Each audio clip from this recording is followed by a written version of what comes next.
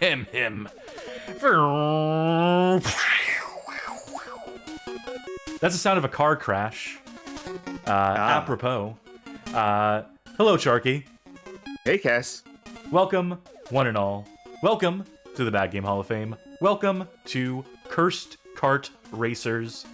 This is the show in which we play Kursed Kart Racers. Funny fact in chat that I had to double check. Yeah. Apparently, the first episode of this goddamn series, of which we are, this is the 20th episode of, we originally streamed on December 7th, 2024. So this is the 1 year anniversary of this long-form series. Now here's the many more to come. Hopefully not. We hopefully will finish this within the next couple of months. This long-form retrospective on the state of the kart racing game. Longer than we expected it to be. This was supposed to be a stopgap series to buy me time while I was working on a different long-form series that people have voted on. And then you know what I did? I canceled that one that people voted for. Because I didn't want to do it. I didn't want to fuck around with microcomputers. And it turns out we would have been better off. We would have got through that way more quickly. We would have not been banging our heads against the wall, against the desk, against the steering wheel, as it were, at this point in time by now. So, hey, at least my idea for the next multi-part is going to be short. Yes, thank God for that. Onwards and upwards. We got some games tonight. We got some kart racers. We got about 7 of them to show off. Some of them might actually be good. Some of them are definitely not. Licensed Drek in the 7th gen with Sanrio and friends. But before we get to the games... this is a present from me Carmen to says you. they want their money back. Well, we'll get that sorted for you. I'm so sorry. It's a Prime subscription, so you're going to have to take that up with Mr. Bezos. Okay, well, we're absolved then, as long as we're off the hook for it. Speaking of off the hook, you know, some people eat fish. I know you generally don't. No. But that's still the best segue I can come up with on short notice. For Sharky's Stream Snack! You know, I like tuna, though. It's one of the only fish that I'm not allergic to. And that I don't think smells like garbage. But that's not what I had tonight. Tonight's stream snack is rallies, or checkers, I guess, depending on the part of the country you're in. I went and I got a double rally burger, or double checker burger, I guess. I don't know what they call a double rally burger, if you're where they call it a checkers. And I got a small little apple pie, which the apple pies there are only $1. Cass, you go to McDonald's more than I do, which is to say I haven't gone in like a decade.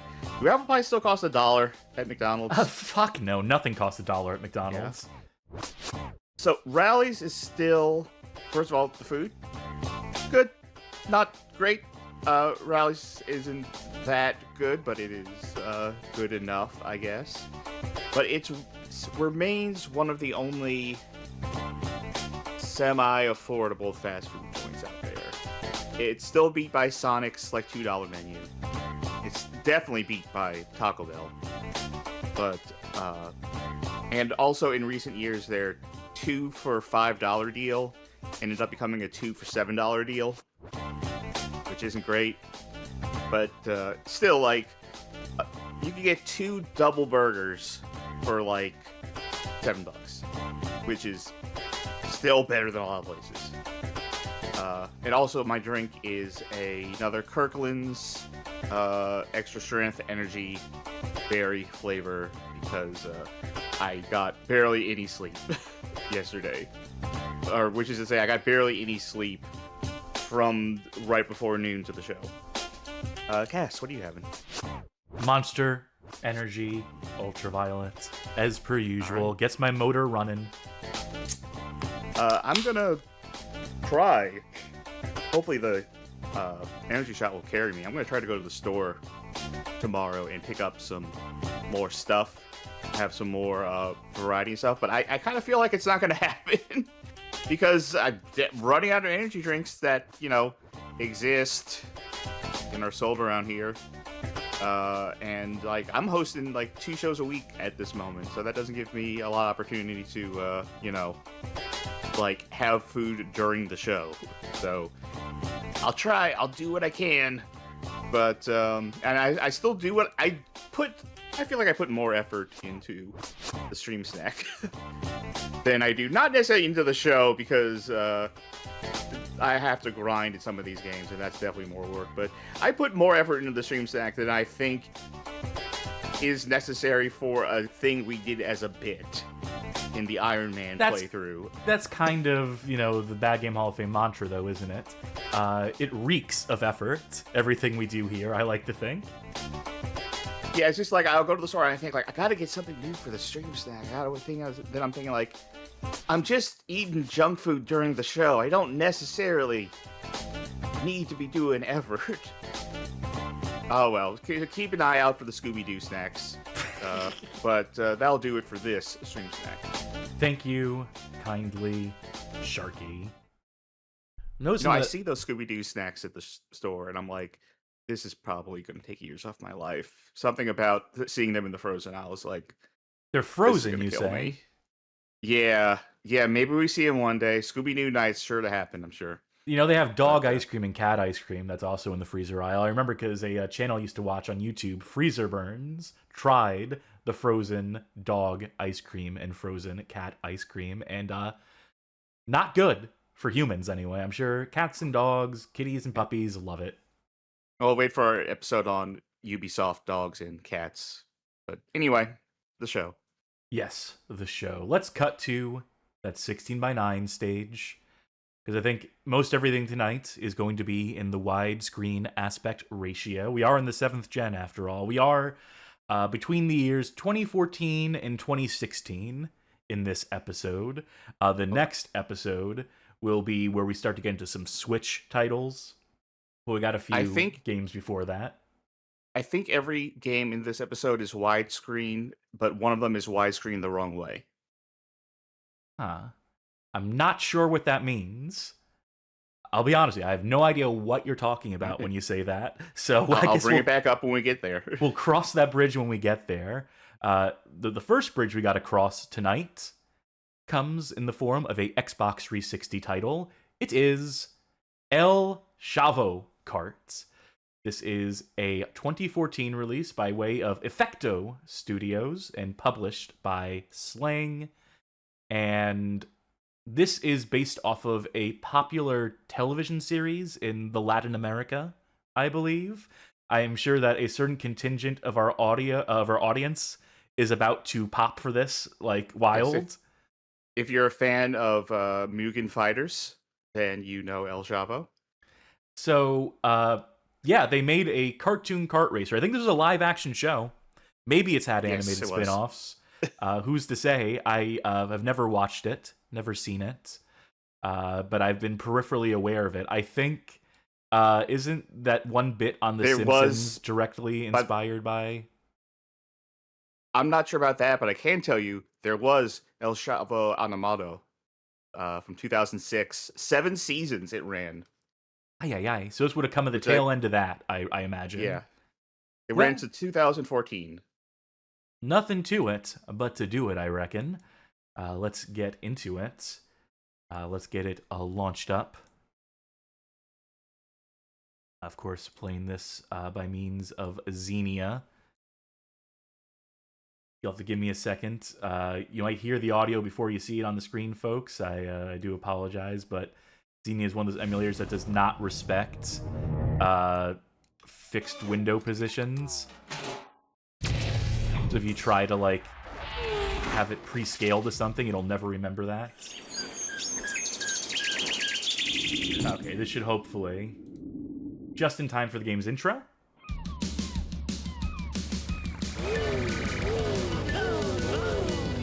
Did this get a wide release? This is a North American release of it.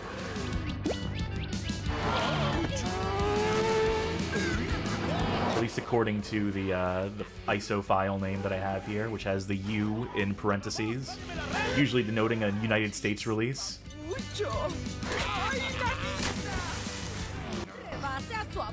Coming in, he says, is Xenia good enough to just run stuff these days? I hope so. Yes, for the most part, yes. It's not 100% compatible. But I was doing races in this just fine earlier as I was testing it. Not to spoil things, we test games. We would try to test games before we play them. But, so check it out. It is a kart racer. We can confirm. We got cups, we got challenges, we got an exhibition, which I think is just, you choose the parameters, options, audio, controls. I give up. Well, that'll do it for El Chavo Kart, folks. That'll, No, audio and controls? That's too many options. It really is just audio and those controls. are the only options. So I guess I'll get a cup started. We can see some of our racers. We have El Chavo, Quiso, Mr. Raymond, Locked, Oh, Locked, yeah. Phoebe, Junior, Mr. Billiarge, Locked. At least a lot of stuff to unlock in this. Gordon, and yeah, I think this guy, is he not the one that is like the wackiest character of the bunch? Isn't he the one that shows up in a bunch of stuff? You mean Don Ramon? You tell me. I think I just mispronounced Don Ramon. Well, it's El Chavo's game. You might as well play as El Chavo. Decent selection of cups here. Probably a decent selection of tracks. We could start from the beginning, or we could jump into the second cup here, maybe get a taste for some of the slightly more advanced tracks, intermediate, if you will. Normal race, survival, and a normal race. There are different race types in this. We'll see those when we get into the make your own race mode, which just does have multiplayer, so that's good too. You'll get a taste of this. Chad is pointing out which animated character corresponds to which live action original character it is, and yes, Mr. Ramon is Don Ramon. Is it one of those games where you use the triggers to accelerate? And the right analog stick to bump, to rub. Rubbing is racing, I hear. We got drifts. If you hold the drift, you can boost out of the drift.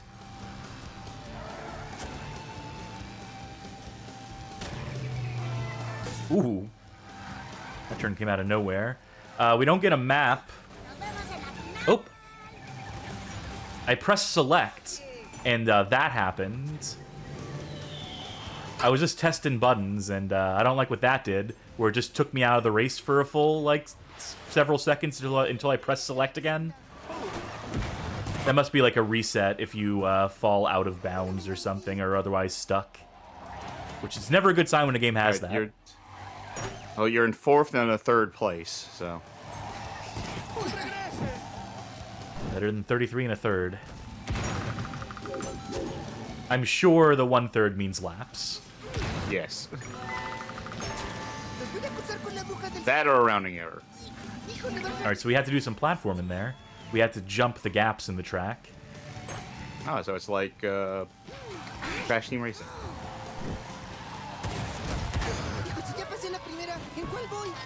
Imedful says, I think the cartoon had an English dub, but the voices here are in Spanish. I had never heard of the English dub of this. Well, we're also, by the time this show was on the air, were either of us watching cartoons on cable at that point in the 2014? I wasn't watching cable at that point. Yeah, exactly. So something I'll say for this game is that all the levels in this game are fairly unique and well-themed. That's not ironic. That's not a joke. I've noticed that there's a lot more effort put into this game than most of the shit we have played on this series, especially the licensed tie-ins. Yeah. Garfield Kart comes to mind, which I believe we've been told that, the Garfield Kart game is fairly accurate to the awful TV show that was on at the time, which was completely sauceless But, you know, from playing this, I would assume that the show, the El Chavo animated series, probably has some amount of sauce, has probably some amount of effort put into it. I wonder if this is just a location in the show. I wonder if they just hang out here. There's a lot of stage hazards. Just walking around. Yeah, I wonder if they're just walking around getting attacked by hammers, and then they go like, oh, wait, we're on the glaciers now. Oh. Not my finest turn. I mean, I could say that, you know, I'm having a little bit of a hard time seeing just because of technical stuff, but I can tell that this game has, like, a lot of good presentation to it. Yeah, and you know what? You know what I will also say? Control's fine. I have not had any issues with the controls in this game. The sense of speed is good enough. The items are, you know, relatively generic. You know what each of the items, like, is analogous to, right? I wish it wouldn't keep reminding me to drift. I wish it didn't need the tooltips constantly. Is a slight annoyance. I wish we had the full map of the track so you can tell when turns were coming up instead of just this, you know, progress meter that we have here. Mm. I've complained about that in a couple of games myself. On our topic of we probably weren't watching television, Rob Miami says, you also probably weren't watching the Latino-focused TV channels, right? I used to when I was, like, very young. Like, very, very young, to the point where I don't remember most of any of it, but I do remember watching it. There were a lot of telenovelas that I kind of caught by proxy. Every 2 cups you win, you unlock a new character. Okay, so at least they tell you how to unlock stuff, Good too, work. and it is just a Dino matter Gem of awarded. quantity, of just completion. I still have not figured out how to boost at the top. I've tried your tap method, I've tried holding down at key moments, and it's just nothing happening. I'm sure there's a secret. I'm sure if I just read the tutorial, it would tell me. But tutorials don't make for exciting TV. They do if you read it in a silly voice. Oh, well. Flew too close to the sun on that one, huh? Okay. All right, I found a guide that mentions how to do the boost at the start. It just says, begin holding the right trigger as soon as the number 1 in 3, 2, 1, go comes on the screen. Okay, that's not too bad. Usually that's why I do, like, my feathering thing, because it usually works. It'll usually work, and if it is a thing where it's hold it on the 1, then it kind of guarantees you get it. But this might be taking into account how early did you hit it to begin with. Ooh, look at that fork. Did you see that? It's just a flat wall that you crash into. That's not bad or good. It's just, you know, different. And again, I guess, you know, the bad thing is that if we had a map, if we could, like, understand what the track layout is from looking at, like, you know, something on the side of the screen, we'd probably be better off for it, but...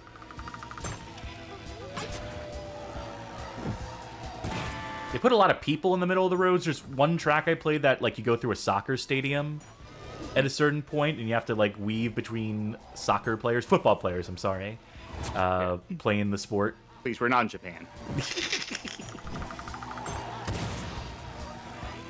That is the only... Am I wrong in that it's just the USA and Japan that call it soccer? Or does Australia call it soccer too? No, I think it's footy in Australia.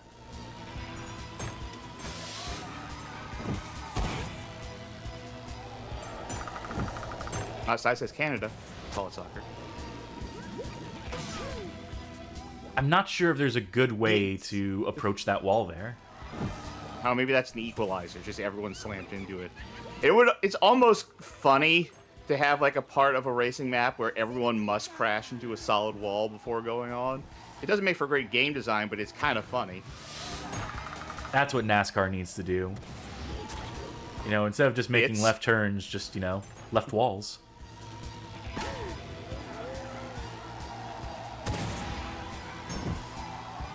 Something tells me that would be dangerous, actually. Maybe don't. NASCAR, if we have anyone listening, watching, don't take that advice. Do not redesign every track in NASCAR.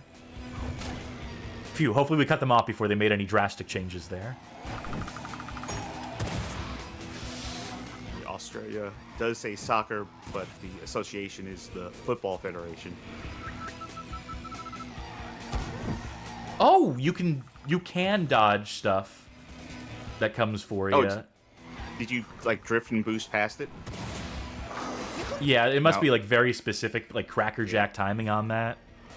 That is a thing in like the Mario Kart games as well that I've never been able to do. But there you go, you got Yep, that. I just let off the accelerator. Like I've never been able to do it, but in Mario Kart you can actually like dodge a bunch of stuff just with careful drifting. Like I've heard like even in some of the games you can even like dodge a blue shell by drifting correctly. You are the best at drifting. Well, thank you. I'll take that. You know, I could keep playing this. Yeah. I could clear a cup and unlock some more characters. These races aren't too long, you know. These tracks are the appropriate length of time. Yeah, I blew the timing on that. I knew what to do, and I just didn't. Well, you said something nice during the say something nice. I'll come up with something more targeted, though, which is to say that, like, this exceeds any expectations you would have for it. Is that to say it's the greatest kart racer of all time? No. It's better than 99% of them, though. As I'm sure I'll have to make an argument for when we make to the rankings list, but... I'm not sure you're going to have to argue too much with me, but... looking at this, like, we haven't really gotten into the 360 stuff, but I feel like you could do a lot worse on 360 if you went into kart racer. Yeah, I think we mostly focused on, like, PS3 versions of games that would have been cross-platform just because it's a little nicer to emulate. A little more reliable. Thinking of, like, I don't know how much of it we might have, but I'm thinking about how much there was probably in the Xbox Live Arcade, and God forbid, in the Xbox Live Indie Games Arcade. I wish we could play X-Blig Kart Racer. I think there was one I really wanted to do for the show. And then I discovered that X-Blig, even though it is preserved, even though like every game on X-Blig, Xbox Live Indie Games, is preserved, they do not emulate at current juncture. Yeah, I don't know why, and that's a real shame, because there's definitely some X-Blig games that I legit just want to play again. It's something about the framework of it. You know, the network emulation, I would have to imagine, is probably a part of it. Or just like hardware ID. It's hard to say. I don't actually know. But I'm sure there is some component of it. I'm sure it's not for lack of interest. Because people did make sure to go out of their way to make sure all that stuff was downloaded off the store and playable on 360.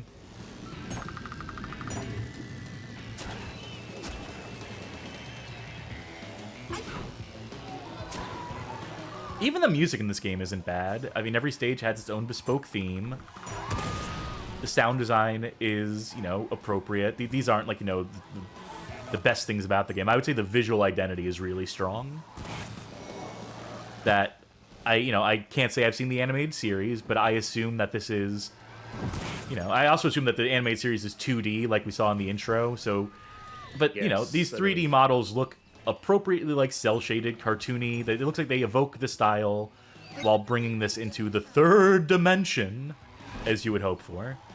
And it was a 2008-ish animated series, so, like, if it was in 3D, I think we'd be looking at, like, a Butt Ugly Martians sort of situation. And we already looked at that one, folks, so... Yeah. We were watching, you and I and a couple other people just hang out, like, privately last night. Mm-hmm. You know, well, I hit the Discord button, but... Yeah. Well, I mean, yeah, it's not that Discord, though, is the problem. We were just having a hangout. Yeah, that's my bad. And, we were watching, Zombieland Saga, because I just had a urge to kind of start watching that again. And, you know, it's a 2D animated show, but then we got to, like... one of the song and dance numbers that was... It was, like, the first real song and dance number. Yeah, and it was, like, 3D animation. And, oh, boy, 2018 3D animated, animes. Not all the way there yet. Like, arguably still not to this day. Yeah, but I suppose that it may make sense for their song and dance number to be with those really bad Fortnite-ass 3D models working at like 12 frames per second or below that because it does make them seem like zombies. They do seem like the living dead at that point. Oh, I think we have a survival race now. Let's see what this is. Player in last place. Okay, Eliminator. Got it. There we fucking go.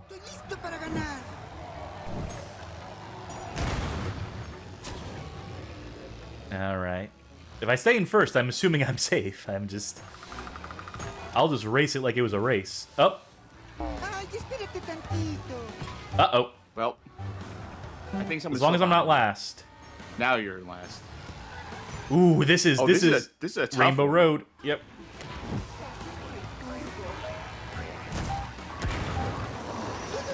Rami Yumbi says a lot of modern anime is entirely composite in 3D these days. Yep. I remember there was that one that people were like really into a couple years ago that I don't remember what it was, but in my mind it's basically just anime Steven Universe because everyone was like some sort of gem made out of crystals or something.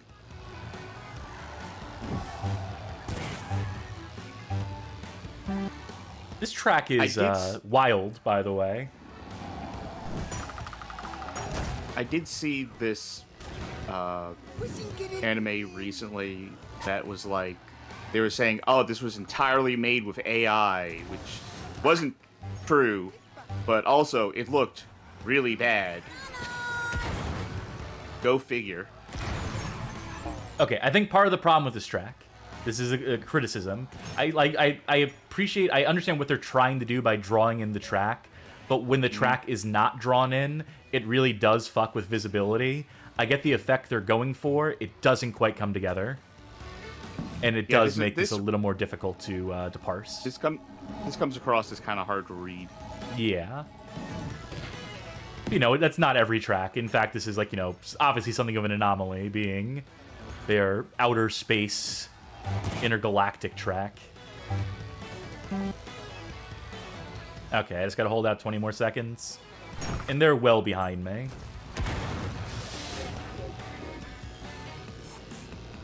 So I think we got this in the bag. Okay, let's see if I can... Well, I was gonna say, let's see if we can make this turn safely. Oh, come on.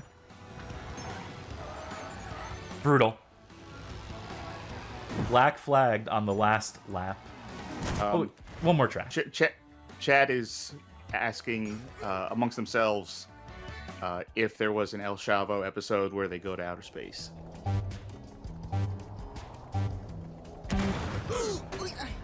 The world may never know. I mean, if you're willing to go through 7 seasons of the show to find out. We're up in the air again, by the way, and boy, howdy is it cloudy. Jesus Christ. Well, we were in the clouds, and of course there's a Rio de Janeiro. There's the... Oh, it was only a 2-lap track, too. Which means it's probably going to be a longer one. And that's how they make up the time difference. Something that is good is the use of vibration in this game. When you're doing the drift. Because, you know, the drift comes in stages. And you can use the vibration to tell when your boost phase is ready. Oh, boost phase. What did you hit? Yeah, I'm not sure. It looked like just a cart floating in the air or something. Yeah, I saw a guy, I don't know if he got, like, bonked by some sort of item that sent him his physics cattywampus or whatever. Also, you can't use items while you're doing stuff like the loop-de-loops and whatnot. They just gray that out. I could see that breaking. I mean, it is some pretty fast boosting in this game. There is, like, a sense of speed here. Because we've played some slow-ass kart racers. And we will again tonight. Alright. Even if I lose this race, I think I still win. I think I did well enough that's the attitude to have. That's the spirit! Alright. I can't tell, but it doesn't look like there's, like, slipstreaming in this. No, but if you are close to people, what you're encouraged to do is to use the right analog stick to bump them. I don't know if I mentioned that yet or not. Yeah, I think that was the first thing you mentioned. I mean, Headful says, if you're having fun, you're winning. Yeah, exactly.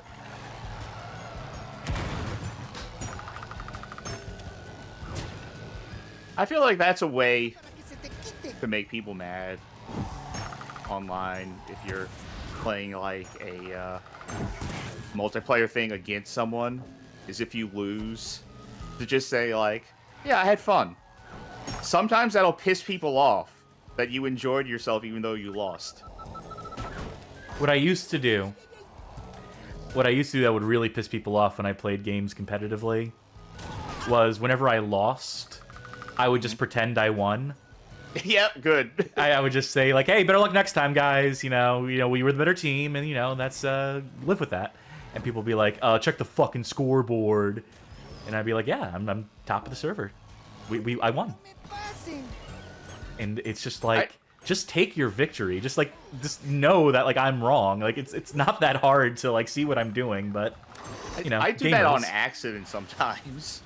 Like, I was thinking the other day, actually, about when we did 100 Dynamite at 100, I think, whichever it was called. And you won the game of Reversey that we did, but I thought that I won. And I was just completely unsure, and you're like, no, but I won, though. I won. I'm like, oh, did you? All right, I guess I believe you. And I was being serious. I didn't remember. I won! Congratulations. Thank you. Second place gets a giant tomato.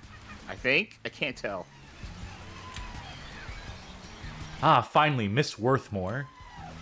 And Professor Girafalde. Good work. Dino Gem awarded. My cup floweth over. You get a Dino Gem. Oh, that's the real prize. If you jump over an opponent, you will get an extra turbo. Try it! There's a challenge mode, which are just like, gimmick races, which I always appreciate being in one of these, but, like, go through 2 laps in the city before time runs out. Win with the accelerators turned off for you, but not for the CPU. Don't get overtaken, stuff like that, and I'm sure it gets more elaborate. Look at all these game modes. Normal race, time attack, survival, endurance, capture the flag, and coins. Let's just start with a normal race between the two of us. Press start. I'll pick Don Ramon. I'll pick Miss Worthmore. Brazil Maracana. I think this is the... I could be wrong, but this might be the football-themed track. Maybe. Remember, R trigger here, but to accelerate. All these tracks look like they cost more to make than a single episode of Chavo and Amato. Left trigger to do drifting, A to jump. I don't even remember what the item button is. You'll figure it out. The right thumbstick is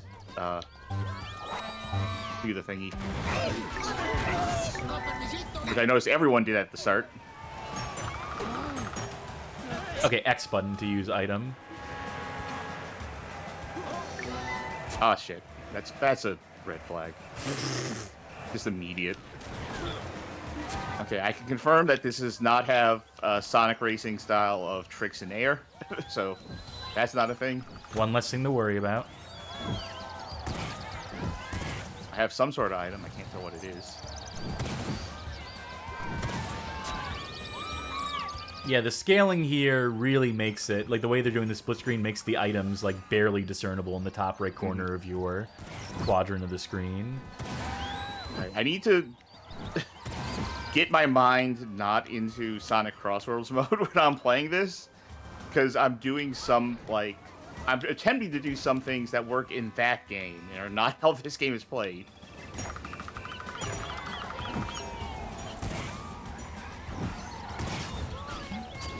Yeah, I think this is like a crash thing as well, but I don't think when you're drifting, as far as I can tell, you know what, I'm gonna fuck this up. No, okay, you can still kind of counter drift to extend it. That still works. Absolutely.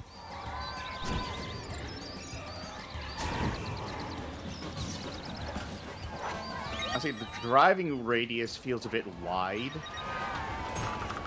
What does that mean? And it's not. Okay, I'll try to see if I can get to a spot where I can drift.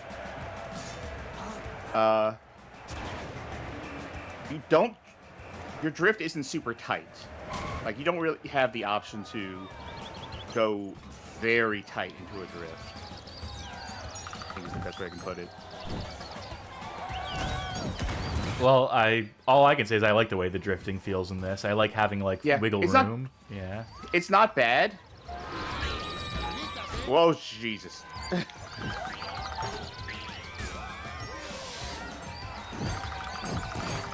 Actually, you know what it is? It's not that. You can actually go real tight into a drift, but it seems to be kind of like all of a sudden, like you'll be drifting one way and then you'll take this really harsh turn into it if you keep holding the drift down. There's not a lot of middle room there. Okay, not bad, just the thing that I have to like bear in mind while I'm doing it. You can definitely counter that by counter drifting. Just not going whole hog in it all the time. But does this game at least like feel good to you in general? It feels all right. It feels like it's been a while since we've done one of these, so I'm trying. I'm kind of far removed from like the really bad ones, but this does feel fine. I mean, better than fine, really. It feels pretty good. It's just that, you know, my most recent experience is playing my favorite kart racer that I've ever played a lot, so I'm having to separate myself from that. Yeah. Oh, no, I don't actually want to go into another race straight away. Let's, game modes, thank you. It seems, I don't know if you'll agree with me or not, it seems that when you start to drift, though, that you're almost still going completely straight. That it takes a bit for that drift to really kick in. Let's try this time attack. I guess I'd agree with that. I don't know. For me, I hate the way drifting feels in most of these games. I'm not exactly complaining. I'm just trying to articulate how the drift in this feels different than some other stuff. No, I get that. I guess for me, like, I'm coming from the place of I hate the way most of these games play.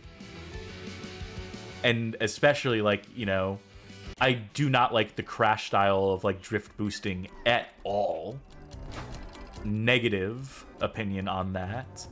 So I'm kind of, like, anything that is, like, simplified, streamlined to me, anything that gives me more, like, wiggle room that isn't completely tight is honestly going to go way better for me. And what I feel like with this is that Oh, okay, jump. Alright. I think I'm going to lose this one pretty quickly because I was not focused enough on getting the... Yep. Yeah, I'm going to lose. Oh, well. But you're the best at drifting, and I'm the best at ramming. Yeah, I don't know how I feel about that game mode. At least not that track, where the timers are so sparse and far apart from one another. That might work better like in single player. Perhaps. Survival we saw. First driver to reach 100 points wins. Only the driver in first place earns points. So it's a race where person in first is slowly ticking up a timer. Okay. Team race. Pick up the flag, take it to the finish line, or protect your partner if he carries it. So I think we can play this one cooperatively, perhaps. Play as Mr. Belvedere. Don't sit on your own balls. Oh! You or one partner. Okay, so it didn't let us, like, say who's on what team here. In fact, it appears we are on separate teams. I am red, you are blue. Yes. Okay, someone has the flag. I have the flag now. I lost the flag.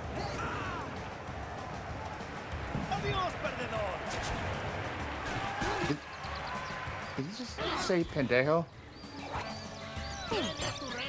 I could have sworn I heard him say adios, pendejo.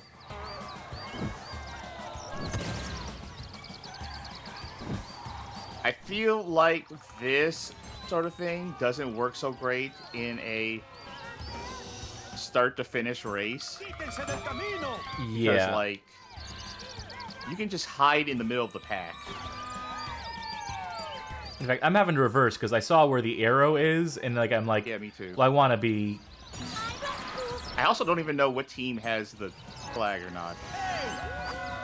I believe your team, blue team, has the flag. Okay.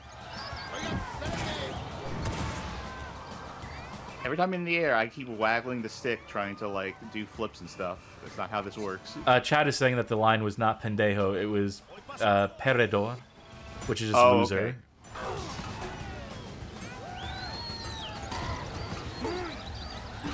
Now you hear what you want to hear.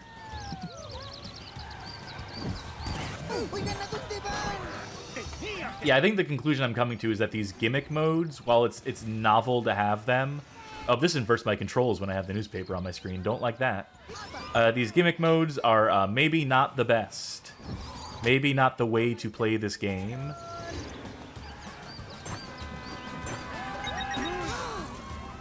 Also, the goal of this one is just for the team to have the flag at the very end of the race, right? I would assume so. That does sort of seem to invalidate most of the race.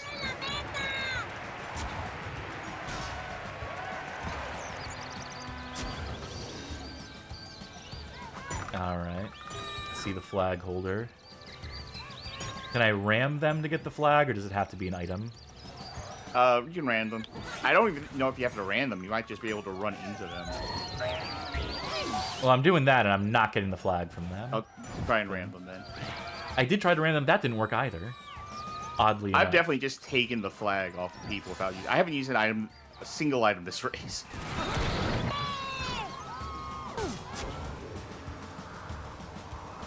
Has the flag, your team lost the flag, your team has the flag. Maybe we had the flag. Maybe I was just ramming my own teammate like an asshole. And did team lost too the much. Flag. Oh, thank you. Thank you for the gift subs. I can't look over and see who it was, but I heard the audio cue. I think it's 5 of them from Snick the Porcupine. Very good, thank you. I should probably stop where I am. Oh. But I stopped too hard, and now I'm not going to be able to catch up before the end of the race, am I? To make a difference in this. God damn it. That thing in the middle of the road. Fuck. Wait, I won? Wait, no, you won. At the very last second. Someone just took it. Like I said, gimmick mode's not the best. But there is one more. There's the coin mode. I guess we should probably see that.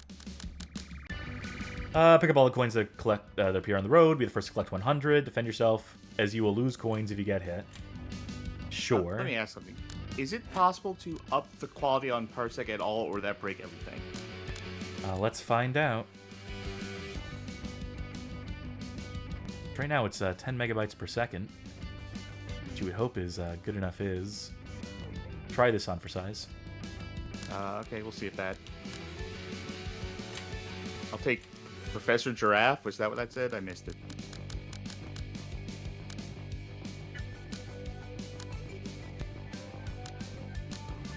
I think this one we haven't seen yet.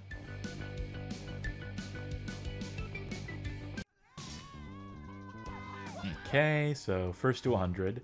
Also, no options for like disabling the CPUs to Nope. just have like a one-on-one.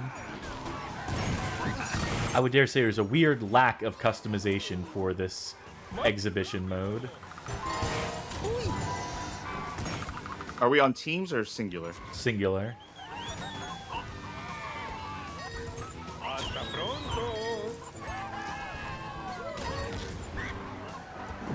Oop, whiff that. Hey. Prohibido rebasar al profesor.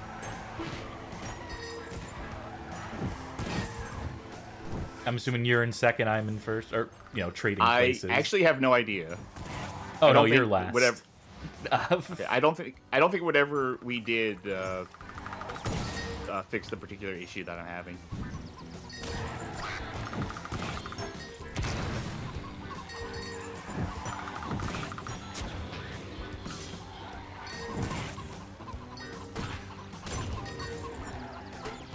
This track has some narrow corridors.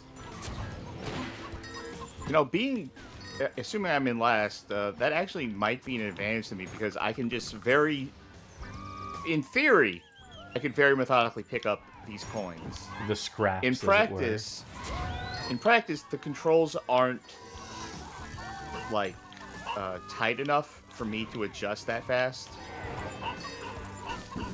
I think that this game feels fine for like just the plain old racing. I think for something as precise as this, it is maybe lacking in the controls. Maybe, but I'd also say, you're not meant to get every coin in the way that they're trying to like make them a little hard to grab so that people behind you have a chance. I'm getting like almost no coins though is part of the problem. Well, I'm about to part of that win, also might be so as they might be spawning in they might be drawing in very close to the player too. Or it might be that everything looks like a little square to me, so I can't really tell where the coins are. That might be it. Well, that was a look at El Chavo Karts. Not bad. In fact, I dare to say it was pretty good.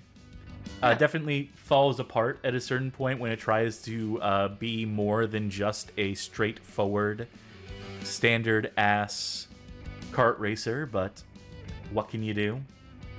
You have to at least respect the efforts, I suppose. We'll see where it lands on our ranking list when we get to the ranking list. But for now, we move ever along to our next game of the lot, which, let me bring up the slideshow for it, which will be Hello Kitty Kruisers with Sanrio friends.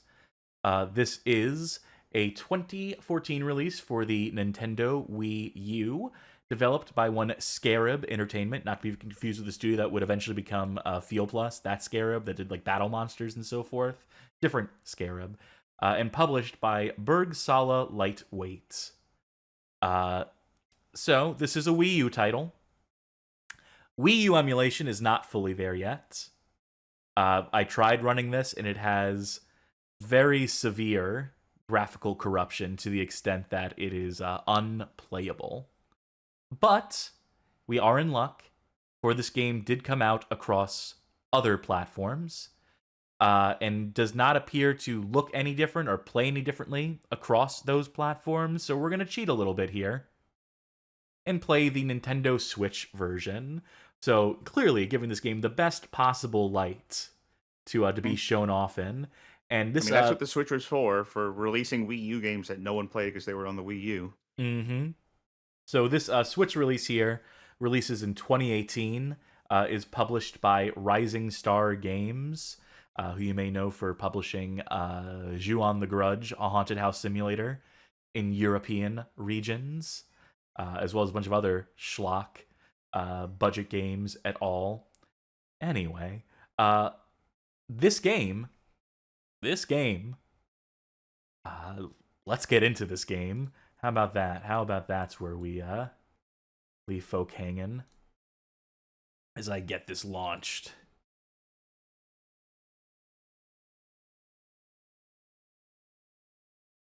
You'll have to bear with it. Switch is taking its sweet time.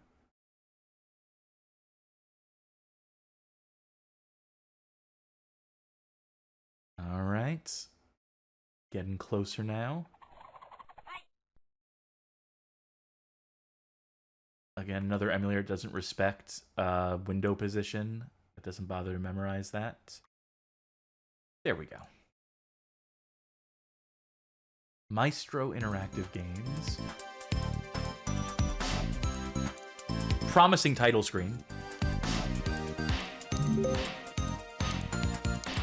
You know what else Rising Star Games published, though? I don't think you mentioned this one. Deadly Premonition. Oh, yeah, that's true, too. Steering dual Joy-Con Pro Controller power-ups. Yeah, I'll keep those on.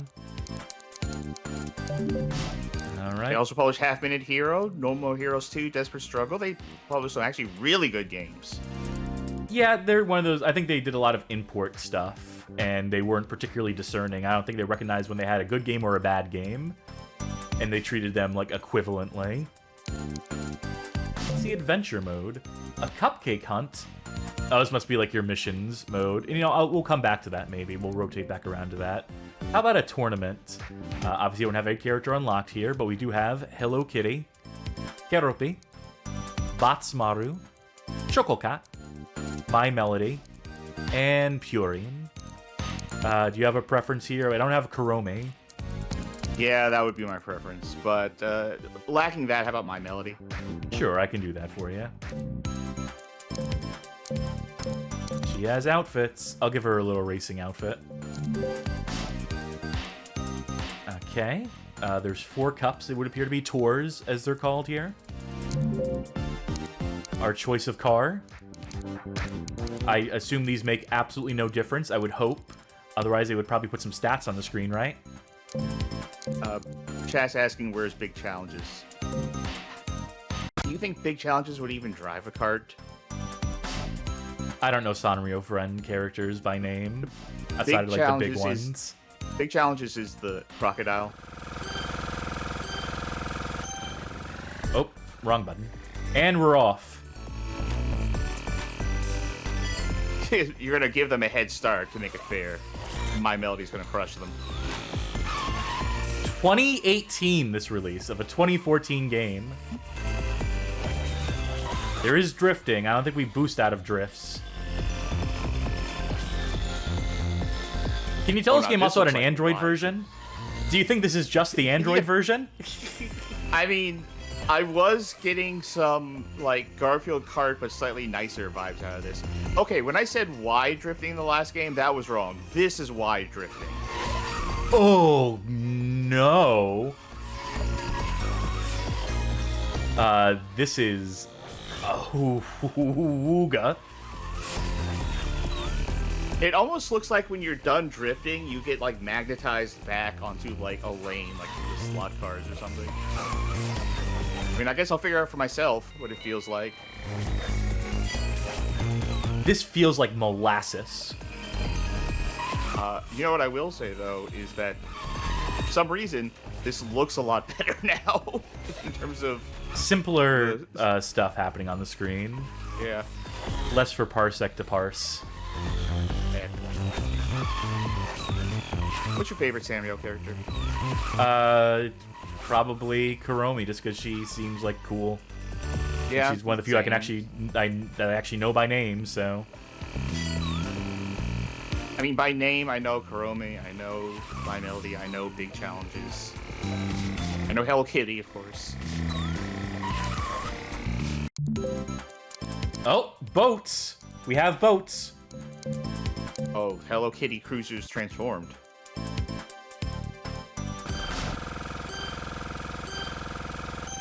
And we're off. I said it less enthusiastically this time around because that feels more fitting for it. Oh! My Doom says, I see Sanrio doesn't have that El Chavo money. I don't think they had any money for this. We talk about shoestring budgets, games with shoestring budgets. This could not afford the string. This is just a little cap at the end of the shoestring. That's as much as they could afford for this one. The little plastic nubby bit that you hold on to. You know what impression I get from, like, the drifting?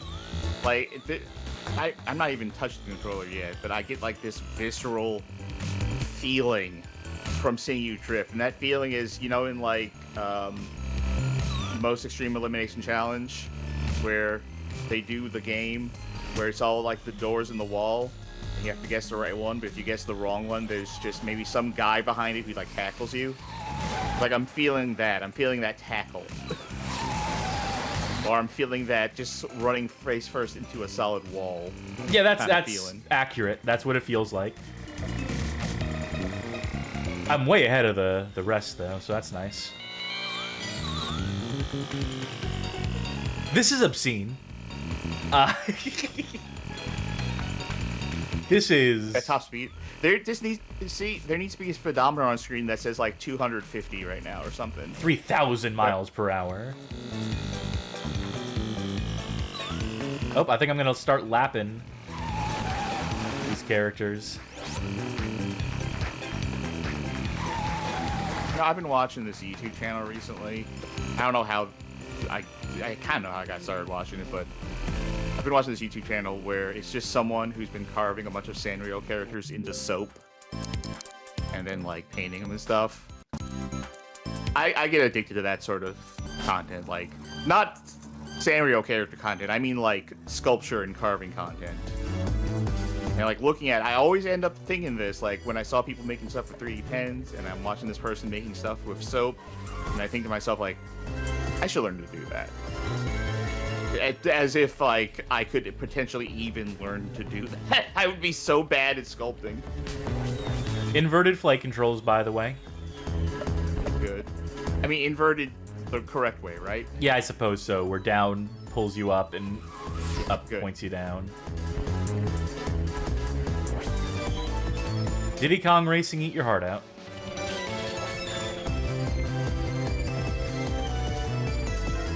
Getting real Vroom in the Night Sky vibes from this. No, that's actually very unfair to Vroom in the Night Sky. That's what I was gonna say. That feels unfair. What is the point of using items in this in the air? Well, they worked on you apparently. Yeah, I suppose they did.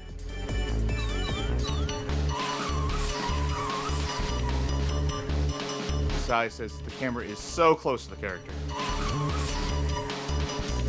All the better to eat their dust. Your dust? Why would you eat your dust when you're playing your character? Look, I'm trying here, okay?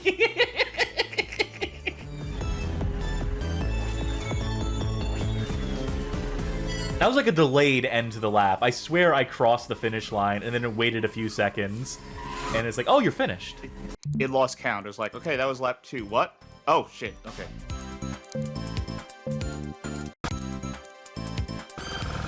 I dug the sudden noise there. An audio tour de force, this game, as well as a visual feast. I mean, we've played much worse looking. Even for games that were originally Android games, like, go picture in your mind what Garfield Kart looked like. Right? This looks better. I'm not sure. Garfield Kart was bland, and this game is not like as bland. It's just like very sparse, as if they could only render so many things on screen at the same time. You know. I'll say it's got something at least, and some of that is more recognizable theming of like the characters and stuff. You actually have like a big old Hello Kitty. Like, sure, there's that element of it. There's the theming, but then there's the visual fidelity. Even that, I think, is a little better than Garfield Kart. I'm not saying this looks great. I'm saying Garfield Kart is awful. Also, I am aware, it's been made clear to us, that the Garfield Kart game is pretty accurate to the show, the Garfield show. That I would consider that a damning indictment of the Garfield show. I'm hoping this is the last race in this this tour, by the way. We can get into the multiplayer and you can get hands on this. Pro Striker says 5cc car.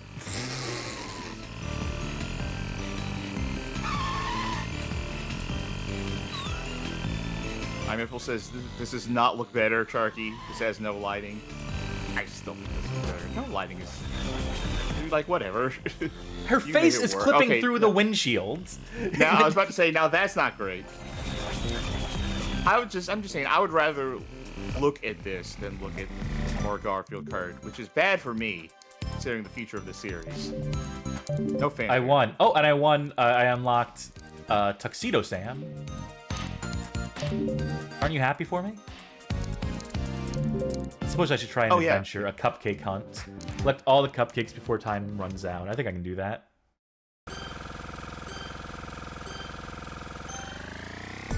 I wish all 10 cupcakes were just sitting right in front of you, like, dude. Like, to make clear that this is baby game. You know, we played, like, a literal baby game on this program, and it's one of the higher ranking ones. Yeah. Funny that. What's the name of it? Pokoto? Kokodo Kart Racing. Oh. I Not wonder Pocono, if I have right? to reverse if there are an excess of cupcakes or exactly as many as you need. I'm assuming exactly as many as you need and hoping that this being a baby game. Pocoyo, thank you, Johnny. Pocoyo. Kokodo is different. That's right. Kokodo is a little devil guy. Yeah, I knew it started with a P. You have to finish or nope. I'll take over from here, Cass. Leave to me. Rainbow gates. Race through as many gates as you can in one lap before time runs out, etc., etc. You know how these work. It's good that it's there. It gives it something. Looks like we're gonna have to open the settings window real quick to get the second controller, oh dear, quote unquote, plugged in. Hopefully it just works. Yeah, should just if that Pro controller, I think. Actually, it seems to be already marked, right? We'll double check. Yes, we're good.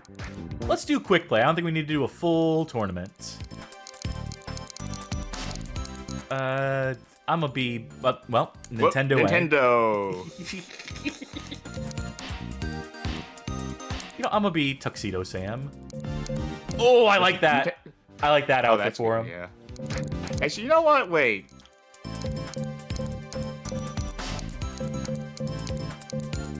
Let's see. You got the real good one. Oh, wait a minute. Okay, yeah. Yeah. Let's see some of these tracks we haven't seen yet. Oh, I found our Rainbow Road. I'll steal Hello Kitty's car. Wait, this car? Oh, I can change the colors up. For what it's worth, right? What shade of pink do I want? By the way, it says A to accelerate, B to reverse, R1 to drift. B to accelerate. Nintendo. Alright. Then I thought you were... No, not Nintendo. You said B to accelerate, so I was like, okay, Nintendo Oh, did I? B. Oh, Yeah. yeah. Isn't it great how there's no standardized controls? Nintendo, just because you're like big dick in town, you know, just get with the program, get with everyone else. I think I'm getting gravity weld into like the sides of the track here. Yeah, something's happening. I'm gonna just hold forward. You just steer normally, right? Yeah. Okay. Okay, so it is like some sort of track effect that is doing it. I was just making sure that it wasn't you, like, steering me and me steering you somehow. I think there's just something with the track that is making us go off to the side. Alright, I need to figure out what button is drift. That'd be R1. R1? Okay. You have to be turning already to do it. Yeah. Ooh, that was a boost.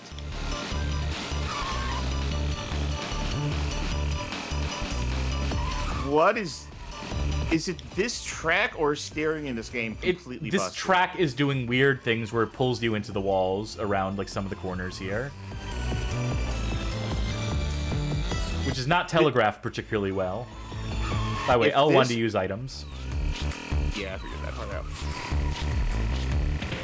You shouldn't have told me. I got it. No, I figured that earlier. If this is the way the game controls, it controls like a parsec error. Oh no, it controls bad. When it works, it's still not good at all. I'd say worst in class controls.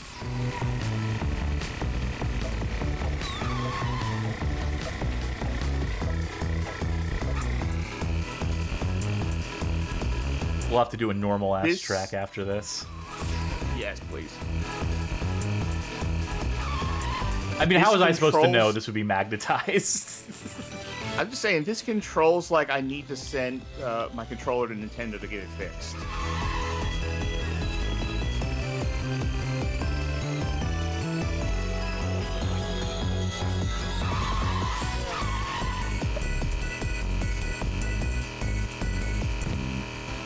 Congrats. I don't even know if it was possible to catch up to me if I was just going straight forward. I somehow doubt it. All right. Oh, flyby boat race. I guess we should try flying, right? And then a boat race. Sure. Only 4 things though. Well, there's a total of 10 of them, so you know you just got to commit to the game. Oh, I mean unlocked. Yeah.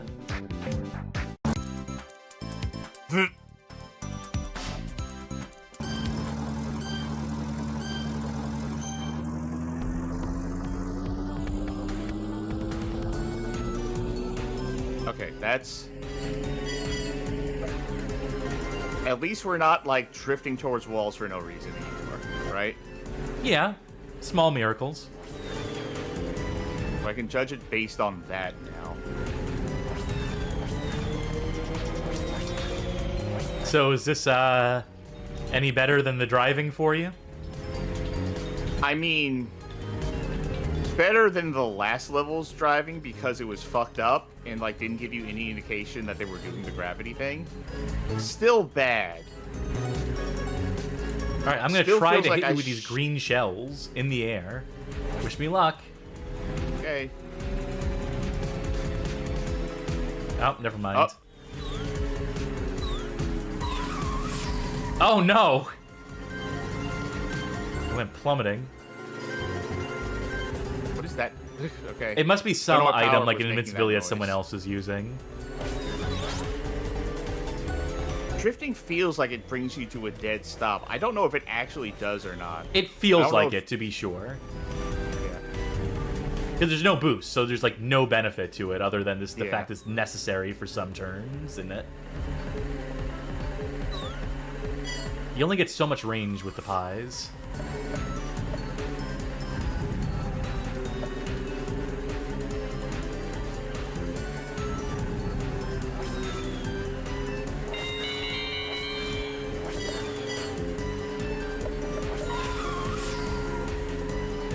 All right. I'm coming to get you.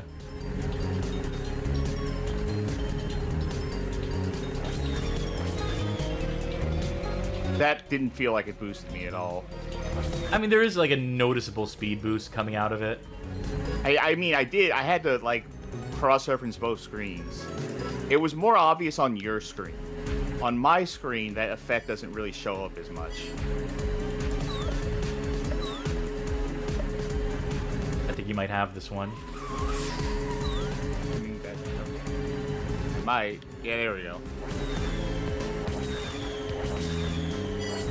It does, at a certain degree, especially when you're up against another human. I don't know what the AI is doing, that they can't do this. But it does sort of feel like playing Kart Racer by mail. Oh, I almost fucked up. Nintendo A.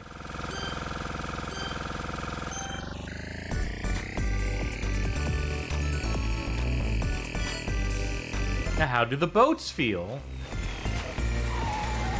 I like the way they make tire sounds when you drift. Mm-hmm. Yeah. The smell of burning water.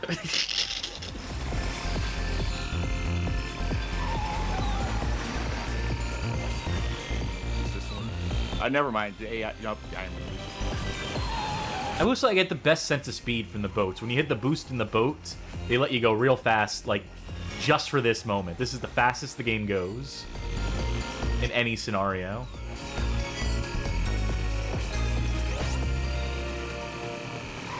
Is that Hiromi in front of me? I can't tell. I believe it is. I don't think that is. That might be the cat. I can't... I feel like a lot of Sanrio characters aren't super identifiable from the back. A lot of their they're, like, silhouettes are the entire same, too, species. aren't they? Yeah.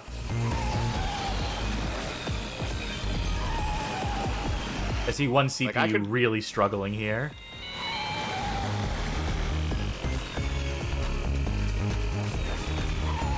Yeah, there's Hiromi.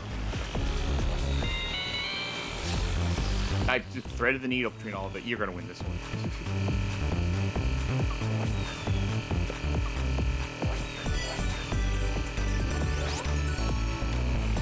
Wait, how am I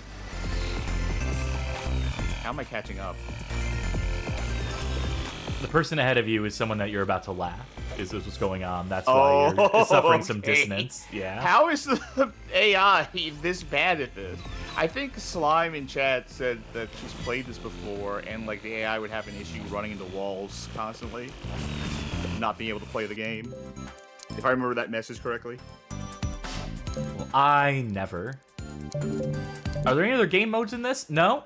No. No battle mode? I mean, there's the challenges mode, the big challenges. One more just regular race with a real ass track. Well, I'm gonna go stick with French Pure. Let's just do the town center rally. Alright, this one's for all the marbles.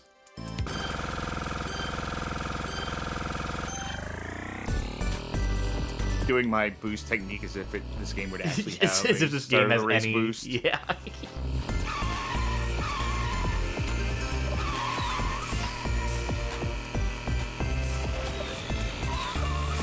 Man, how do you get so fast? I had a boost. I have 2 more boosts.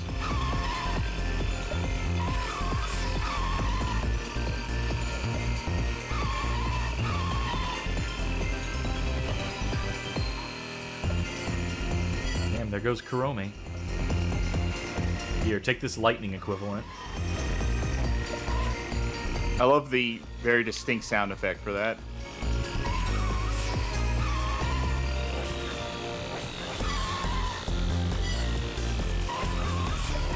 This might be a bottom 10 kart racer. I don't know. I mean, at least I could, like, check my phone while I'm playing this or something, right? That counts for something, racer. Right? Yeah. Yeah, this is a kart racer that's bad, but I could be doing something other than the kart racer if I wanted to.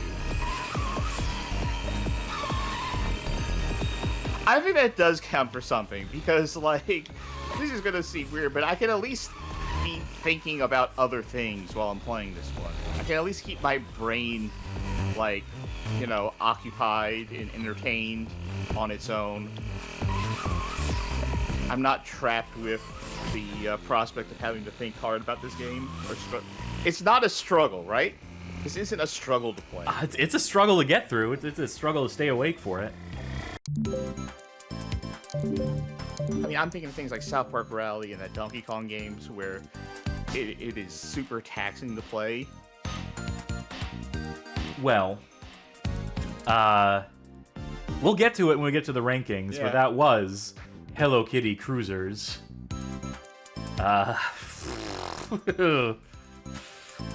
That's, Hello Kitty deserves better. I think we can agree on that much. Let's move on, why don't we? Let's move on to our next game of the night.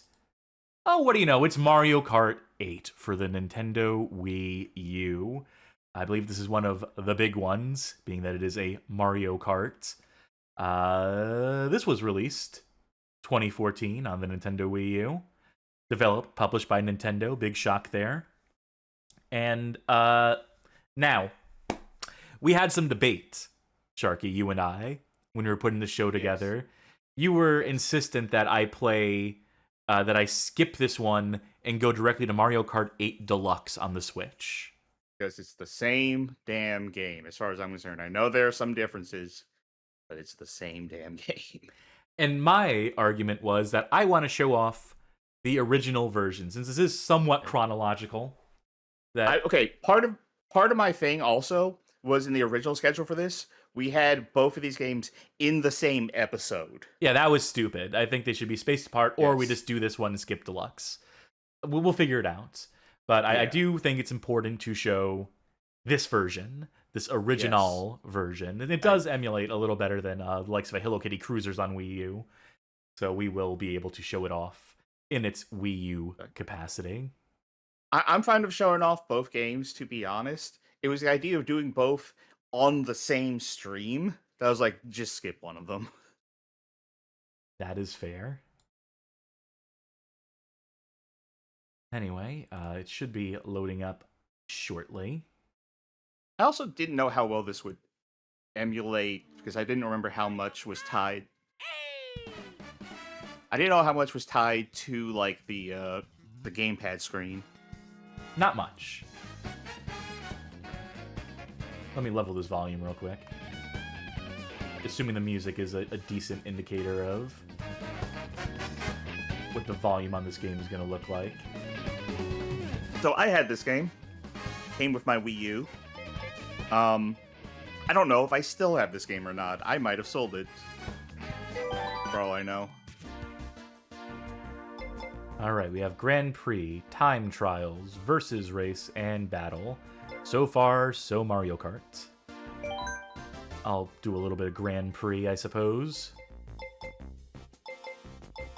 We'll do 100cc. Maybe toy around a little bit of 150cc.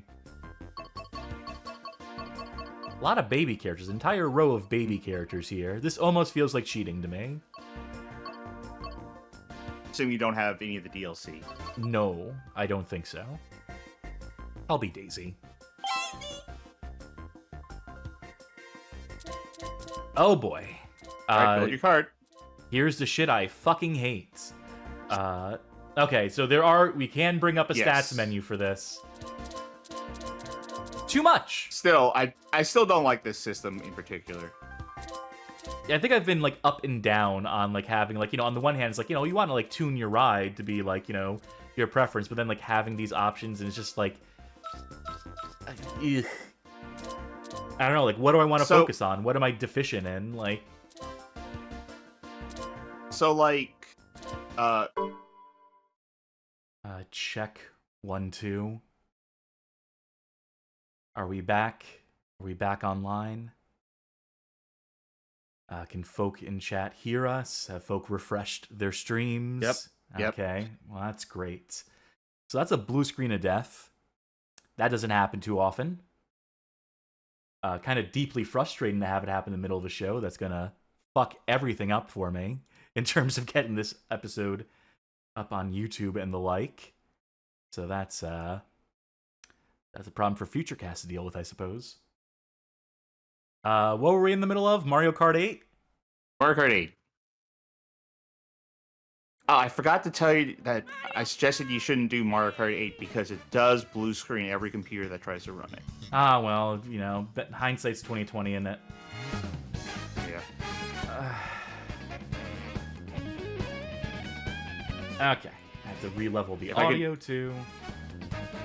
And when you have a chance, if I could see the game. You can't see it? No. What are you not seeing? The window for the game. I'm seeing Discord, and I'm seeing it's showing the wrong Twitch. monitor. Yeah, that's what I figured it was. It's gonna be one of those nights. Yeah. Take it with soaks. It's fucking with the resolution on my screen now. Can you at least see the right window? I see. Yeah. Now I see it. Yeah, let me just say that we're having a hell of technical issues behind the scenes, and on the scenes, too, tonight. And I am not loving it.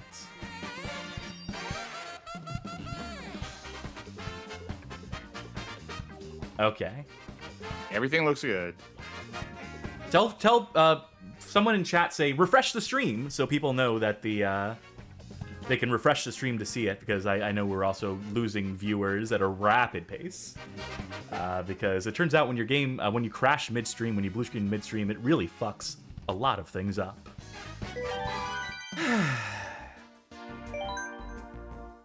So, 100cc? Yes.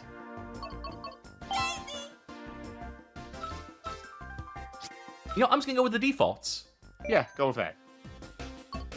What were we saying about the granularity there? We were having some sort of conversation about how that shit is waste of fucking time. I was saying that I appreciate that even though that you can do the granularity in something like a Crossroads, you can also just be granted like default cards. It's like, hey, just pick this. And they all work fine. Like Mario Kart kind of makes you engage a lot more with the granularity aspect of it. Yeah, the fact that there's a meta makes me sick to my stomach. When I'm having to worry about meta in my fucking kart racing game, I feel like we've blown it. I feel like we've flown too close to the sun.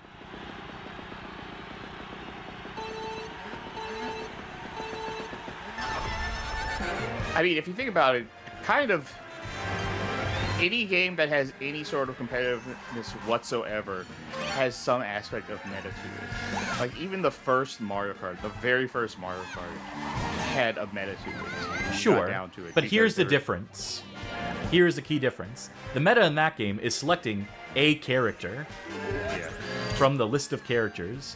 This game makes you select a character, then you select your base car, then you select the tires, then you select the paraglider, and there's gonna be, like, configurations that people are gonna be privy to, the people who know the meta, as it were, are going to know, that the casual Joe, that 4-year-old who's picking up the game is not going to know. Or, 12-year-old, let's be more realistic here. Or maybe the 13-year-olds really know, maybe they get real deep into that stuff. The point is that, like, if you don't know, and you're playing with someone who does, they can just, like, have that advantage on you. They can just, like, know going in. Like, hey, here's the things that I picked to have the objectively best setup going into this cup, going into these races. I prefer it to be a little more flat, or at least a little more, like, characters that skew in one direction or another. First of all, I did see someone in chat say that the character selection matters more in this game than the kart selection. But I don't know how much of this game in particular is, like, solved in that aspect, whereas, like, there has to be something like... I don't know how much it is, like... Mario Kart DS had that problem with Rob. Mario Kart Wii had that problem with Funky Kong. I don't know if this game was that, like, lopsided. But I'm saying that's coming from me not knowing. That's not to say that it isn't there. I just think... I see that chat completely disagrees with me. Which is, I'm used to at this point. I just think these kart games should be dead fucking simple. The simplest. But that's my personal take. I think by the time you're getting into tuning, you've already, like, strayed too far from God's light in these games. I mean, when you get into, like, proper racing games, you're getting into tuning as well. Yeah, and that's great for those, because those are about, like, really nuanced. For me, like, kart racers are party games.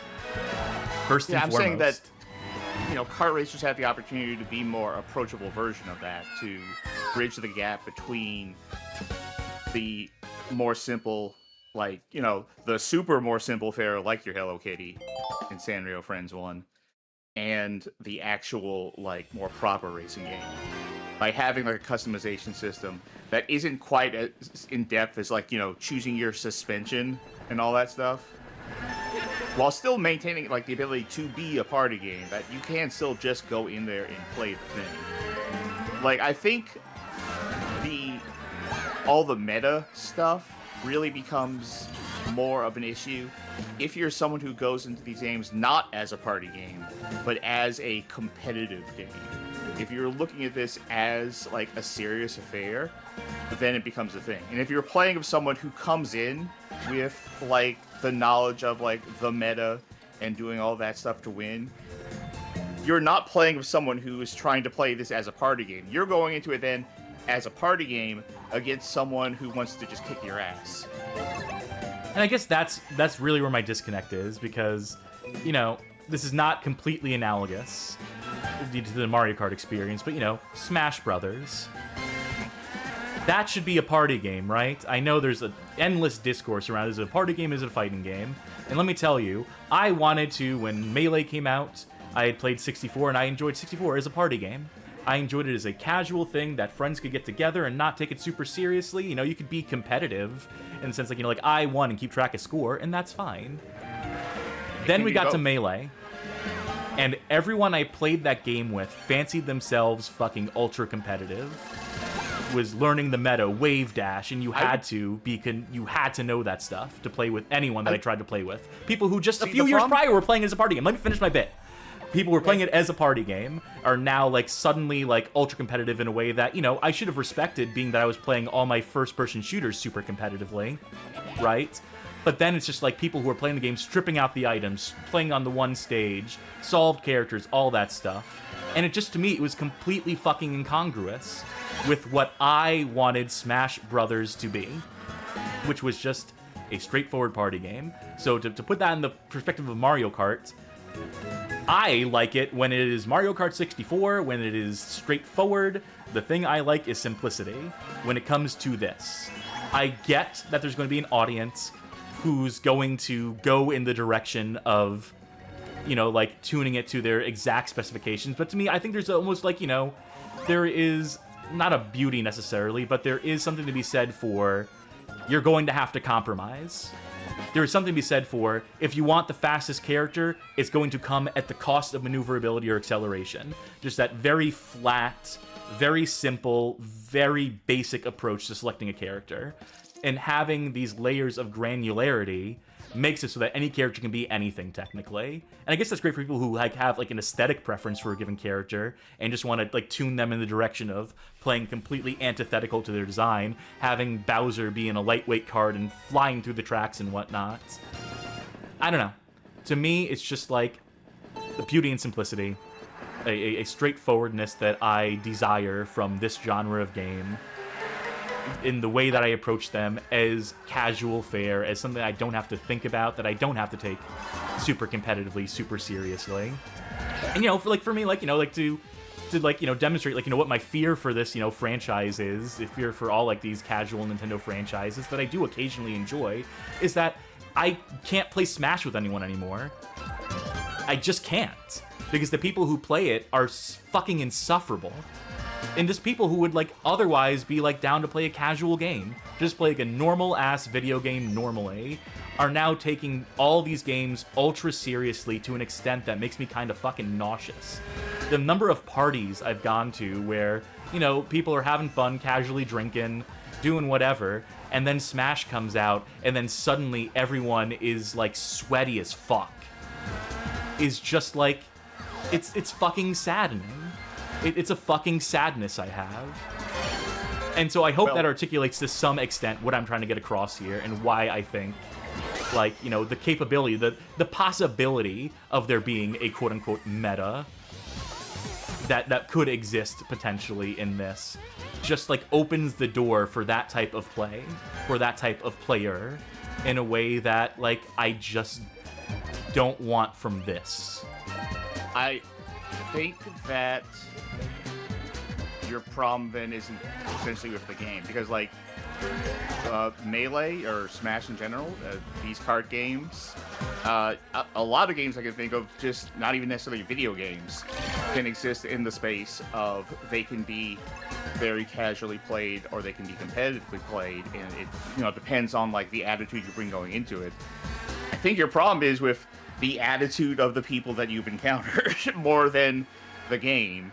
Because, like, you know, we could go play, like, a nice game of billiards casually, or a pool shark could come up and just run the board and not give you a chance to play, and be like, good game, right? Yeah, I get that. The problem isn't, like, the capacity of the game, it's the attitude that you go into the game with, and I think that's, like, the same with almost any game. So yeah, like, the fact that there is potentially, like, a meta to this game really doesn't matter as we're playing it right now, or as you're playing against me. Like, if you played against me in, like, Smash Brothers or something, like, you know, I do play more fighting games than you. I do have, like, more knowledge of that than you. But I don't go at any of our fighting games when we do it competitively, because I know we're just doing this, like, for fun. Well, I wish other people would remember that. People that I would otherwise, like, enjoy playing games with, but then when these games come out, it completely changes them. For as competitive as I am, if I can shut it off, if I can turn off in the way, like, where, like, I can play first-person shooters, and I can, like, handicap myself, and I don't mind losing.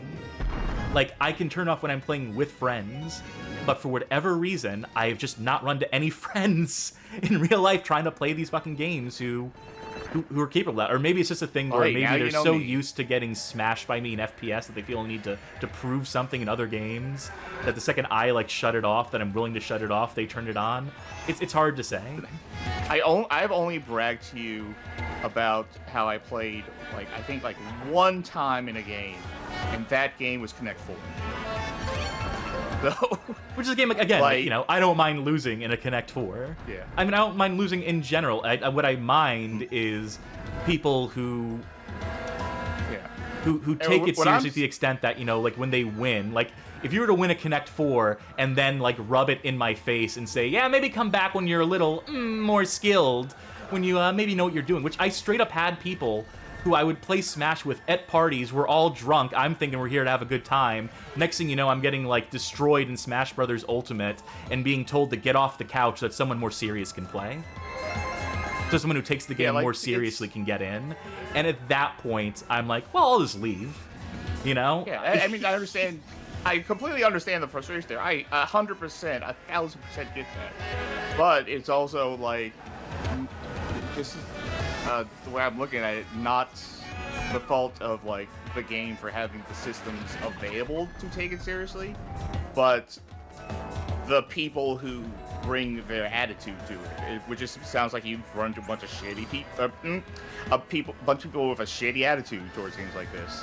I think the second you start opening it up, though, to that, I think that part of the problem, part of what breeds that, is the ability to customize, is the ability to tune in that way, is the ability to min-max vehicle stats that I think encourages a certain amount of, like, toying with those systems, pushing up against it, testing the limits, and absolutely, like, mastering it. Which, again, I mean, a lot I of see this that. is very personal preference. Yeah, I understand that. I'm just saying, I see that the customization mechanic. Granted, I'm not a fan of it in this game. Still, I think it'd be Mario fine if it was Kart just gets select too the granular. car. If you different And I think cars that's had different fine, too. stats. But I do like the idea of, like, if I'm getting slightly more into it, and again, referencing Crossroads, but if I'm getting slightly more into it, being able to go, like, okay, well, how does this feel if I tweak this or that? Just to see, like, what feels the best to me, like, in terms of handling and speed, like, what balance. So, like, I like how this feels, and be given that option. And yeah, you can totally do that with just character and car. Like, that is enough. Like, once you get into more customization, my issue isn't necessarily that the customization is there or the potential is there to push things in an extreme way. My issue is that it ends up being what's the word I'm looking for? You know, that feeling of when you have too many choices and it's like, Choice well, I don't know what to anxiety. do. Choice anxiety, yeah.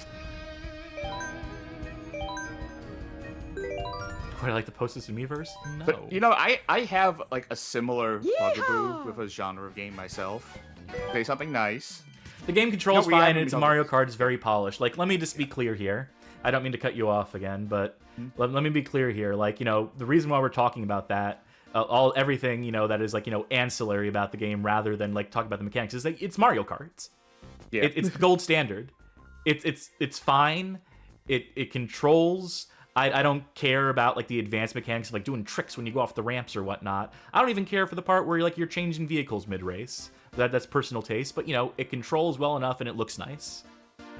Like, you know, it's fine. If you like Mario Kart, you'll probably like this, unless you're dealing with insufferable people that you're playing with, you know, as I'm, you know, bemoaning the state of. But I don't know, like, you know, it's... Hey, we got a new character. What was I gonna say? Oh yeah, I have a personal genre that's my own bugaboo.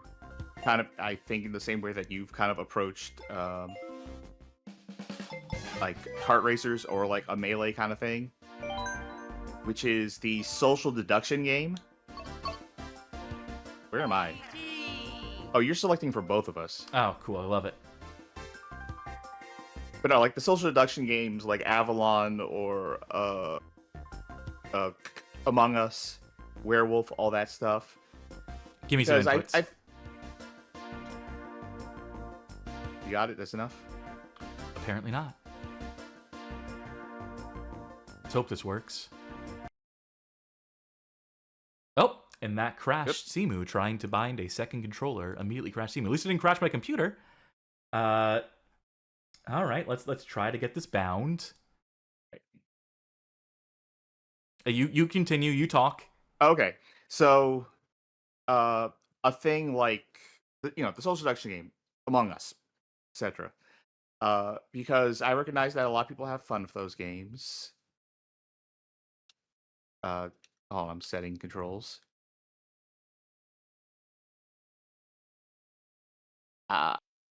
It all looks good to me. I think it's all set. Yeah, you can probably just hit OK. Because I recognize a lot of people do enjoy those games. I recognize where like the enjoyment in those games can come from. But I played with a group of people who were such assholes about it. Who were like so like aggressive and vitriolic about it.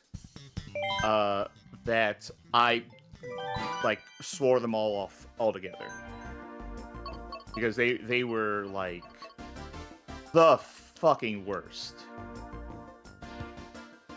Join isn't working.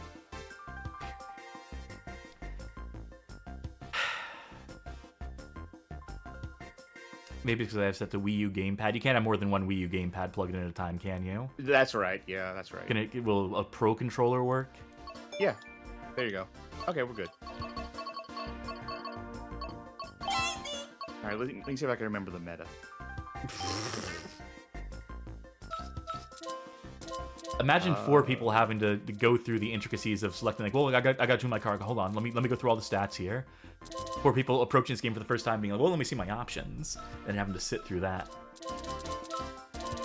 See here, like, yeah, this is fine.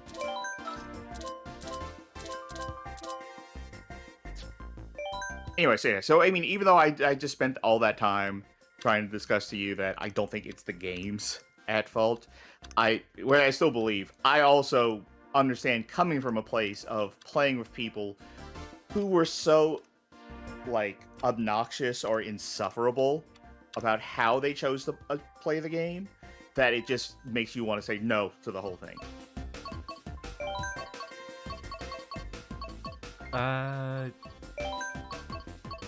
You want to do classic ones, or you want to do some? I guess we'll do a mix. Let's start with a. I think I like Toad Harbor. I think. You know, since I played this one. Now, Mario Kart 8, I did get very salty at at a certain point when I was playing it with some other people, but bad time in my life when I played this, you know. So I was more. What's the word I'm looking for? I was more ready to not like this game when I was playing it. I don't know if you know what that's like, being in a bad mood, not willing to give a game the benefit of the doubt because of that mood. Oh, no, only every day. Only every game I ever play.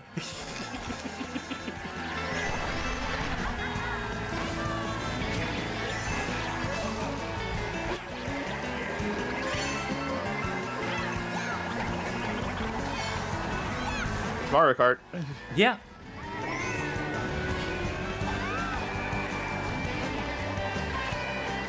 I know, it's like I said, you know, this is like, you know, the par excellence of Mario Kart. It is an iteration on a Mario Kart. But also, at this point, all these games just absolutely blend together, run together for me. I mean, this did add some stuff. Like, this did add, like, the anti-grav sections. Which is just like, you know, when it comes down to it, it's an aesthetic change. Although there are some control changes there. I think... I don't know if this is a deluxe thing or not, but I think, like, bumping during anti-grav sections actually propels you. Don't quote me on that in case it doesn't work. Well, I won't find out because, like, the way I play these games is I am ignoring any advanced mechanics. Well, I mean, the mechanic there is nuance. Just, like... I mean, that mechanic is just if you happen to bump into somebody while you're driving.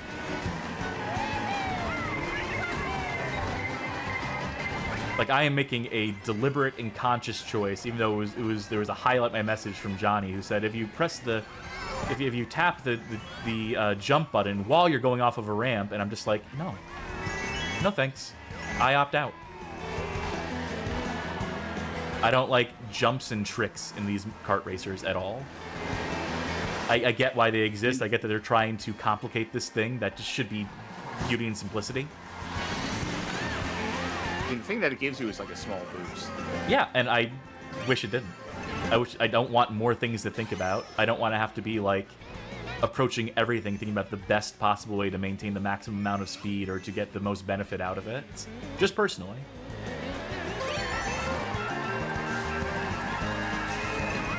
I just want to hold the accelerate button, and, you know, drifting is fine. I accept drifting. No getting away from it. The ability to take corners and get some amount of boost out of it for doing it well. That's about, like, where I draw the line as far as, like, mechanical nuance. In this. I like getting first.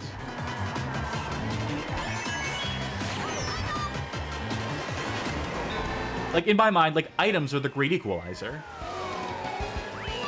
Items are the thing that you pick up and that give you the speed boosts and that let you, you know, attack your opponents, that allow you to come from behind, that should compensate for, in some capacity, whatever, like, you know, disparity, you know, gap in skill. Let's see Toad's Turnpike, since it's another track with cars on. I also like Toad's Turnpike. There's a lot of Mario Kart tracks that I like, even if I don't super like a lot of Mario Kart games. I recognize they are pretty much like the best, for the most part. Like like you said, the gold standard of the series.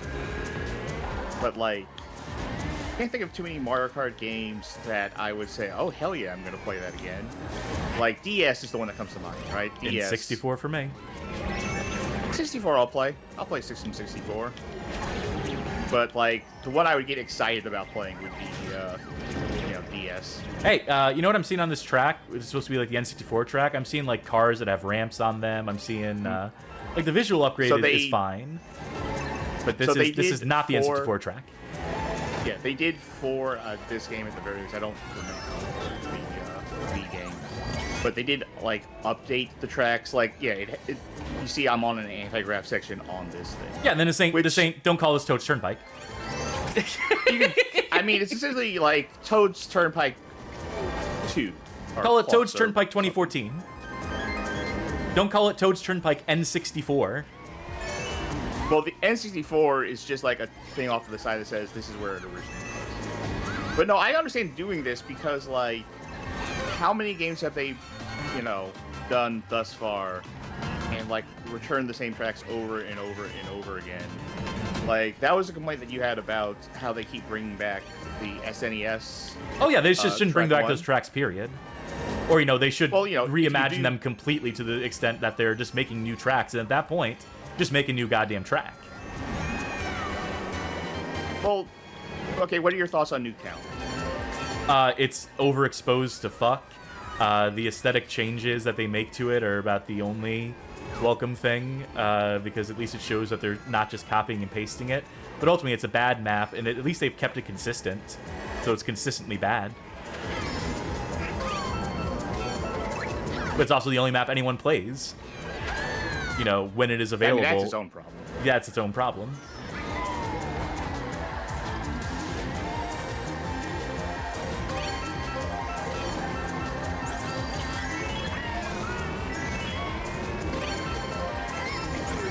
You know what? This is getting sort of off topic, but I've opened that can of worms. When you're playing like a Call of Duty or an FPS like that, do you prefer like a huge map or a small map? I like a medium. I think small is what Call of Duty thrives in, and open is not as good for it. But at the same time, so many of the small maps become just tossing grenades, and they become insufferable by the merit of how close the spawns are to one another. So I guess I would take the open map. I would take the big map. Yep. Okay. I figured you would say medium map. I just wanted to ask you, between a large map or a small map, which would you? I guess I'd have to take the larger map because it at least gives you room to to do things outside of spawn kill. It gives you the room to try out rotations, to not have to worry about being grenaded the millisecond you spawn in. You know, I honestly think I prefer like the smaller maps because you can get like grenaded the second you spawn in, and it's all chaotic like that. Because I thrive on chaos, right? I want that. That is my equalizer. If everything is just nonsense at all times, then we're all in the same place. Maybe that's why I like kart racers more than you do. And what also has not helped at all is just how long this series has gone on, how many of these games we've played so consistently. And I think what's exposed to me is that I just fundamentally do not like this genre outside of very specific window in time and degree of simplicity that is you know, never going to be recaptured, that they're never going to go back to. And why would they? Think of it this way. Once we're done with the series, that crosses basically every bad kart racer off from like things we would play in the future. I suppose so. I suppose there's that. I know, I'm still seeing people in chat being like, there's such random criticisms and, you know, calling me a hypocrite or whatever else, scrub quotes at all. Is someone calling you a hypocrite? Is someone besides Magic Meows calling you a hypocrite? I'm seeing stuff in chat. Okay. It's just... Because I can see, like, Magic Meows calling you a hypocrite, sure.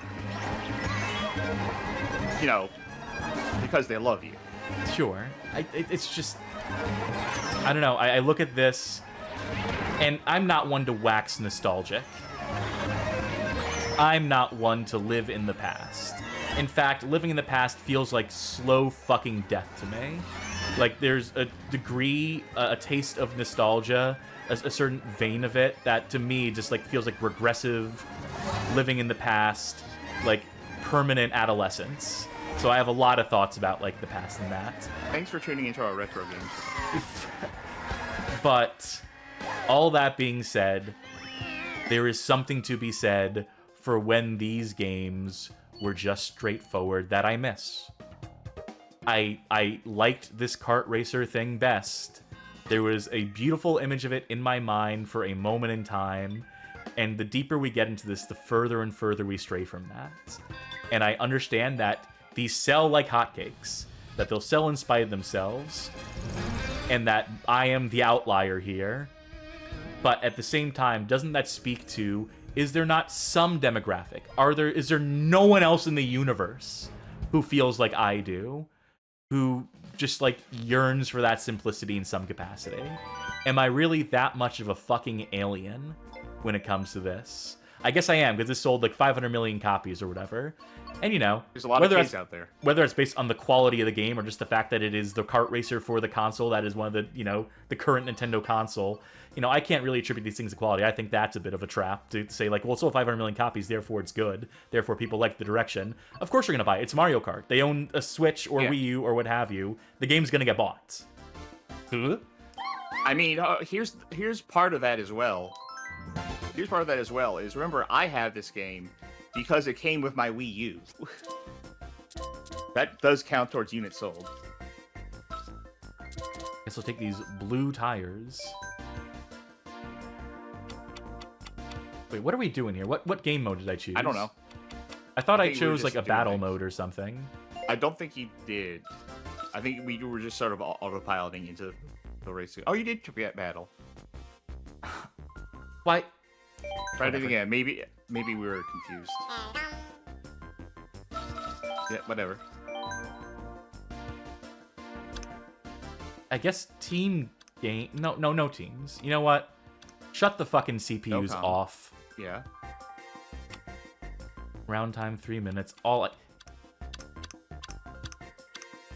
Is this a game that was weird about battle modes? All I remember is that when you're doing the racing mode, there was a no items mode, and I wanted to say, like, isn't that just, like, a sign of the fucking times? Magic Meows... I think there's always... Not always, but... I don't think that's new. But Magic Meow says battle mode sucked in this game. I think that's right. I think, yeah, they totally changed how battle mode was in the Switch version. I'm glad we're playing this version now, then. Because, yeah, I remember people did not like battle mode in this. Because, you know, the battle mode tracks? These are just tracks. There's just 8 tracks. These are just tracks.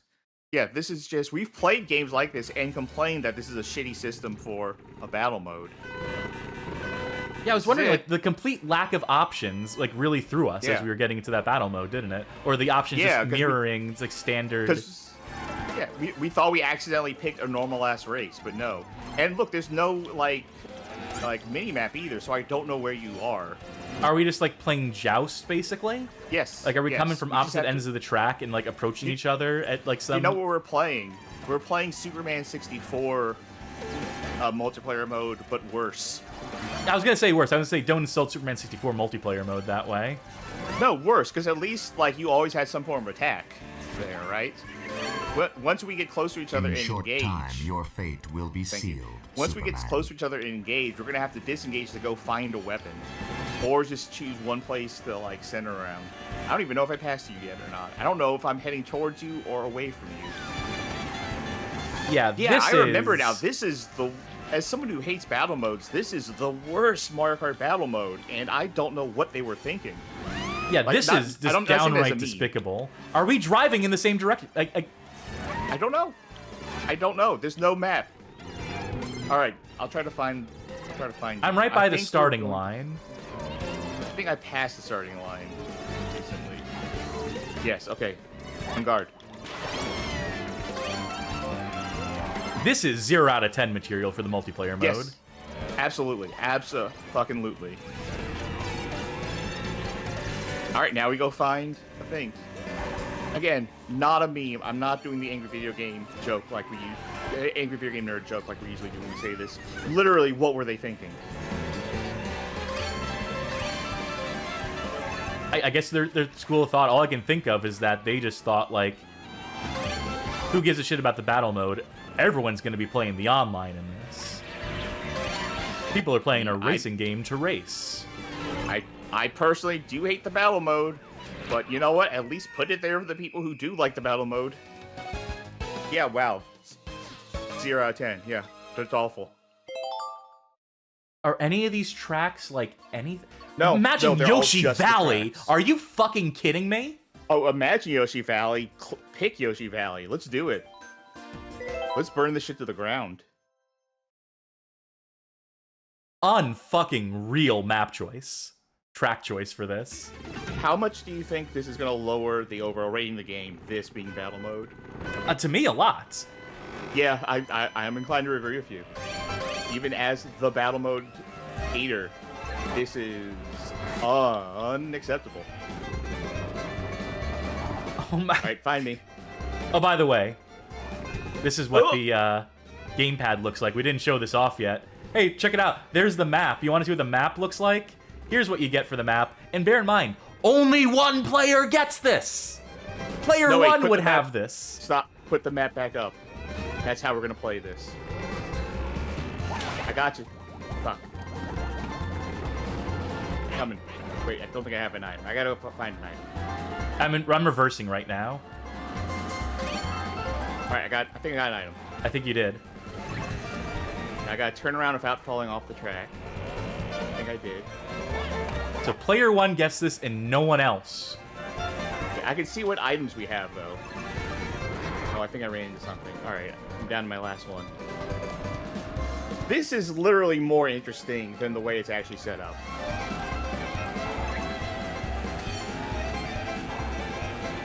I think I can go.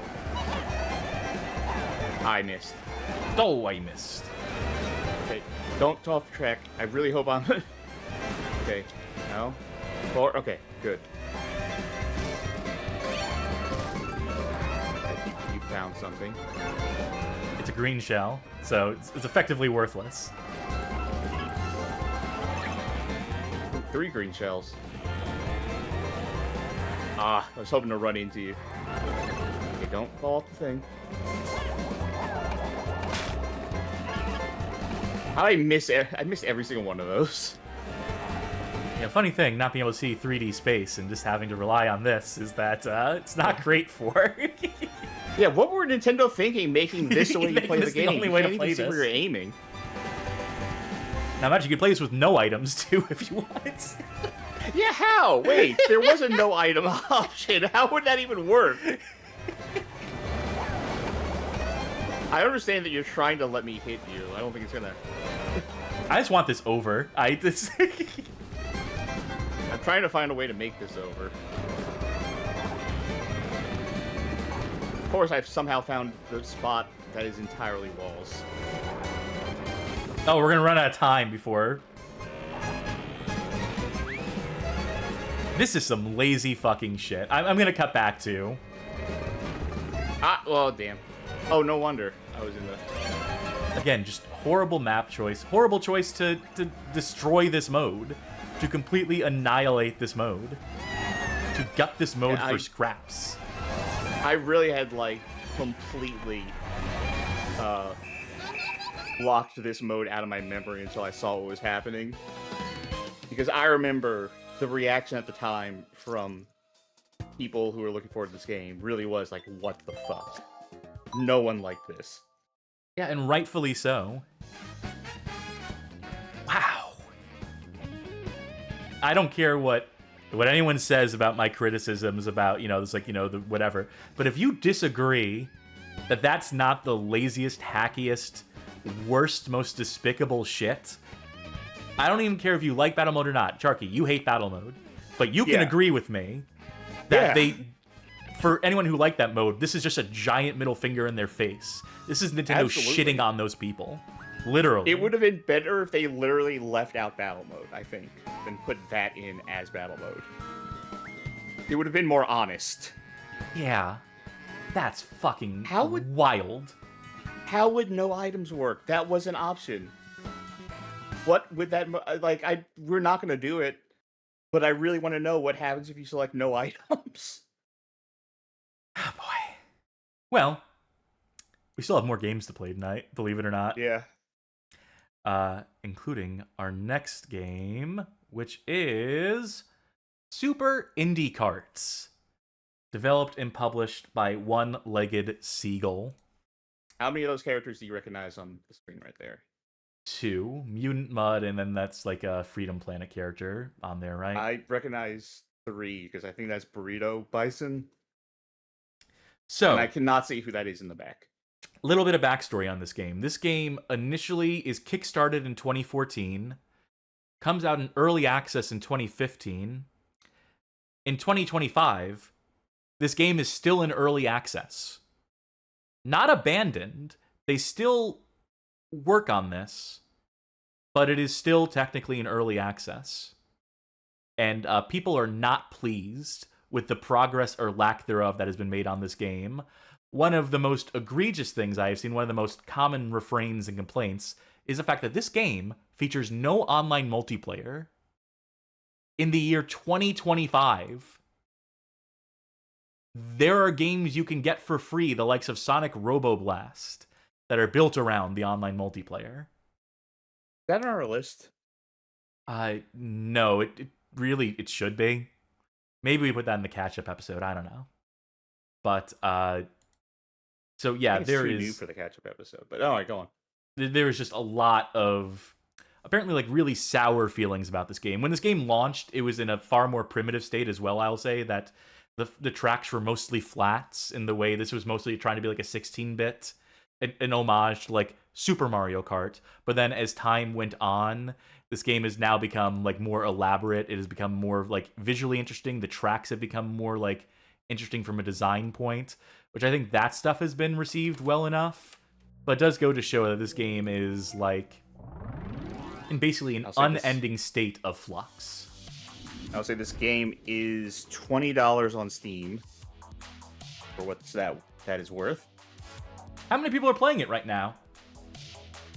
I'd have to go to SteamDB for that, but I can give you that info in a moment. I'm leveling the volume real quick, folks. Okay.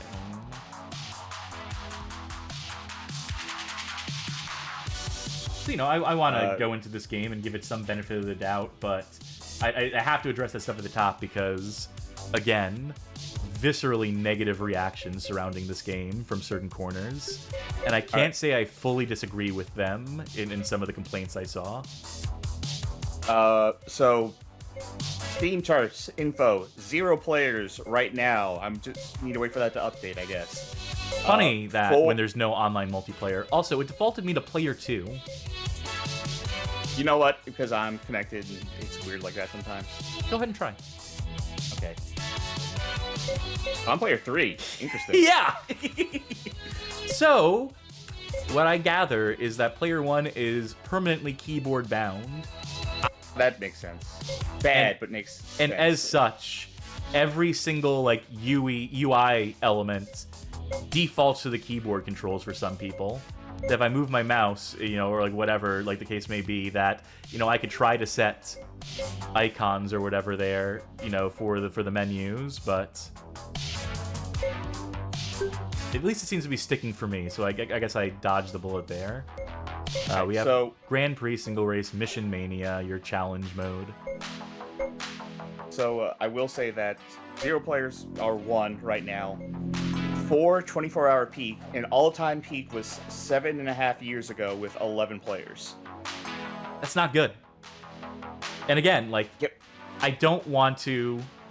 I understand that this is an indie game. Mm-hmm. In fact, it is a super indie game, one might say. So you don't want to say, like, you know... You don't want to force them at gunpoint to put multiplayer, and you don't want to, like, push them super hard to, you know...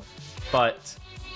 This game is pointless without multiplayer. Online multiplayer is dead on arrival. I would stop working on this game past a certain point and move on unless... Do you have control? I have control and you have control.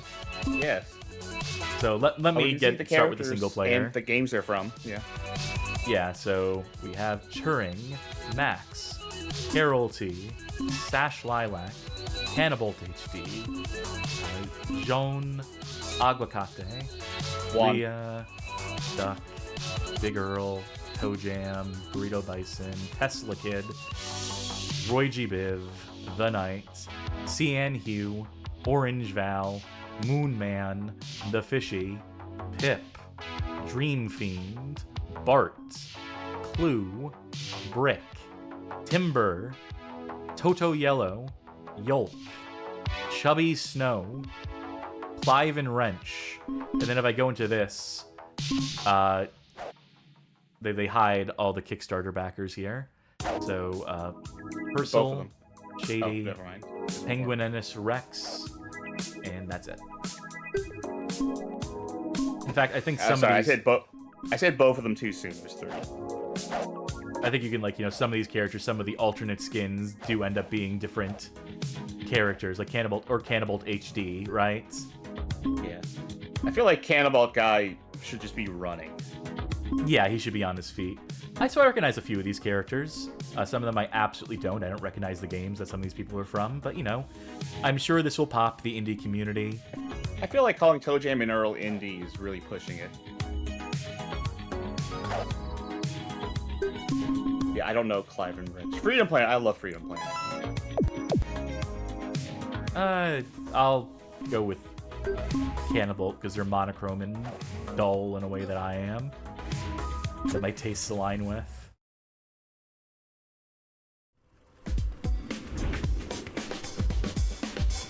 So I take it they're not going for 16-bit anymore. No, they completely overhauled this game at a certain point in the... Again, 10 years this game has been in early access for, has been in active development for. Now, the overall rating on Steam is still a very positive. I don't doubt you that there are people who are upset about this game, but it hasn't reflected in the overall that you see on Steam. I wonder how many copies this game has sold, period. And, like, if that's a factor of, you know, like, the lack of reviews is just the lack of people who owned this game in the first place. I think I got this as part of a bundle. I would have had to have. I mean, I can tell you that it has a grand total of 435 reviews. Ooh, this is, That's actually kind of a good number of reviews for a smaller indie game. Relatively smaller indie game. I think 150cc on this track is a mistake. Because I am very fast. It immediately feels not good. It doesn't seem like Mario, where 150cc feels tame.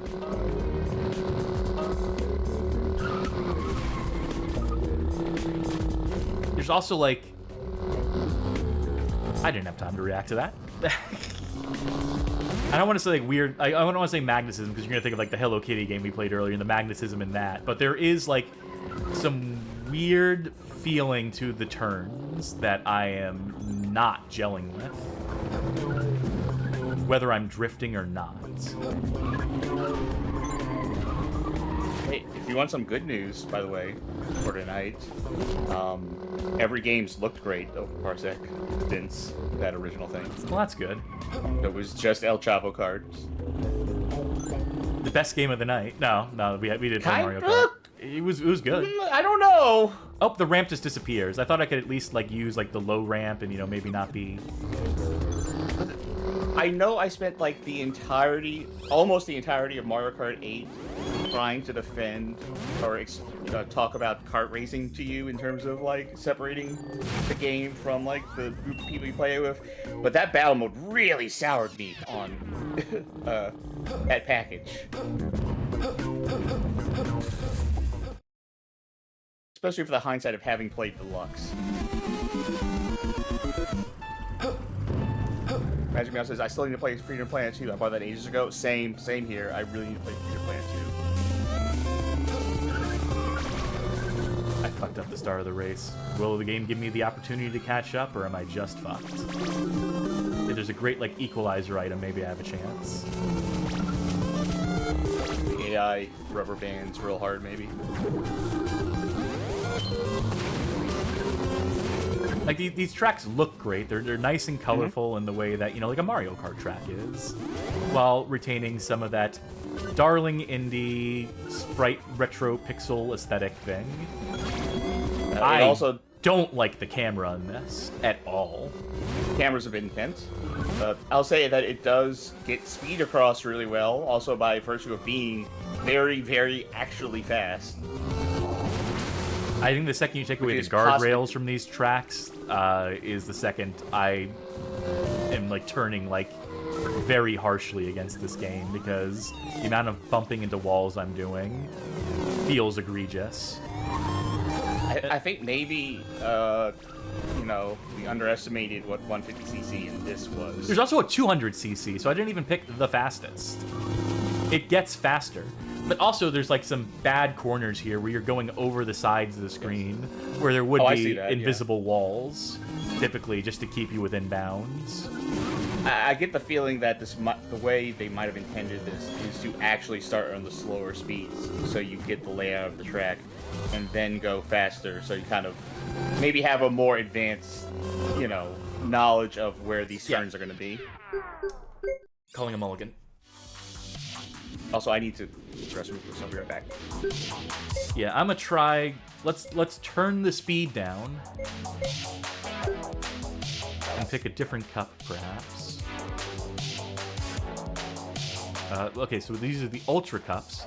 We have the Advanced Cups. Some of these are coming soon. Super Cups. And Beta Cups. Which I guess are untextured maps or something. Let's try this. Let's see what the difference in the Super Cup's gonna be. And I'll even pick a different character, even though I don't think there's any actual stats. I'd be amazed if there were stats that are just, like, hidden for all these characters. And sure, I'll play her.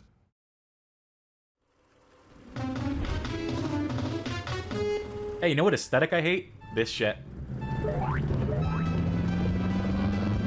This shit's been done to death. It was cool the first time. Then a little game called Far Cry 3 Blood Dragon came out, and I got real sick of it. And then it took off. These fake vector mountains and stuff and whatnot. Also, this seems like a classic track, which is to say, a track from, like, version 1.0 of this game. Because it is basic as basic can be. I wonder if they did just hide the original versions of the tracks in these, like, different cups. Okay, this is some Super Mario Kart ass shit here. And, you know, 100cc still doesn't control well at all. I'm still kind of just hating the way this feels.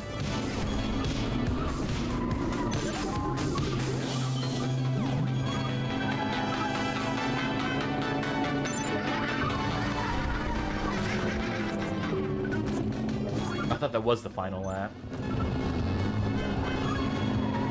Oh, great. I have a chance to get first. Oh, I see. They know a shortcut.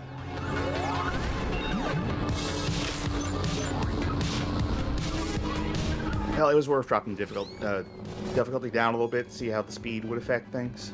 Yeah, it was. And now we know that it doesn't really make much of a difference.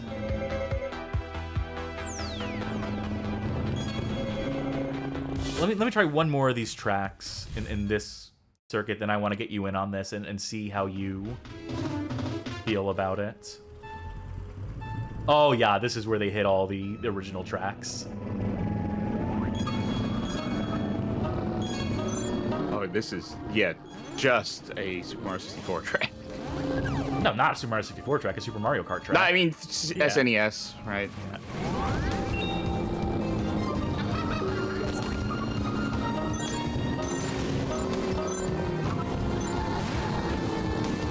At least this one's easy.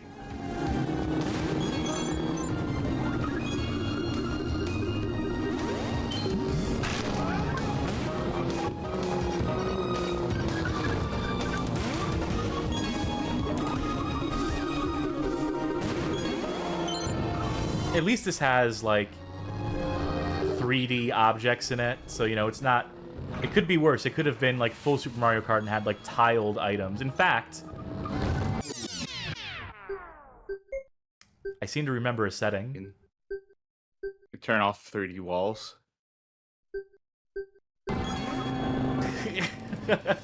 So it could always be worse. Yeah. In example, this is worse. I wonder if that applies to the levels that are actually in 3D, if they just decide to, like, get rid of all the walls that way. Alright, main menu. Yeah. I would also suggest turning 3D walls back on. Probably a good idea. Game guide and achievements. Still works in progress, too. Check the wiki. Just straight up link to the wiki. It's like original release of Skullgirls all over again.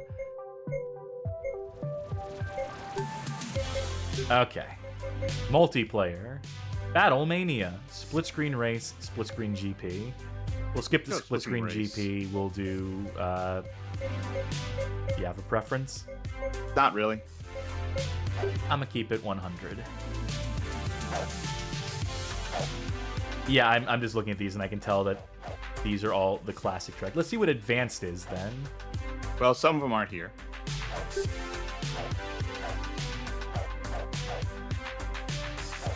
Let's see an indoor circuit. Let's see a classic go-karting. Huh. More characters here. Oh. Yeah, there's Ares. Don't say what games they're from, though. So, like, I recognize Ares, but some of these, like, I just don't know. I don't know who Daniello is from. Daniello seems kind of cool. I'm still going with Lilac, though. I'm just going to drive a car. Can you change what car your car drives? No, unfortunately.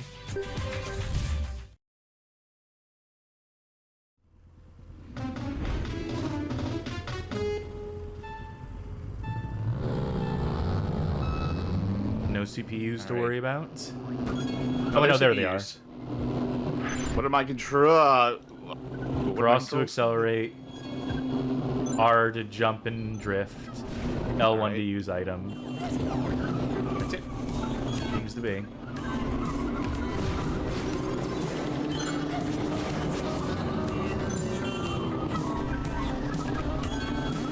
The readability on this gets far worse than split screen. It's not great to begin with because the camera is so zoomed out to begin with, and then it's also doing like weird Dutch like angle stuff whenever you do the drifts or just turns in general. In a way, it's also doing stuff with the FOV too.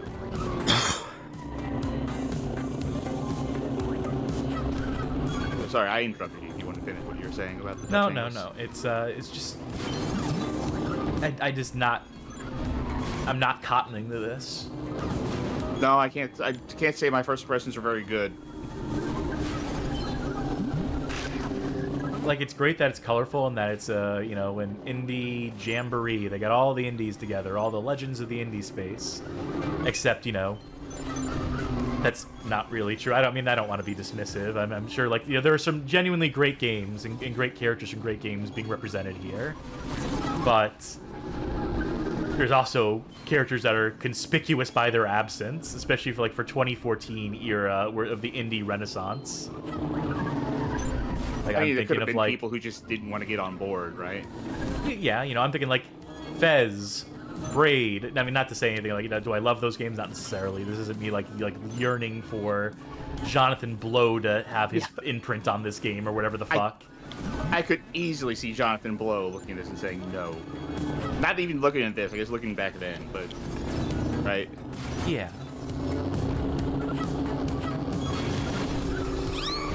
And, Shovel Knight, reiterate Emerald what I Sun said. Disc brings up.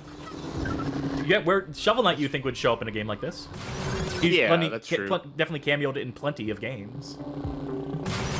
I will say, once again, actually, but I'll say it. Readability is horrendous. Especially at the speed it moves. You know what would have fixed this? If there was some way where people could connect over the internet and have their own dedicated screens with full resolution and not have to play it split screen, and then they connect online and play together online, almost. I mean, like you said, it wasn't that much better when it was full screen. It either. wasn't, but it was something.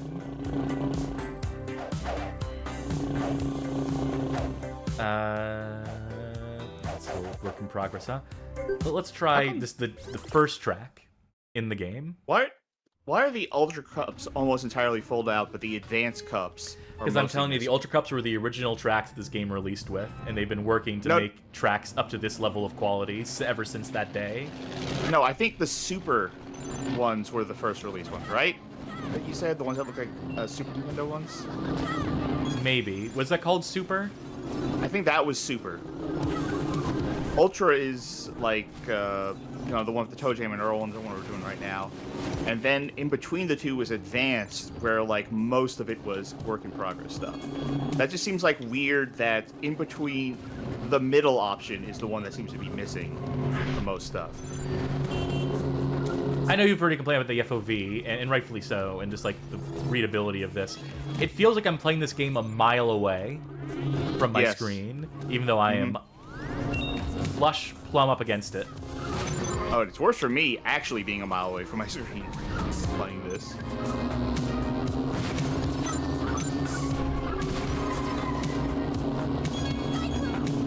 So, all right. Remember when I was talking about the Sanrio game, right? Yeah. I said this is a game I could play and just be looking at my phone while I do it, because it was just so easy that it was like I really don't have to pay attention. This also feels like a game I could just be looking at my phone while I do it, because I feel like I don't have enough opportunity afforded to me to like make meaningful decisions. With how like fast a lot of these turns are coming in, and we're not even doing the stuff that you were doing where there was just like a lot of holes in the track where you just fly off of.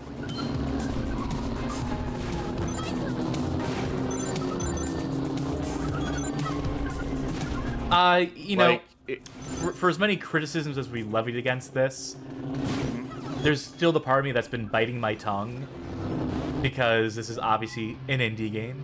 You want to be nicer to indie games. It's, you know, small teams. I'm still going to be honest, though, and say that I really don't like this. No, like, I was going to say, the point I was going to make is that I'm done. This game sucks. This is not good at all. If you're done, that's fine. Yeah. This is actually pretty fucking wretched, and it's betrayed by the fact that it looks nice, it looks colorful, look on the surface it looks good, and conceptually there's the germ of an idea. But the fact that it's taken 10 years to get to this point, and it's still lacking the most fundamental things that would make this like a game worth buying. The fact that they've apparently like stubbornly refused to incorporate an online multiplayer mode, which would not just, you know, like reinvigorate the game by giving it like, you know, like a sense of actual community, but would also fix these horrendous split screen problems where this game is unfucking readable as it currently stands. the fact that they've lagged so far behind on that and apparently focused on everything except for the one thing that would probably like go a long way in endearing them to the community really goes to show that the people responsible for this one-legged seagull, who have not made any other games, by the way, who have no other games to their credit. Can you go back to the main menu for me before we exit out of absolutely. this? I want to see something. This seems like it is just fucking stalling. I just want to show, by the way, Advanced Cups, singular. Super Cups, you are correct. These are the Super Nintendo-esque tracks. And then there is Beta, which are just untextured, generic style of track in this like sort of synth-wavy aesthetic. So I don't know why Advanced is the one that's like missing stuff. Right. Okay. I wanted to see if there was like a grayed out option that said like online, because I see that achievements in Game Guide are grayed out. What I don't know, and I don't know if you know, is did they ever promise online, or is it just a thing that they just never said was on the table to begin with? I haven't done that level of research into it. I only sort of like looked into this before the show today. I knew it was gonna be on the list, but I tested it last night. Then I played it. And I was checking the community to be like, oh, what's the general consensus of this? And then sure enough, it's just like people being like, what the fuck is this game doing? And bear in mind, this is a kickstarted game. 2014 people paid for this game, and they've been getting that drip feed of updates. But at this point, who gives a fuck? Like, who's still like remembers that they paid for this game? I'd love to take a fucking poll. At a certain point, you need to give up. You need to move on as a developer.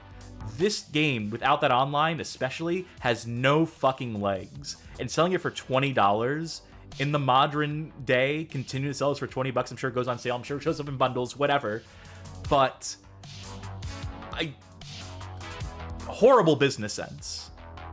This one-legged, I don't want to be mean still, because I can tell that, you know, a lot of effort goes into this. There's a lot of work put into this. Let's do some battle mode just to have something going on. I do want to state, I looked at the page for, I'll pick Carol. I looked at the page for this on Steam, because they do have a thing on the early access where they always have to answer like, hey, is the price going to be different?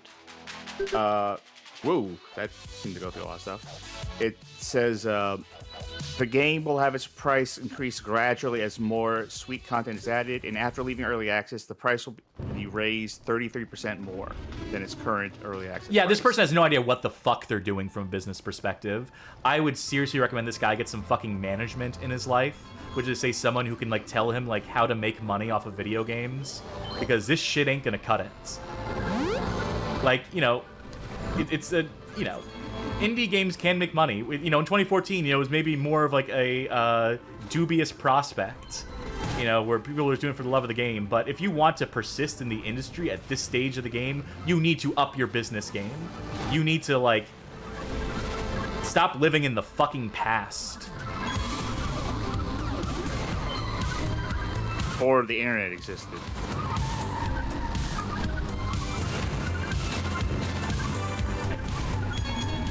So you know this track is it's the one from Super Mario 64 that I like, except this feels way more. It feels way too big. The scale seems off, and I get why though, because this moves so fast that like you could probably, if it was relatively the same size, you would just be like hitting every single wall constantly. That being said, this is still too big.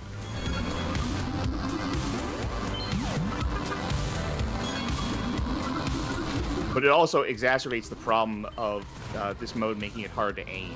I feel like you should be able to just fly off of this thing, right? If you wanted to. Nope, walls there for some reason. Even though there's tracks that just need walls desperately and don't have them in the actual race mode. That's a whole other kettle of fish, isn't it? Remember how you said earlier you were done with this game? Because I think I'm done with this game. How we're gonna hit each other in this, unless we actually stop and let it happen.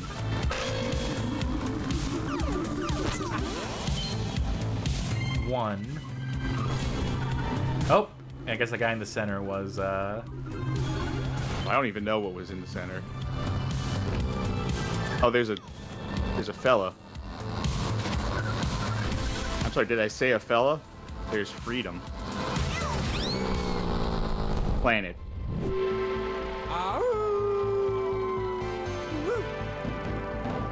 I know that silence. I can hear that silence coming from Cass. There's a palpable silence after that message. You know, might as well just say fucking all your base belong to us, right? Like, what are we doing here? Oh, this is next arena. Let's see what this arena is, I guess. Was there another mode besides egg crackers? I trying to remember, like, was there another mode besides the balloon battle in this? I don't know, but I was gonna say, yeah, you might as well say all your base belong to us, yeah. Cass, hit our victory screen for that sick burn.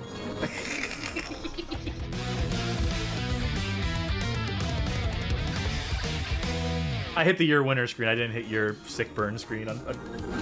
No, you hit the exact screen I wanted Just you a to little bit hit. pleased with yourself, ain't you? And rightly so. Rightly so.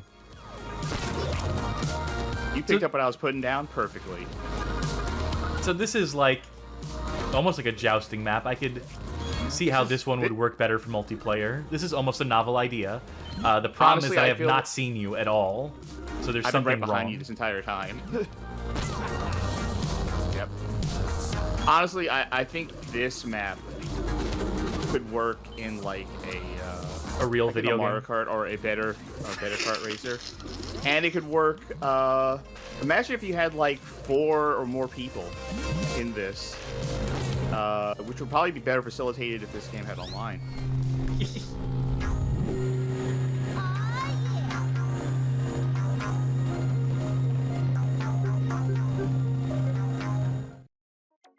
Let's see. Let's just make sure I haven't missed anything here. Egg crackers, jewel grabbers, shroom hunters. Find the shroom, then find it again. So, fucking scavenger hunt mode. And then coin mode. 4 floors. Cage arenas. Super arenas. Oh, hey, it's our least favorite track in any video game ever. The SNES Mario Kart. Let's do it. Hey, game developers. Stop homaging this map. I don't care how retro-inspired your game is. This is the worst atrocity that's ever been committed in video games, is the design of this track from Mario Kart on the SNES. There is nothing worse than this in video games, than this fucking dog shit track. We don't need to pay it any reverence. It can die with the SNES.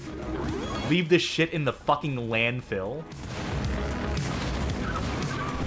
Is there any way I can make your computer blue screen again?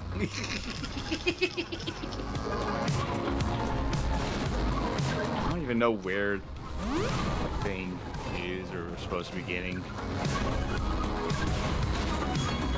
Are we hunting shrooms, or what was the... Yeah, you got one at some point. I don't know if you need to hold on to it. You're not seeming to be getting any more points. I thought Oh, they're so... more. Oh my god, okay. You want to see what they look like? They're this small. Jesus Christ. Split screen. We might as well be getting those, like, secrets in, like, Fix. You know, the adventure game on the PS1 platformer magnets? Yeah, where they're literally a pixel big on your 320 by 240 display. Man, I was not expecting that to be this viscerally negative about this game. To have to, like, lay the hammer down in this sort of way, but this is... I'm not even going to defend this one from you. No, I agree, like, all the way. I'm generally the positive one. This just doesn't work as a game in any capacity. I'm just driving. I have no idea where anything's. I saw it on your screen. Oh, they show the lights. You can see, like, the light from the sky shining down on where the shrooms are. Oh, I see it now. This thing is so bloomy that... I wonder if that even counted as me getting one. Yeah. 10 years in early access, as has been mentioned in chat. Climb Generous says Tower Unite ass music. Let's see the sphere cage in this, whatever this last game mode is, then be done with this.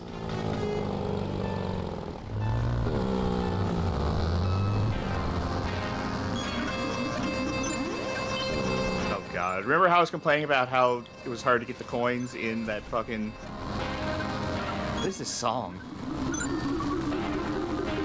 Isn't this retro? Doesn't this feel like the 80s? You know what? I kind of like the fact that it is a sphere you can drive all the way around for like a battle mode kind of map. That's something. It's an idea. It's an idea. Sometimes this game has some ideas, and it seems that the problem is that they're in this game. I'm being real negative on this one. Oh, I bet this is looking great on Twitch too. Yeah. This is a bitrate killer of a game.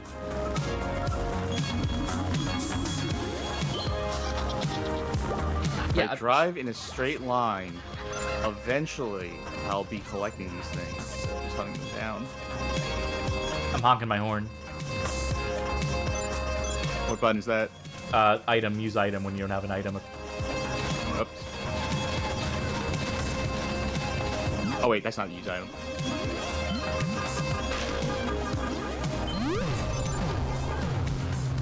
I'm gonna prepare honestly, a drink right here.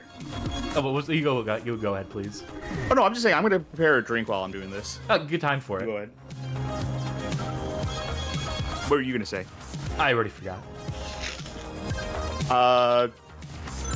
I'm going to assume it had to do with how this game's gonna rate. Yeah, this is. Oh yeah, I know what I was gonna say. That I think like half the reason I'm like so mad at this game, like the design is bad. I think we've already explained and elaborated on why we think the design of this game does not work and the things that it is lacking that it desperately needs. But I think, honestly, half of my furor here is just, like, thinking about the guy making this game and just the stubbornness that must exist, the absolute refusal to quit this thing, even though it is so far past the point of making any sense to continue supporting this game. Well, who can make a better decision about that? It's us. Yeah. That'll do it for Super Indie Karts. Tune in 10 years out from now, 2035, when it's presumably still going to be supported. And it'll have a negative player base somehow. They'll find a way to get into the negative numbers on that. You realize that the top number of players who were doing it in the past 24 hours was like about a third of the way there to surpassing the all-time high. Yeah. Wait, why don't you introduce this game while I go actually grab a prepared drink? Yes. I'm going to skip, just to let people know at home. We were going to play the 3DS version of Garfield Kart. I played a fair bit of it last night, so I could unlock more stuff in it. Here's the cover art. But, nah, not feeling it. I think we can skip that one. By the way, that is the game that I said is widescreen, but the wrong way. Okay. It's 400 by 240, that's technically. Yeah, but, 3DS, 2 screens, it's going to be vertical like that, so. There. So. Anyway, I'm going to get the drink. We're going to move along. We're going to skip Garfield Kart on the 3DS. Hey, you've seen Garfield Kart on the show before. Just imagine it running at a worse frame rate with lower resolution graphics. And then you've got it. Instead, we're going to skip ahead to Skylanders Supercharged Racing on the Nintendo Wii, released 2015, developed by Vicarious Visions, published by Activision. Skylanders. Toys to Life. I'm sure Trucky's going to have a lot to say about Toys to Life when we get back to it. I chose the Wii version because it's the one that's easy to emulate. You can emulate the Portal of Power for it. And Dolphin has every conceivable figurine like hard-coded into its database that you can select from. So that works. I'm sure there's a way to run like the 360 and PS3 versions of this game. As I'm to understand it, this is a spin-off game, not just in the sense that it is a racing spin-off of Skylanders, but specifically, this is a spin-off of a Skylanders squeakquel called SuperChargers, which was a Skylanders game that had some segments that were racing. It was partially, like as a bonus mode, a minigame, a racing minigame, existed within Skylanders SuperChargers. I'm to understand it. And then they decided, well, we put the work into designing a racing mode for Skylanders. what if we made an entire Skylanders racing game? And that leads us to here and gives them the ability to hawk that much more in the way of their toys to life, one would say. So, we'll get into Skylanders. We'll talk in some amount about it in Toys to Life when Sharky gets back. I'm just going to get the game started for now. So, bear with me, folks.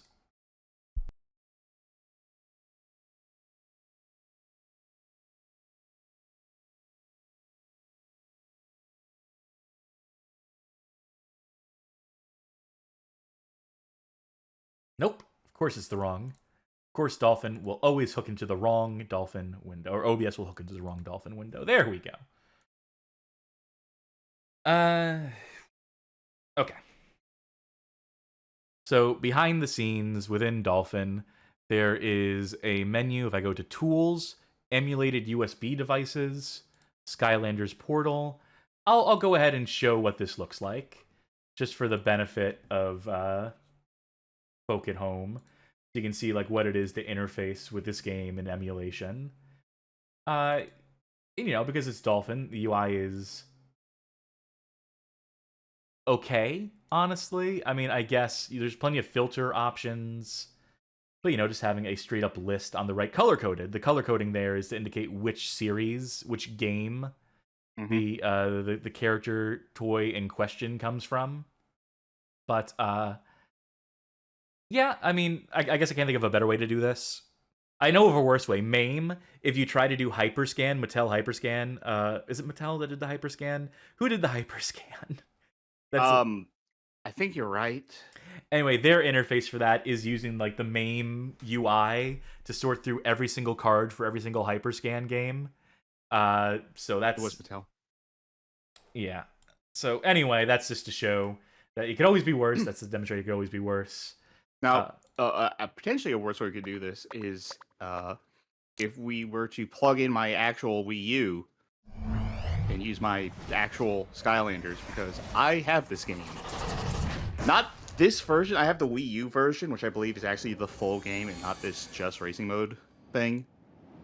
I actually have like quite a few of the Skylanders games and a lot of the figures, and I don't say that because I was in love with the series or because like I was really looking forward to it or something.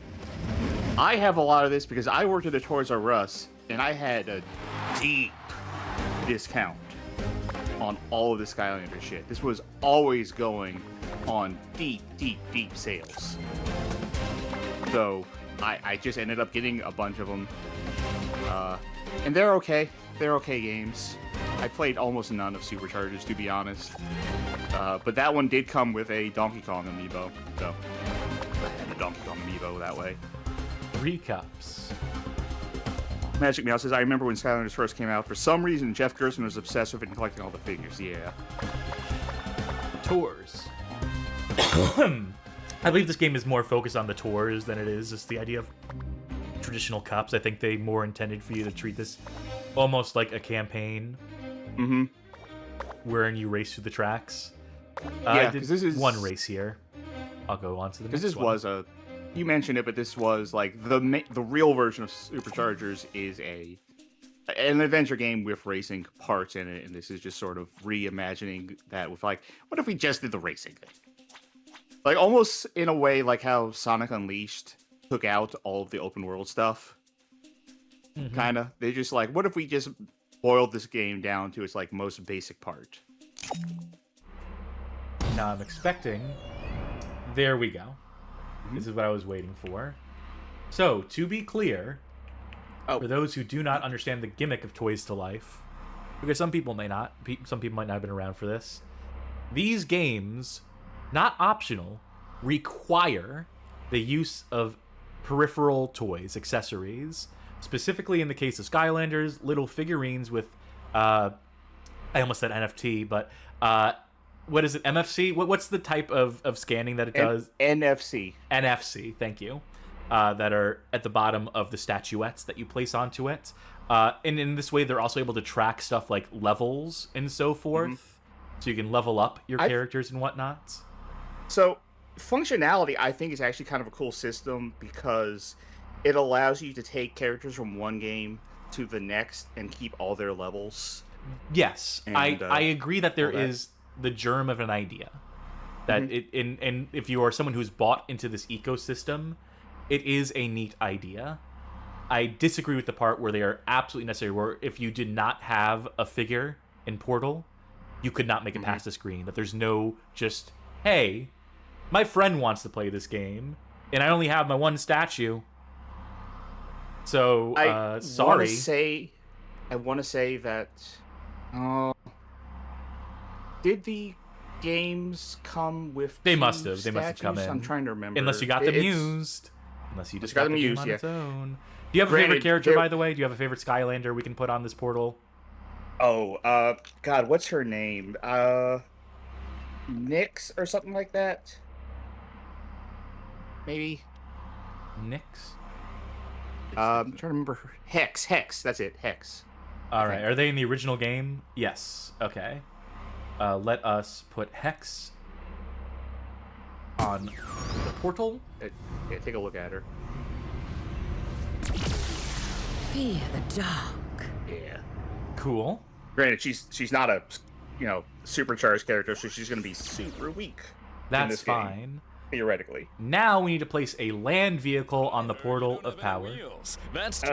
So I have my Skylanders right here, and I am trying to find a land vehicle that I remember. Now, the labeling... I did show the Dolphin UI earlier, and that does have, like, filters, but it does not have the level of filters I would hope for to specify the difference between a land vehicle, air vehicle, and water vehicle, I would presume. If you name some, I might remember. Is Shark Tank? Jetstream? That's going to be... Tomb Buggy? Well, Buggy, that's going to be a land. Yeah, let's do Tomb Buggy, just so we have something so we can get this moving. So I do have Skylanders thoughts. I will say Tomb Buggy. positive that I think a lot of the systems in Skylanders games, especially as they got introduced later on, were actually really neat. I'd be lying. So please keep all hands, paws, and hooves inside your vehicles at all times, and enjoy the show.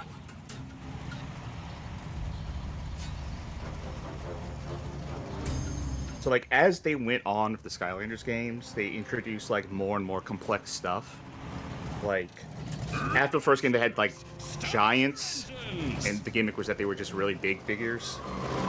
They had Swap Force, which is, like, my favorite of them, because they were these figures that were, like, a top half and a bottom half that were connected by a magnet. And you could take any of those figures you want, take off the top half, put them on the bottom half of a different figure, and the game would recognize, okay, you just swapped it out for this combination. Now it has this combination of skills. And then when they introduced the vehicles for this game, they did what I think that all of the Toys to Life games should have done, and lean into the fact that they are toys. Because, you know, all of these Toys to Life stuff were like immobile figurines that were like sitting on a pedestal and didn't have any moving parts. The vehicles actually had moving parts. Like, the wheels were wheels. You could play with it like a toy car. I'm holding one of the water vehicles right now, and it has like this tail, and the tail's on a pivot that goes back and forth. So for kids who want to play with these Toys to Life as toys, yeah, they started leaning into the direction of them being toys. Oops. I kind of actually like the Skylander series. Unfortunately, you can't really overlook the fact that it was a series that introduced more and more and more and more plastic junk to keep buying and buying and buying. That if you wanted to 100% these games, you need to get every possible permutation of element and stuff to, you know, get to all the content in the game. You could bring your older characters forward into future games, but they would always be weaker because they don't have the, like, level cap or abilities that later game characters would have. Yeah, that's where it definitely falls apart to me, is like that it became too greedy. just to mate that in some capacity, that you had to be contemporaneous. You couldn't just like rely on legacy, and the promise of like, oh, isn't it so cool that your character is like leveled up in perpetuity, and you take them between games, and they, you know, still get life out of them, and it's just like, well, no, they're useless. So, also I will say that, you know, there are items we're picking up, but we also just have a default attack. We have an attack button, so at any moment in time you can attack. And it is obviously tracking health. If you lose all your health, you have to get repaired, so you like basically like get dropped out of the race for like a second or two while it does that. Wealth of unearthly proportions. We have our jump and drift. Do you think there's drift boosting? Yes, there is. Yeah.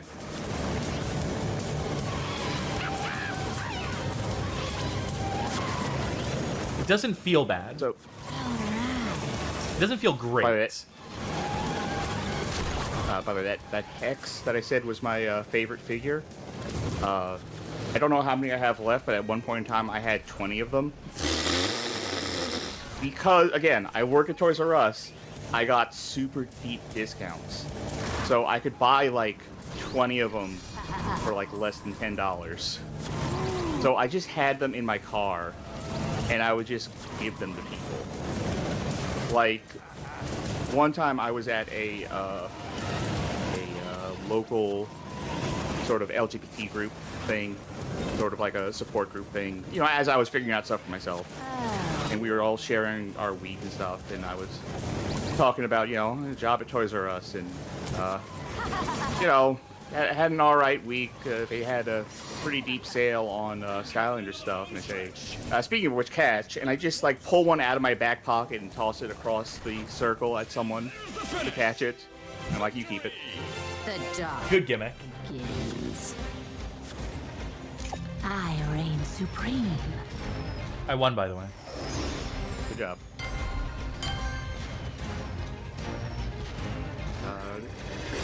I'll also kind of try and bring my Toys to Life stuff to a close, and we focus on this. In my opinion, I think Skylanders was the best to do it. Good work. Dino Gem awarded. Now what I'm going to do is, I'm going to pull these characters off the portal. Sure. And we'll try a different configuration. All right, you pick whatever you want for this next configuration. Go hog wild. I'm going to be boring. I'm going to go with Spyro. Okay. And what do you think his car is? What do you think? He wouldn't have a bespoke vehicle for him. The only characters who had bespoke vehicles were characters who were for SuperChargers. Fair point. Well, I decided something. I decided on a vehicle. I put them on behind the scenes. I wonder if it's going to show them before the race here. I'm surprised the game didn't stop and say, like, hey, put something on the Portal of Power.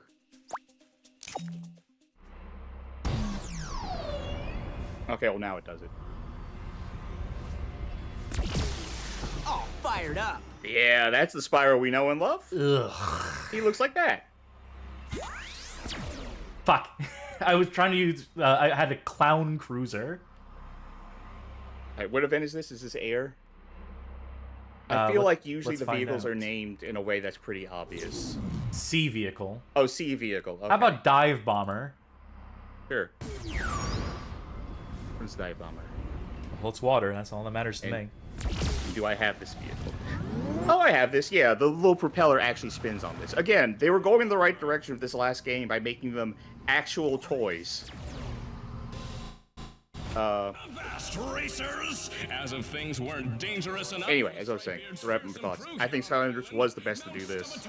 There was that Disney Infinity, which really tried to hold on as long as possible and did not make it. Like, they got, once Disney got the Star Wars license, they're like, hell yeah, we're gonna make just all Star Wars Disney Infinity, and that crashed super fucking hard.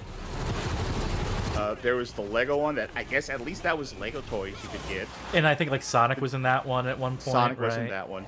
That was really like the whole like crossover with every single franchise kind of a game.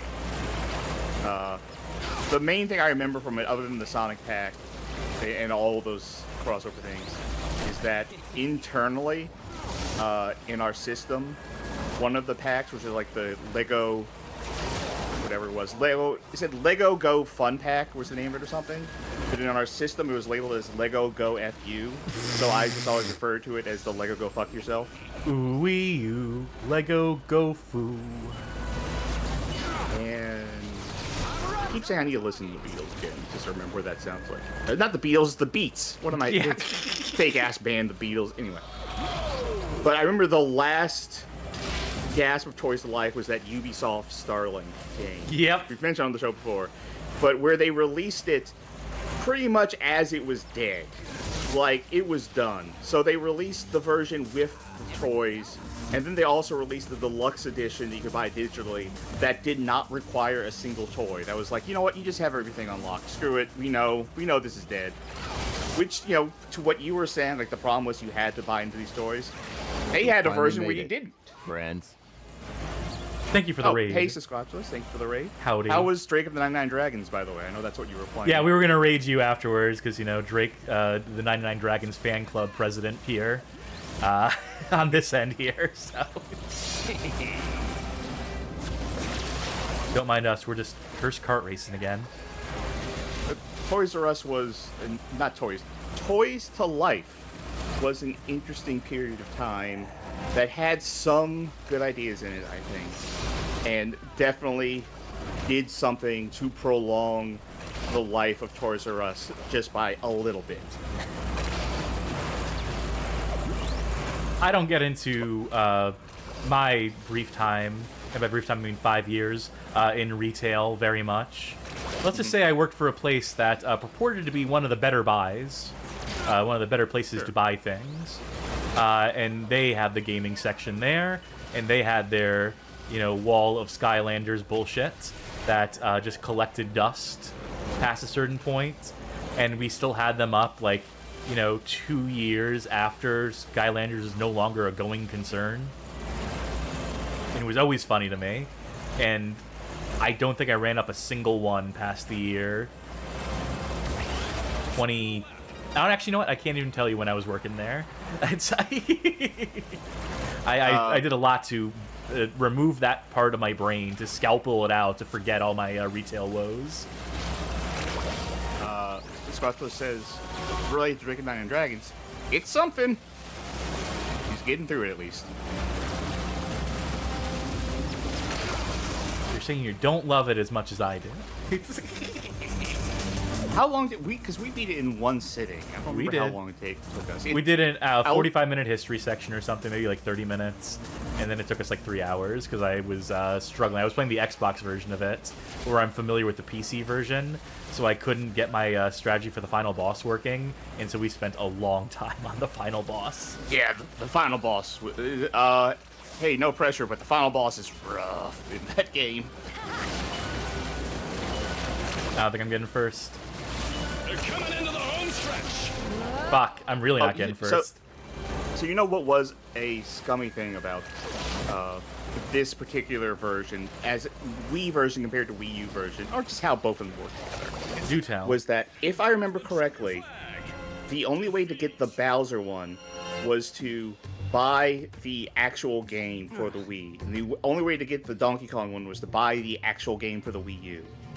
So you couldn't just get them individually. You had to buy the full-ass games if you wanted those two figures. I did not win. I did not pass the race because the boats don't handle. I mean, they handle fine. I think I was just getting hit by, like, I was getting walloped by other characters and their attacks. Can I go this way? This plot? Well, what vehicle? Huh.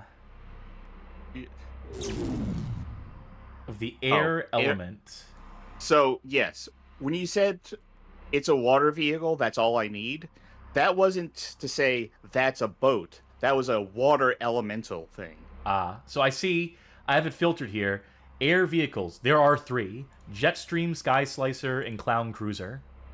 Of air element, that is. Hey, this is our chance to use Clown Cruiser, isn't it? Yeah. And we unlock the Sega I believe Dreamcast. that might as well get unlocked. So that's what I mean when like stuff is locked off behind having the figures. You would have to. Granted, Clown Cruiser I think is the one that came with this game. But if there's something later on that you would need that vehicle for. Oh my god, it's gonna be all about midair stunts. Fuck. How would this work on? Because this game has like a solid progression. I'm trying to remember because I want to say it only came with one vehicle. So how would you get past like the water and air stages? Right, of course. Show me. Well, is there just a remove thing so you can see what you need? Okay, C vehicle. Let's try the shark tank. Shark tank isn't. I guess the tank. I was thinking shark water. It's stupid to me. Isn't it's always the second word that you're looking at. What's this? You don't have your own boat? Pardon? Am I being Go to the store and buy one for being broke by the video game?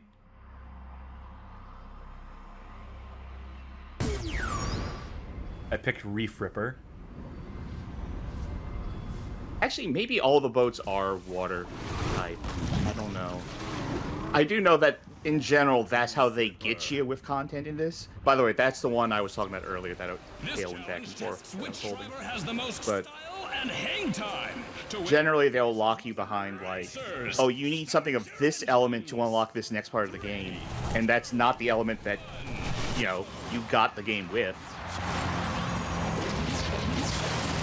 Like, really, I think the only reason I can look back kind of positively on this series is because the toys went on sale so much.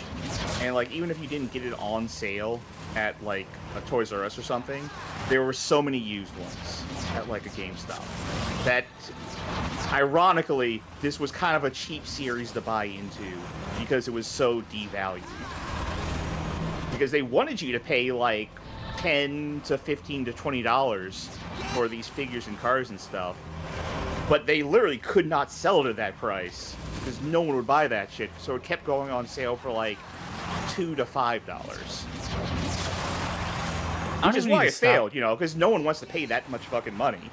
I was thinking I would have to stop holding onto the trick button. By the way, not to interrupt, but I think I would have to stop holding onto it. Otherwise, I would, like, you know, crash and burn. But no, I could just hold it down and then I'll land it.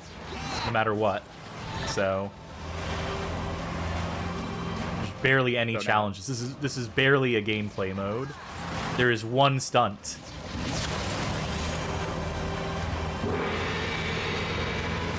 Well, how would you say overall you're feeling about this package? Toys of Life aside, just in terms of gameplay. It's very basic. I appreciate having an attack. That's what you like. You like basic. I appreciate having, like, always the ability to always attack. I think that the health system is a fine little wrinkle for it. And picking up the cakes to restore health and whatnot. I think it really is just the Toys of Life. It's just the layers of tedium. It's just the layers of mix and match. Remember what goes with what so you can actually access the race. That I'm just imagining having the actual physical set in front of me and being like, never had a doubt. Frustrated, just like having to like shuffle stuff around in order to continue to play the video game. I really wish that in like the screen where it says, "Hey, you can't use this vehicle," it would just tell you what vehicle you needed. You didn't have to take it off and wait for it to load up the "you need a flying vehicle" thing. I know there's also air races. I do want to see. Wait, treasure chest? Yeah, you got a mod. There you go. And cool. Then, like, your portal would physically materialize a thing you could plug into your toy. It was actually a replicator. You know what? Let's go directly into cups. Or, not cups. Press a button to join. Okay. Assuming I have this configured correctly. If not, I'll go behind the scenes. Nope. Okay, give me 2 seconds. I don't have... I'm looking up the meta for this game, by the way. Naturally.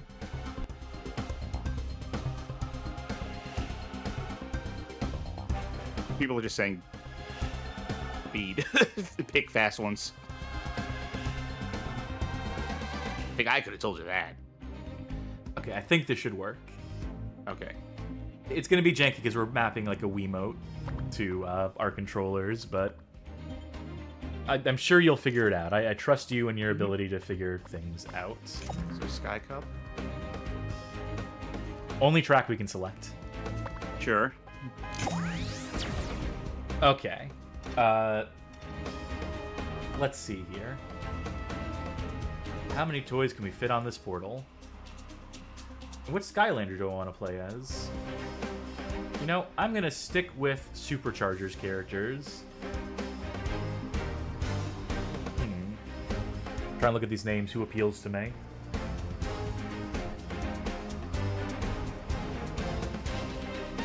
Okay, I think I know who I'm going to be. If you let me get away with this. Oh, that's player 2 somehow. But I put it in Skylander 1 slot. Oh, you know what? Here it is.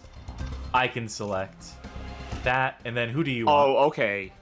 Oh, I get it. You're preloading the characters onto the portal. Mm-hmm. Oh, that's... Okay, that's a better way around how this shit works. Alright, I can't really...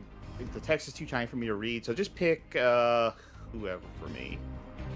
How about, Thrillipede, parentheses, egg-sighted. Wow. Ooh, yes, good. Give me that one. Yeah, I have one of these. I was going to actually recommend if you could find me the Easter one. Alright, select them. Alright. Make sure I hit the right button.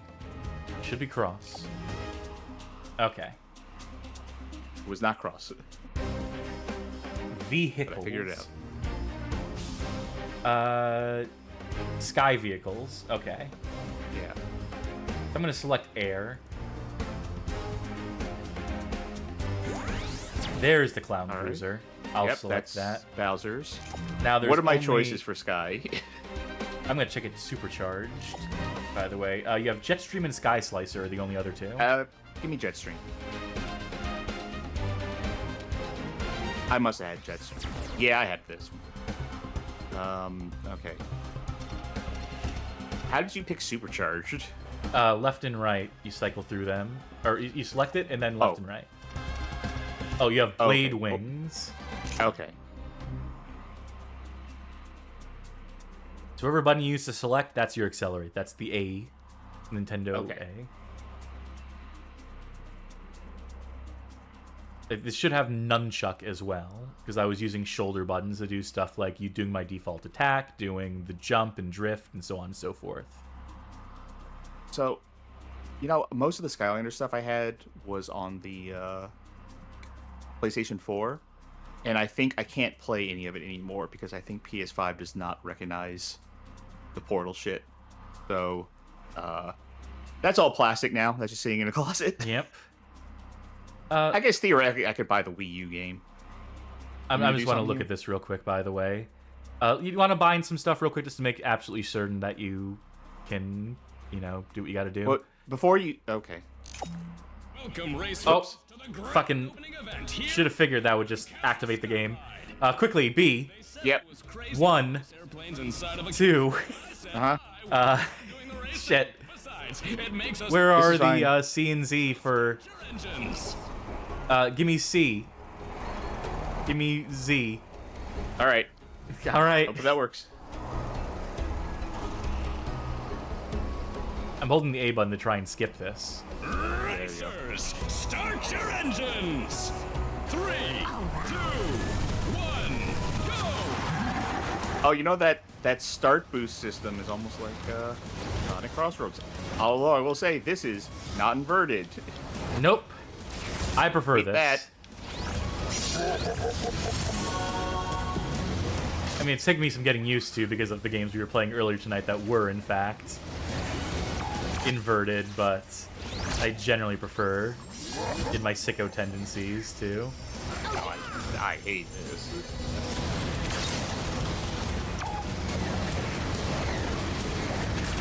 Oh, yeah. You know what? At least you don't need to aim the Wiimote at the screen for this. Wait, you're right. Wow, Bowser's attack is a melee type attack. I was used to playing the characters with, like, range. This shit sucks. I haven't been able to hit anyone. How do I use boost? I think I just did by accident, but I see that blue meter. What is that blue meter? That's your weapon. I'm doing my attack over and over again. It's doing nothing to drain it, so... C or Z? C. One I've done. Oh, I see. There is. It. Okay, I get it.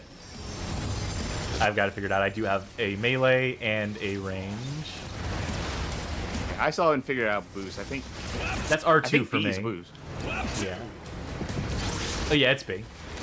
Just in general, the circle will also work for me. Where does boost like governed by, if anything? I think it's just timing.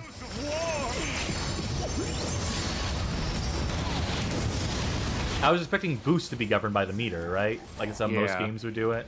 I think you can use it to a point and then you burn out. Or something, maybe not. Alright. This feels like something that is harder to just jump into. At least in with the air vehicles here. No doubt. And it's hard to say if I think it controls fine or not because of the inverted thing that it's. Well, really I didn't think there was an struggling. option for it. I mean, I can pause and check real quick. I have to assume there's an option for it. Yeah, options is. Yeah. Does that affect everybody or just you? It affects just you. Okay, you so pause. If you wanna... So press start. Okay. Then select. There you go. And if you want to change yours back. No, I'll get used to this. Okay, I think the race is almost over anyway. Oh no, we have another lap left.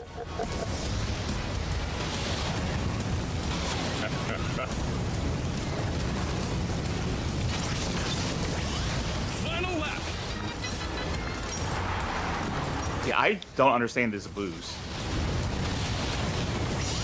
Final lap. Yeah, Like you I think I burnt it whenever? out. And now I have it again. Like, my thing is just like, why would I not be boosting? And I guess the answer is because it makes your turning bad for a little bit. Okay, so you can just always boost, more or less. They let you boost a lot, though. Yeah. A lot.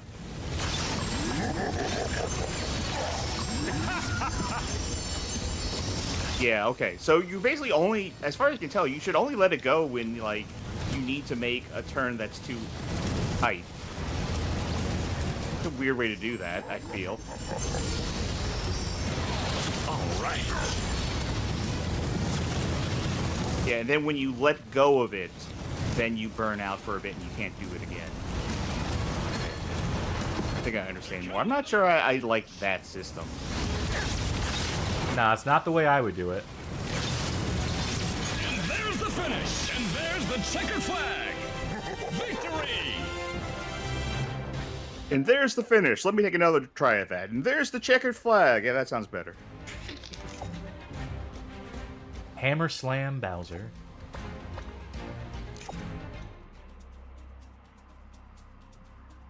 Okay, let's try a more traditional race, why don't we? Yeah. There didn't appear to be, like... Was there a battle mode? I don't remember the options in this game already. I don't remember. The video games, they run together. Yeah. Hello. The shows, they run long. Nope! Don't want to do more of that. Let's quit.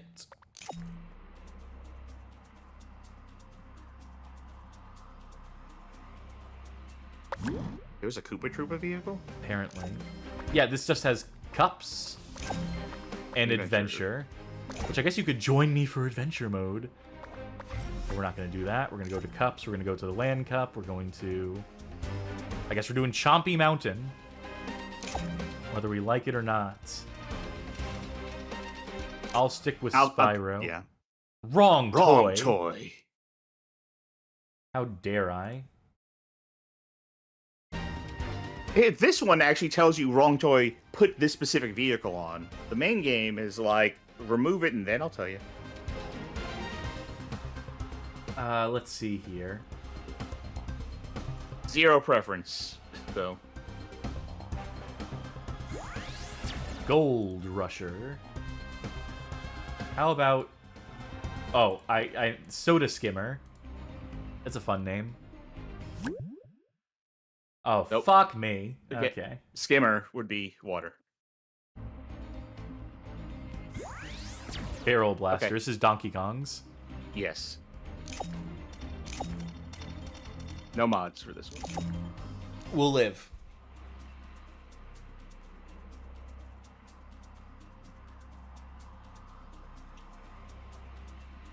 I'm glad we skipped Garfield Kart, because we only got one more game after this. Yes. So we might finish within 4 hours. I don't think there's that much to the next game we have to play, so... No. I tell you these chompies don't bite, but I'd be lying. So please keep... Oh. All Forget for trying to skip. No, hold A to skip. It takes a while for it to react to it, so I always assume I'm pressing the wrong button. 3, 2, 1, go! Okay, so this does not have that boost thing that playing. Yeah, this has drifting instead. Instead of having melee in range, you just have your ranged attack, and then you have a jump. Yes, different mechanics per vehicle. Like the water ones, they have a dive button in place of the jump button, for example, so...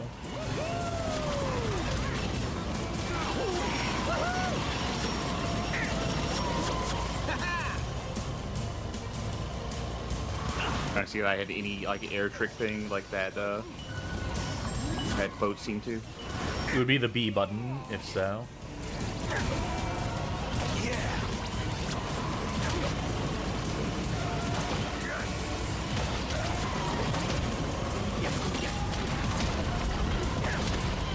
Oh, there's a decent intensity to this that I appreciate. Knowing that you can get attacked at any time, and that it'll cost you.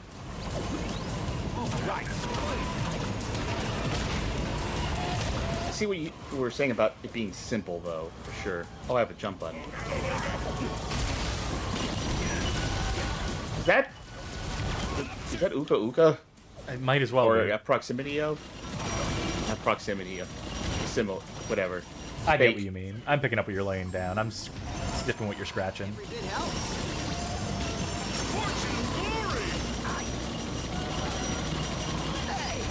Items seem a little sparse. Like, they're there. They're there enough to qualify this as a kart racer. Well, it's because you have the built-in attack at all times, so that's really the priority here. Yes! But I'm going to see how many of them I see on one lap, period. 2. I missed it. Still. All right.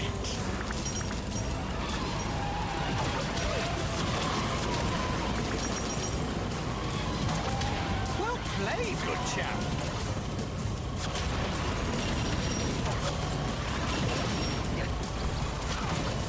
Now, this is very kinetic in a way that I do appreciate. Oh, this time that jump, and I think I blew the whole race. Oh, well, oh, damn it. I didn't trust myself enough with that turn.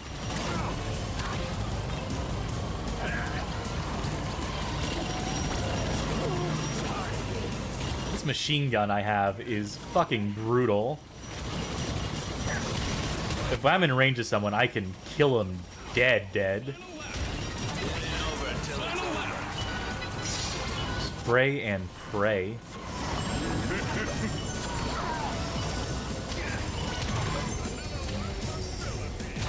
Oh, I got stuck on you.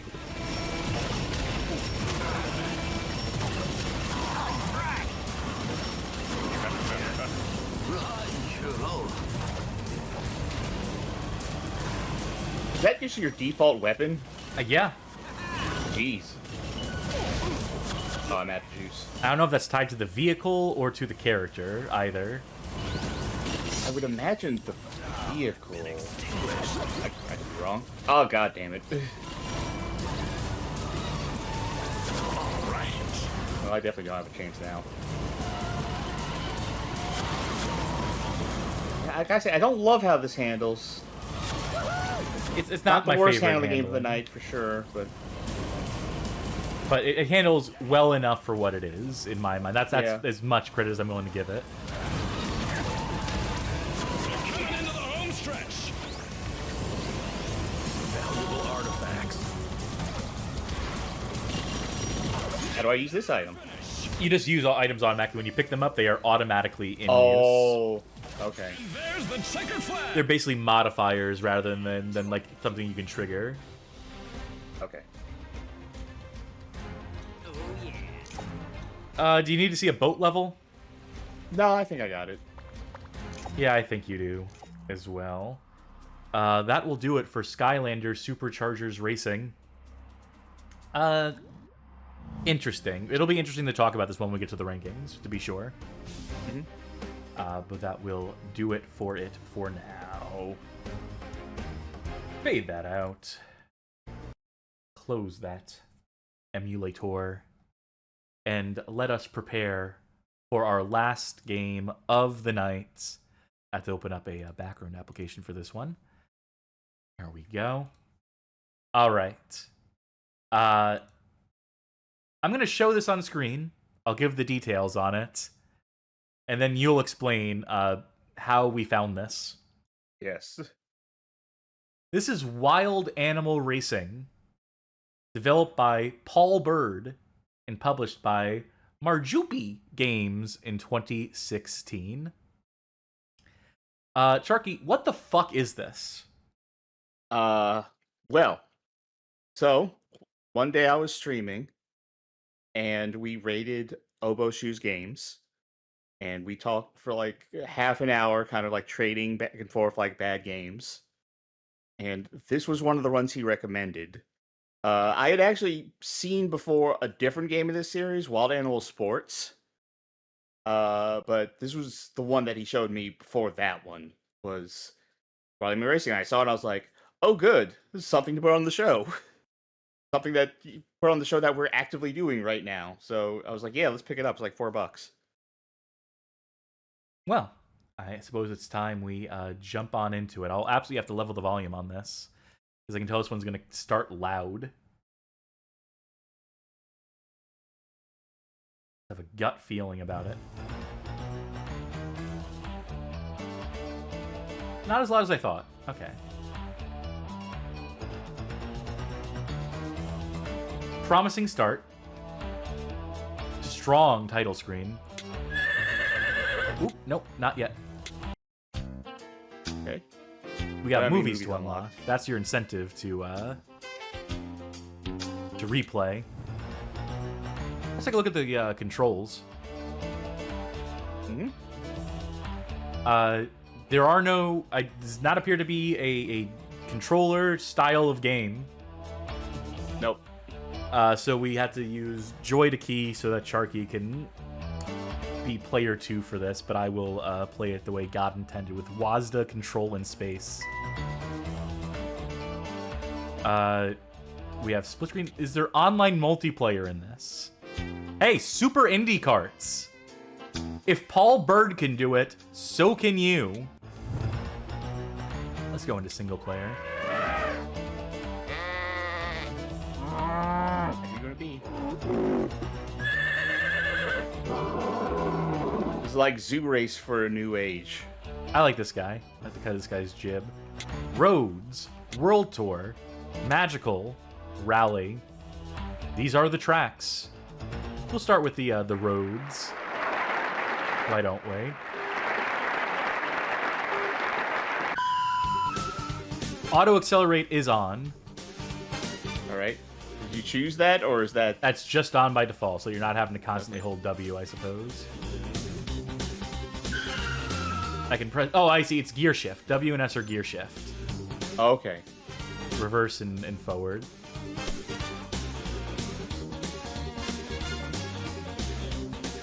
Do you think there's drifting in this? We're gonna find out. Considering that you can only forward and back, maybe not. No.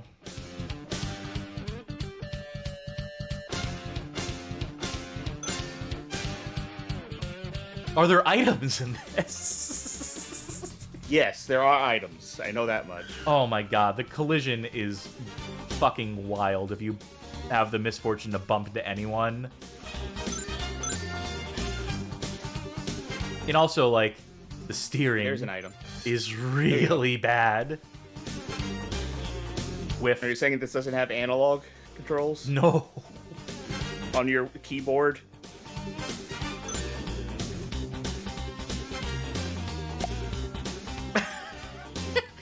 So it counts. There was.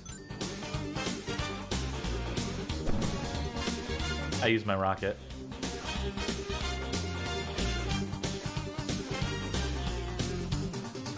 We were playing this last night a little bit. In that call we mentioned earlier, fuck. And someone, I won't say who, was under the impression this was pre-rendered graphics. And I didn't even flag that at first that they were talking about the game I was playing, because I'm like, how do you mistake this for pre-rendered graphics? They're saying they were high in chat right now, so that they're giving themselves away. I was giving them an out. But... I mean, this... I see where she's coming from. By saying this looks like pre-rendered graphics. Right? Like, if the camera was a different angle, this would be just some sort of, like, 90s CGI project. Oh, okay, so these are cups. The road contains more than one track. Okay, alright. So that means there's more tracks in this game than I expected.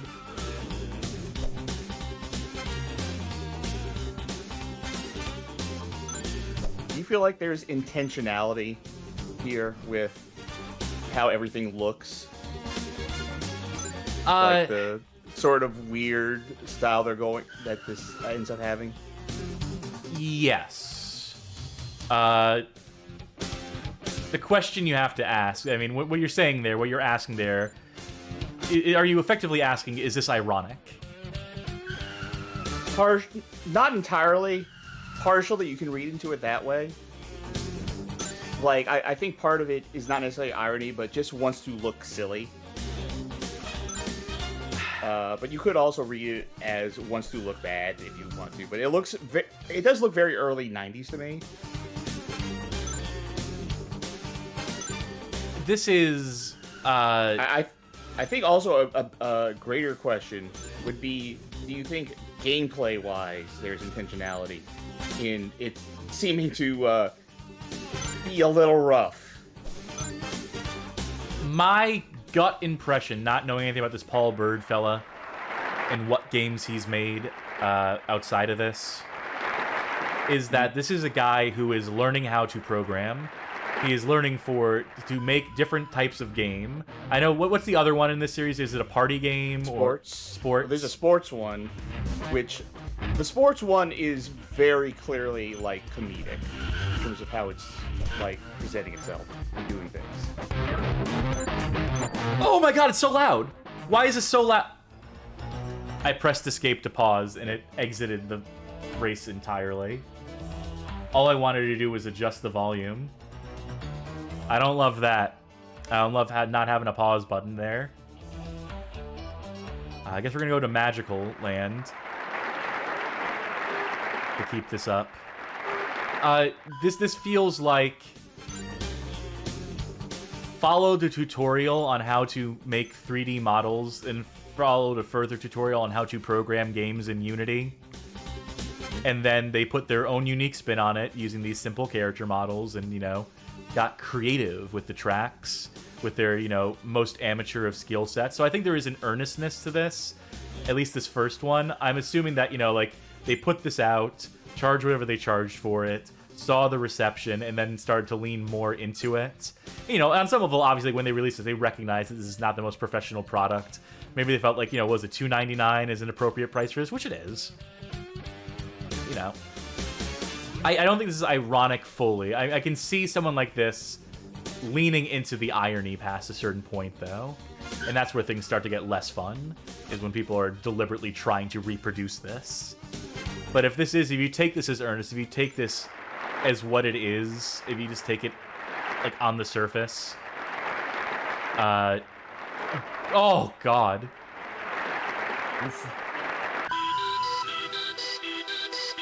it's loud again, but I have the volume lowered, so... Like, I know, you know, on some level, like, you don't make a track like this unless you're, like, fully aware of the fact that this is an eyesore to look at. It's challenging, in a sense of the word. I don't know, like, you know, the thing that is getting to me, you know, I want to be like, you know, oh, this is silly, this is unique, this is, you know, fun for what it is, in the way like a zoo race is. But the thing that's really getting to me is that the controls are just really bad. Like, you know, no matter how many layers of irony you steep this in or otherwise, no matter how much credit you want to give the developer, at the end of the day, W and D to steer, not good. And the collision is frustrating when it knocks you against the wall and uphill and you have to reverse and, like, struggle to get back on track. Like, the art of, like, actually racing in this game needs desperate need of improvement. Honestly, like, looking at the general games this person has made, I don't, and that's the thing when I was responding to when you first asked, is I don't read into this with irony, necessarily. Like... I mean, look at these fish, for God's sake. Oh, no, I'm saying it's leaning into being silly, for sure.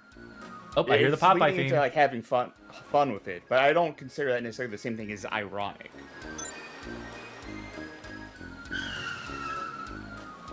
I think my question with the intentionality was to ask, like, in terms of how this looks, if it was if it was trying to lean into the sort of 90s CGI look, like, on purpose, like, if everything was, like, crafted towards that, or if this is just, like, his style of creating, like, models and stuff. This is a style of creating models and stuff. I don't think they're thinking too hard about, like, you know, silicon graphics of the 90s. I don't think they're trying to emulate that aesthetic. I think this is how they learned to do 3D models at a very amateurish level, and it's what they've stuck with because there is something charming about it to them. But they're like, you know, it doesn't need to be any more advanced than this. Keep it simple. Yeah, like, I say this as someone who, like, draws, and is not really that good at drawing, but there are times where I do want to lean into, like, a certain aesthetic, like, you know, on purpose. Got some achievements. I like how your avatar is, like, just floating above your head as part of that. Spinning around. That's me. Not enough to unlock any Bob movies says, yet. I don't think it's ironic because there'd be something more subversive about it. Good work. Dino Gem awarded. Hey, you ready for some multiplayer? Sure. Now remember, I'm the bottom screen and you're the top screen.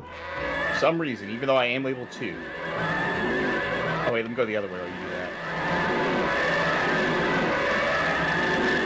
Alright, that's enough of that. Folks, if you'd like to support us, who am I gonna pick?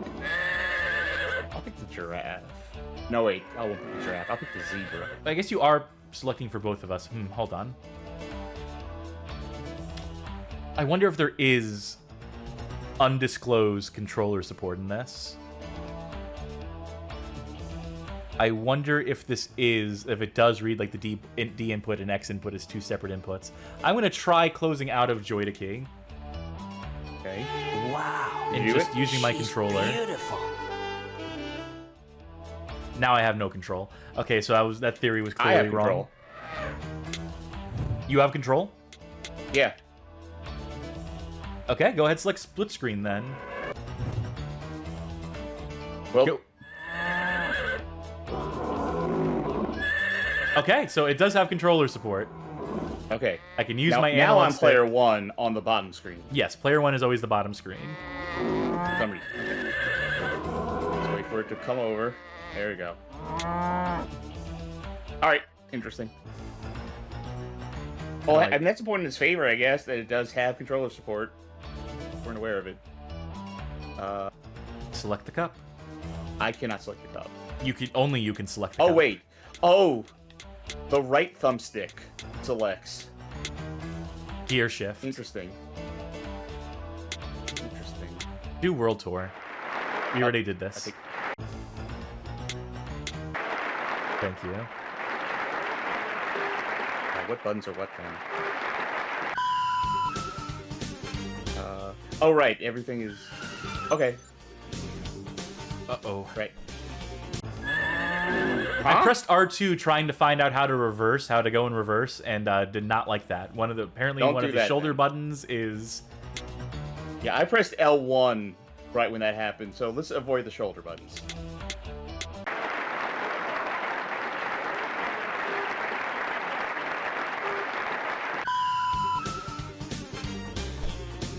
Okay, triangle is jump. I think square is use item. I was trying to figure out how to reverse because I got bumped into a wall. Right thumbstick. Not for me, it ain't. Not left thumbstick either, for that matter. Well, for me, if I hit down on right thumbstick, then I go in reverse. Well, that's the end of me. Weird that if it would be different for different players. Like, I can do that fine. I think it's because the D input and the way that it default binds D input versus the way it default binds X input. Oh, that would make sense. I just have to race really good and not bump into any walls, otherwise I'm fucked. So what's my use button? Should be square? Not. We've established. I guess we've established it's different. Okay, so I'm out of the race. I'm either gonna find the button or I'm going to. Whoops. Sorry, I had to try a button again. I tried L2, so I know that L2 is cancel again. Okay. Okay. World Tour. Let me try L1, R1. These are safe buttons. They do not cancel the race immediately, so that's good. I'm going to try R2 in a second. R2 is a close out of the game, or is it backwards? All right. Go to the rally. So as far as I can tell, I do not have a means of going into reverse. It's just not bound for me.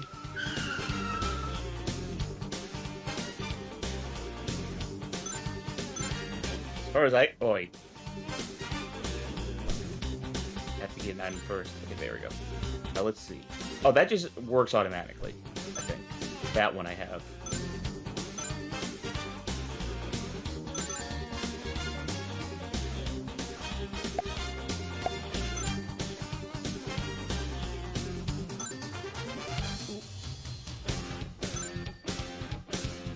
This is, certainly a race to remember.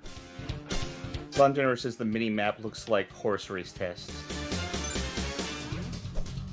I get the reference, even if I don't know if you do. But maybe I do. Is there an accelerate button? Is there a go faster than you're going right now button? No, there is not. Okay. There is only reverse and accelerate. Or in my case, just accelerate. Okay, I found my use item button. Oh, you get a lot of missiles, actually. And I'm fucked. Right, clicking sticks in? I'm clicking the sticks in. I'm clicking both the sticks in. Every face button. Oh, I found a way to open up my Steam community. That's great. Alright. That might help. I forgot that. You know, I'm just gonna let you race. I'm just gonna let you single player, because this right. is clearly not... Yeah, maybe if we use the... Uh-oh. Maybe if we use the... What you call it? Keyboard. Would work better.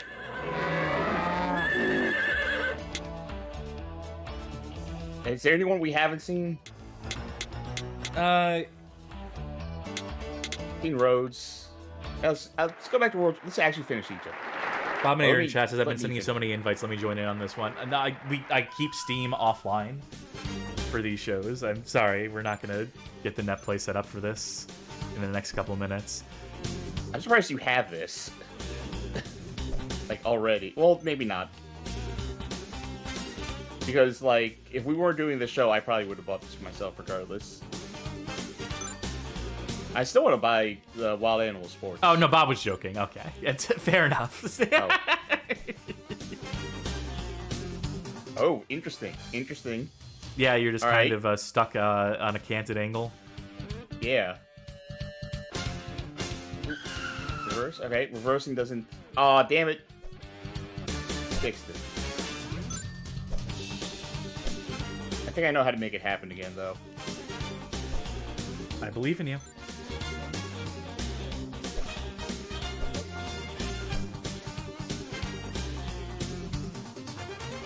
Alright.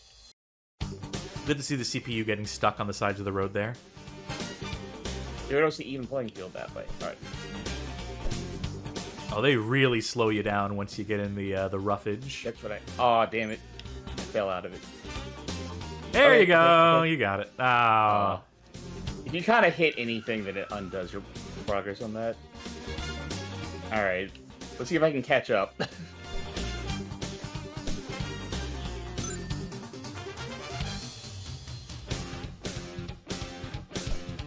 Like, to give my thoughts on this, on games of this ilk. Like, you know, $3. You can't get mad at it. Yeah. But, you know, this is also a game I would play for 5 minutes and be like, alright, I got it. I get what they're doing here. It doesn't mean I want to play it at all. Does not mean I can appreciate it from afar. Or, you know, it's like, you know, it's like the thing that the point you always raise about, like, you know, once a game, you get to the point with a video game where you're like, I get it, and let's move on, is like how I feel about these games at a certain point as a whole. Like, you know, 5 minutes is like, and I get it.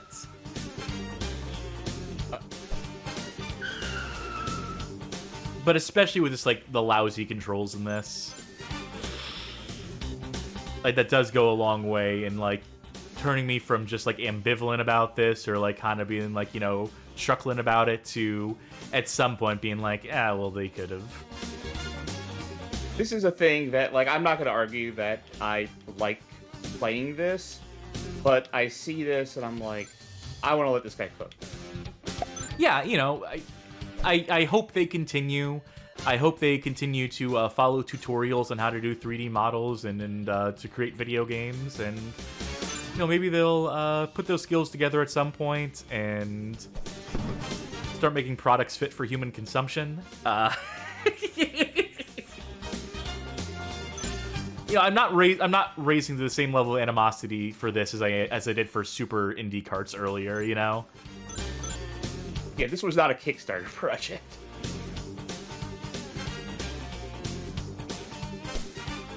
Like, there's a difference between something that's, like, you know, by a major company or something that has a lot of money behind it, or, you know, relatively a lot of money behind it. And something that's, you know, very clearly either one person or a very small team just doing something and saying, like, you know what, $4 here. I want you to finish this, by the way, because I want to unlock one of the movies. That's going to be the last thing we do in this game after you finish this this cup. Ah, Paris.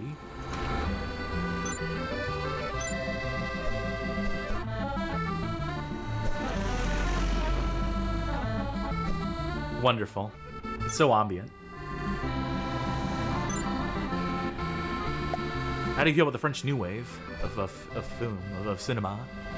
No, you know, I'm not really a movie watcher. Yeah, I know. Because I was going to say that I'm getting some of, you know, like some of those vibes, you know, like Unche Andalou. And what's that one about the guy who's a criminal, steals a bicycle? I think it might be the Bicycle Thief. Oh. Boondock Saints? Yeah, my favorite French New Wave film, The Boondock Saints. Yeah. If you want to... I mean, first of all, Boondock Saints, you know, lame. It was fun, you know, in the year it came out. But what's better than the Boondock Saints is the making of the Boondock Saints called... It's called Overexposed. It's Troy Duffy, the guy who made it. There's a documentary about the making of the movie where he completely, like, makes an ass of himself, where he, like, you see the process of him, like, burning all of his bridges in the production of this movie. And it's kind of incredible. Overnight is the name of it. Fascinating documentary. You might need to control this with... Yes. Alright. You have enough for that.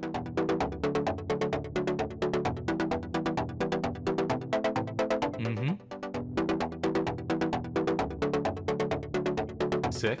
So Now, here's the Rorschach test. Do you read this as ironic, or do you read this as silly? This is silly. Yeah. Like, you know what? I'm gonna just have a little knockoff Sandstorm play. This is very Zoo Race as well, though. Like, I know we keep referencing the Zoo Race, which we've played here, but this on is... several levels, this is very Zoo Race. Like, maybe, like... Zoo Race had these dance numbers in it. Like, the things you unlock in Zoo Race are these dancing. I would kill to see what this is. This is better... It's probably on YouTube, right? Probably. Look it up, folks. Yeah. You find it for yourself. That's going to do it for Wild Animal Racing. That will do it for the games tonight. But of course, our job is not quite done. We still got to rank them. I have to bring up the ranking list. And we're going to get to determining where these games we played tonight, the 6 games we played tonight, land on our list that is currently 153 entries deep. I'm stalling for time because I do not have the list open yet. Oh, wait a minute. There it is. All right, here's tonight's games. Starting with El Chavo Karts. Honestly, one of the better ones we've done on the show. Like, it's not... I don't think it's top 10. Top 10. It's not quite top 10. Top 20? I think. Maybe. I mean, I like it more than Diddy Kong Racing, but I feel like I'm not gonna win that argument. Yeah. I feel like Little Big Fan of karting being this low is actually surprising me a little bit, now that I look back at it. But that's the decision we made. I don't know, I would put it above Looney Tunes Racing, maybe. Where's that? That's number 14. I'd put it above Speed Punks. Okay. But below Living World Racing. But below Living World Racing somehow. You know, we should probably...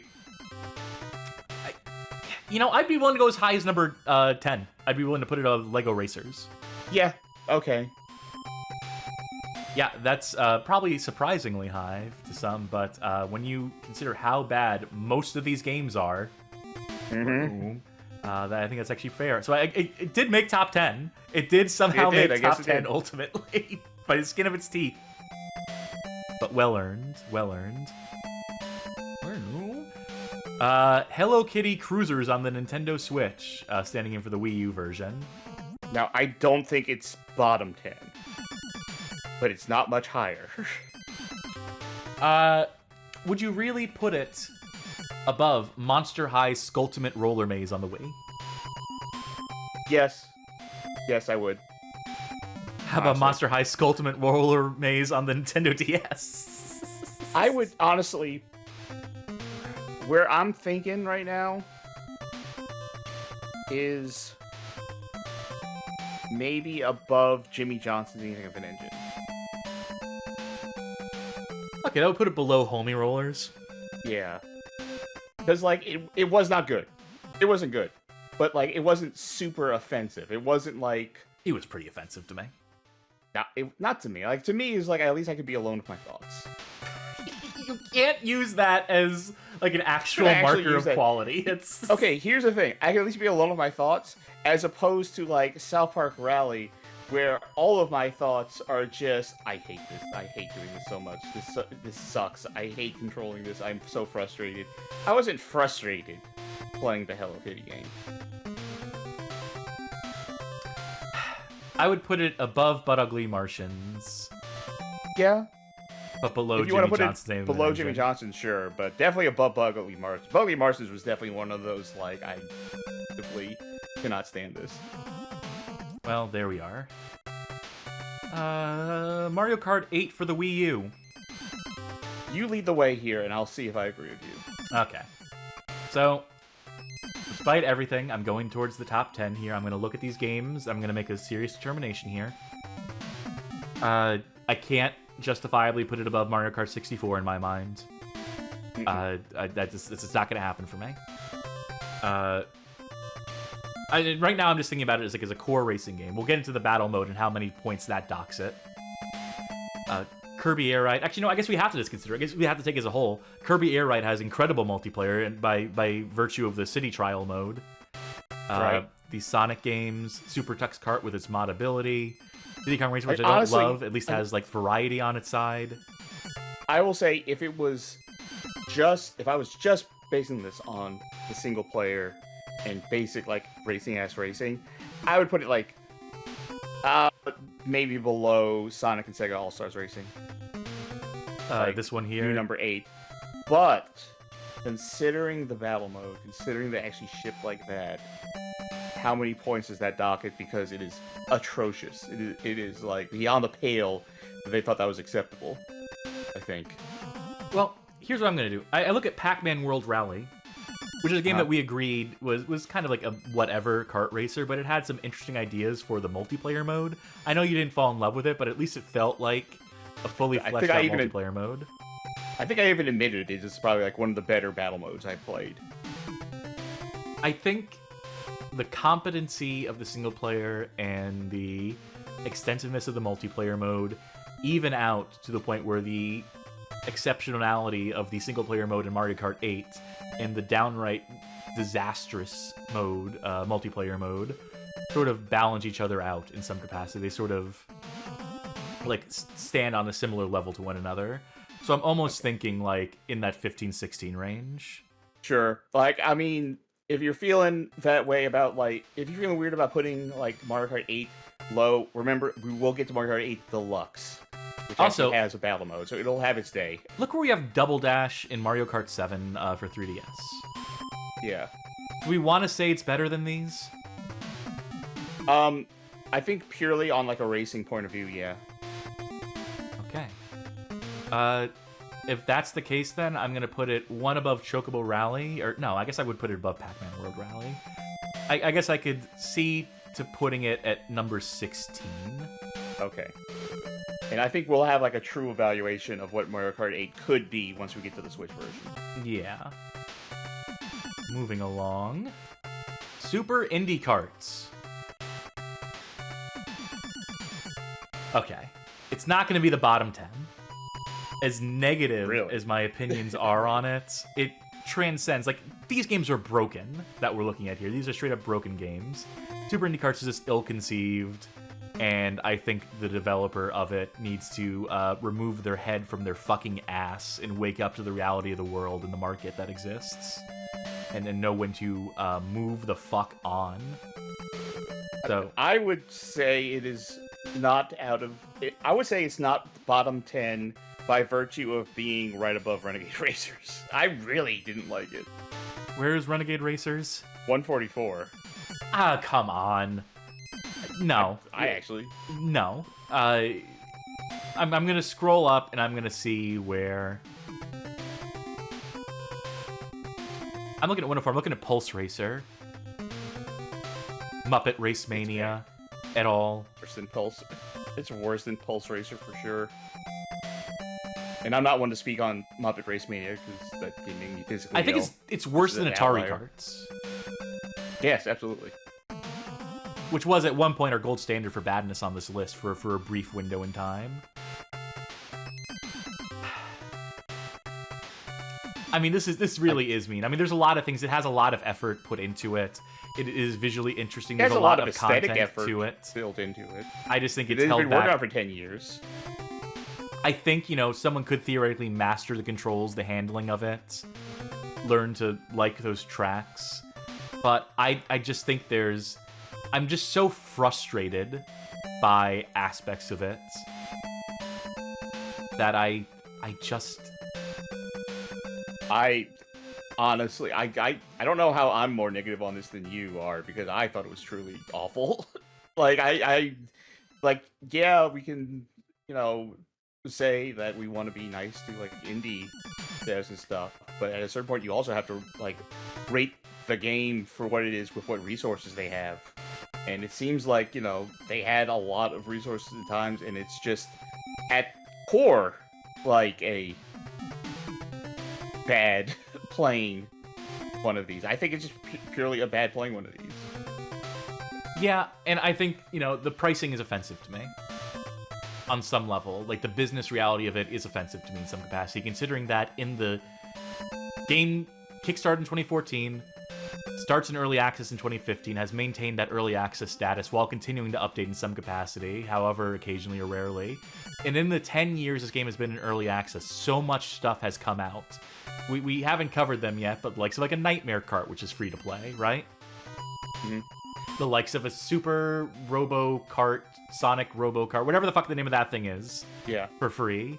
And this number. doesn't have to be free necessarily. It doesn't have to be, but these are games. I was going to raise at the point that they're free and they're online. The fact that they are built around community, and that you think that a game with indie in the title that is a combination, a celebration of the indie community, the indie games community, which is again like community. I keep saying the word community because like the thing about indie games that they're so tight knit. Also, I really want to stop you there because Nightmare Kart is not online. It's not online? No. Okay, fair enough. At least they're not fucking charging for it.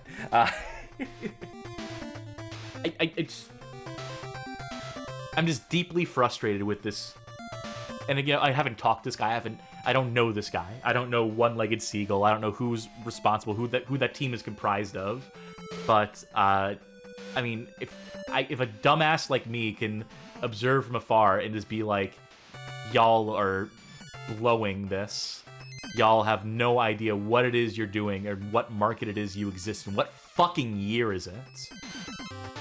That you are. I think there is like a business aspect to it because like we're gonna talk somewhat about YMO racing later, but I can see that as being, that's also just straight up. It's not good, but like is very more clearly like just a guy doing a thing, whereas this is definitely, I'm sure there's passion behind it, but it is also very much a business thing. There was a Kickstarter for it. It is like doing deals ostensibly with a bunch of different companies to do this. There is business intent behind it, and it is turning into a product that I personally just don't gel with at all. Even as the person who kind of likes kart racers, I don't gel with this one. Yeah, it makes me mad on a level outside of just its gameplay. And I think for that, in my heart of hearts, if I were to rate this game purely technically, I would not like it. But, I think I'd put it, somewhere in this range.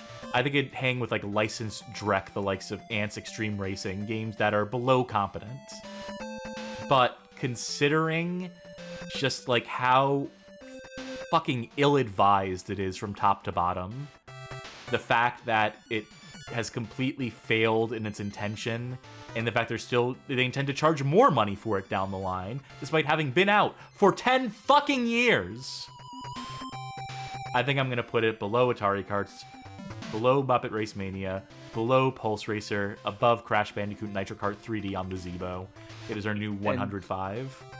And you know what? Something I haven't mentioned, I didn't mention it then, and I haven't mentioned up till now. That game actually gave me a massive headache that stuck with me for the rest of the night. So I have another reason to not like it, is because my head hurts. That is fair. Back to the bottom, so we can pluck Skylanders SuperChargers Racing from the depths and decide where it goes. I'm honestly hard-pressed to figure out where to put this. It was fine. I'm going to put it above the likes of the DreamWorks games that we were just looking at. I think it's... how about Jack X Combat Racer? That's a good point of comparison, because it is very combat racing-oriented. Better or worse? Better than Jack X, I think. It felt a little better. I think I would agree. How about Crash Nitro Kart on the PS2? Maybe worse than that. That's more me trying to really remember Crash Nitro Kart. Maybe worse than that. I think that's fair. I think it's better than Crazy Frog Arcade Racer.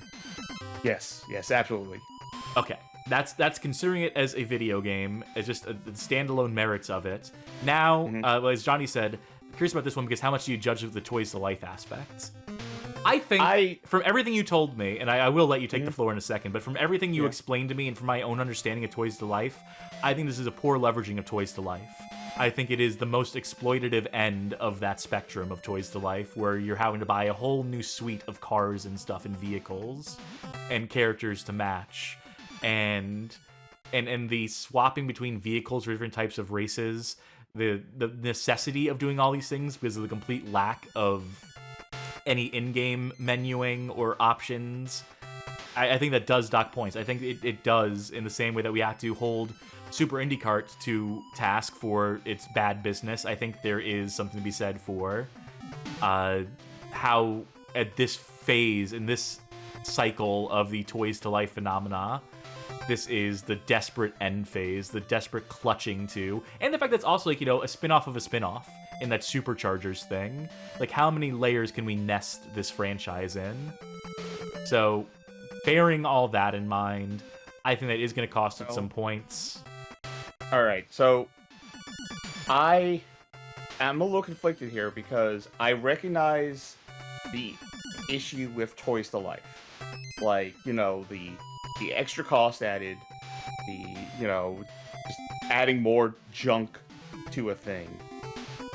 On the other hand, I do actually enjoy the physicality of the Toys to Life. Like, if I'm being honest, in my time playing these things, I liked having the little collectibles. I liked the little figurines. I liked the physical aspect of having these toys be representatives of my progress in these games, switching them out. I actually do like the switching out process. I think that's kind of fun.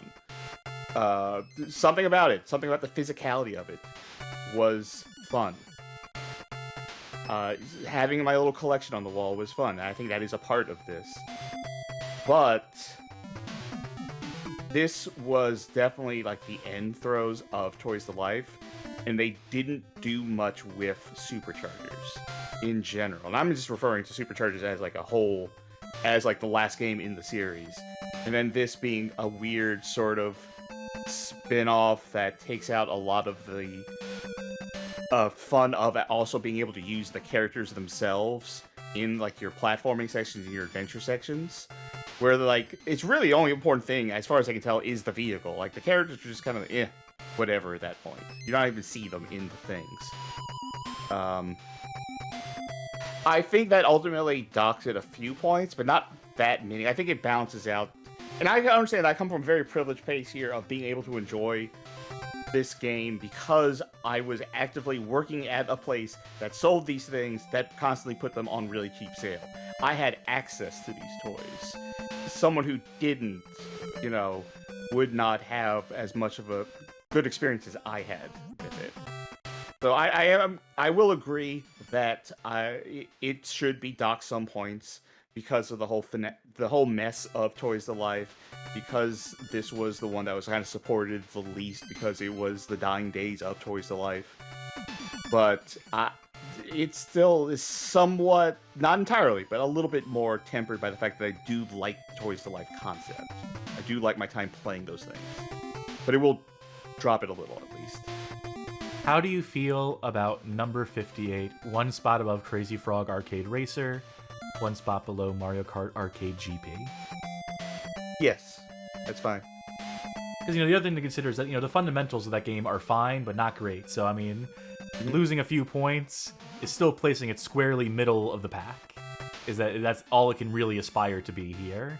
That even if it wasn't, even if it had just everything existing in a menu, and we somehow agree that that was the best way to do it, or even just had it as an option, you know, whatever, it would still just be a middle-of-the-pack racer with some, you know, half-decent combat hooks. I think it goes above Jack X Combat Racing, and I think that's fair to say.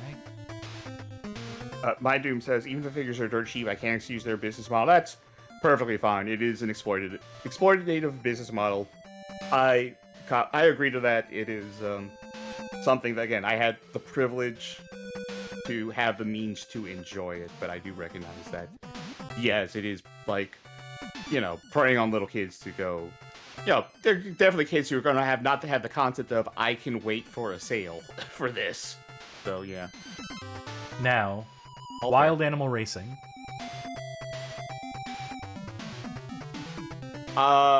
I'm almost inclined to say this is in the realm of we maybe shouldn't end up rating it for the punching down reason. It's straight up not good to play. It is very, like, amateurish, for sure. It's definitely more functional than a lot of other games we played, to be honest. It is less of a pain than something like a Monster High. It is very playable. I could put it above a Jungle Karts. Good. I find it very charming in how it looks. It is definitely like it seems like a thing a guy made to have fun, to just like, flexes, burgeoning skills in gaming and that kind of stuff. It has online. It does have online. I don't know where to put it though. I have an idea of where I would put it. We can't do another Living World Racing of this one. No, we absolutely can't. I think it's like what do you 127, 120. I think it's in this zone here. I think it might be better than Monster Racer. It's a step below Monster Racer, but it's better than Flintstones and Viva Rock Vegas. This is where I would put it, and I'm going to justify putting it on the list because I think I get what you're saying where you don't want to punch down on it. But consider this: a one-man game, presumably this Paul Bird fella, has rated higher than all this bullshit made by actual studios comprising many developers who were paid for their time and efforts and put out. That's what I was saying, was that, like, on the one hand, I don't want to punch down, but it is still better than some games that we played on here. For being something that is that amateurish, it still went above other games from, like, fucking published by Sony Computer Entertainment, Yeah, published by made by Nintendo. Traveler's Tales. Yeah. This piece of fucking garbage at the bottom of the list, anchoring the bottom of the list here. Leagues ahead of that. I mean, any day of the week I will play Wild Animal Racing ahead of Donkey Kong Barrel Blast. And you know what, personally, there is another of those Wild Animal games I do actually want to get. So it's like, playing South Park Rally didn't make me think, boy, I want to play a different South Park game. Check that out. So that is our list. El Chavo Kart makes it into the top 10. That's the biggest shakeup we see so far, that we see on the list today. Mario Kart 8 on the Wii U, failing to breach that top 10, but somewhere in the top 20, so beating some previous Mario Kart games in Double Dash and 7, and I'm sure there's probably a couple lower here. Oh, Super Mario Kart at number 32. Yeah, there you go. So, in terms of this, the pure Mario Kart ranking somewhere towards the middle. And nothing broke the bottom 10 here tonight, right? If the worst game we played tonight was Hello Kitty. Hello Kitty Kruisers, yeah, which was bad, was laughably bad to me. But 141, so still 28 removed, or 18 removed from the bottom here. Bottom 20. All right, that's the list right now. I'm not going to read the whole thing out loud just yet. That's where we save it for the last episode when we have it all tallied up and done. But we are last bespoke episode where we just read the list. Yeah, for the full 3 hours. So, with all that said and done, folks, thank you for tuning in to this episode 20 of the Cursed Kart Racers series. Thank you for putting up with the technical hiccups that we encountered midway through the show. I am still thinking in the back of my mind about how the fuck I'm going to stitch this one together. I don't have local recording for the first half or the second half, as it turns out. I forgot to hit that start recording button, so fucking whoops. So this is going to be a real fun one. This quality of this one on YouTube is probably going to have to suffer in terms of bitrate a little bit, so apologies. And thank you to those of you who will at some point have stuck through this to this point of the episode where I thank you for watching. Yeah, we're nearing, I know we always say it, but we're nearing the end. If I were to look at our list as it stands right now, there are 1, 2, 3 more planned episodes. And that last one that we have is, I can look at some of these, and some of these we can't actually even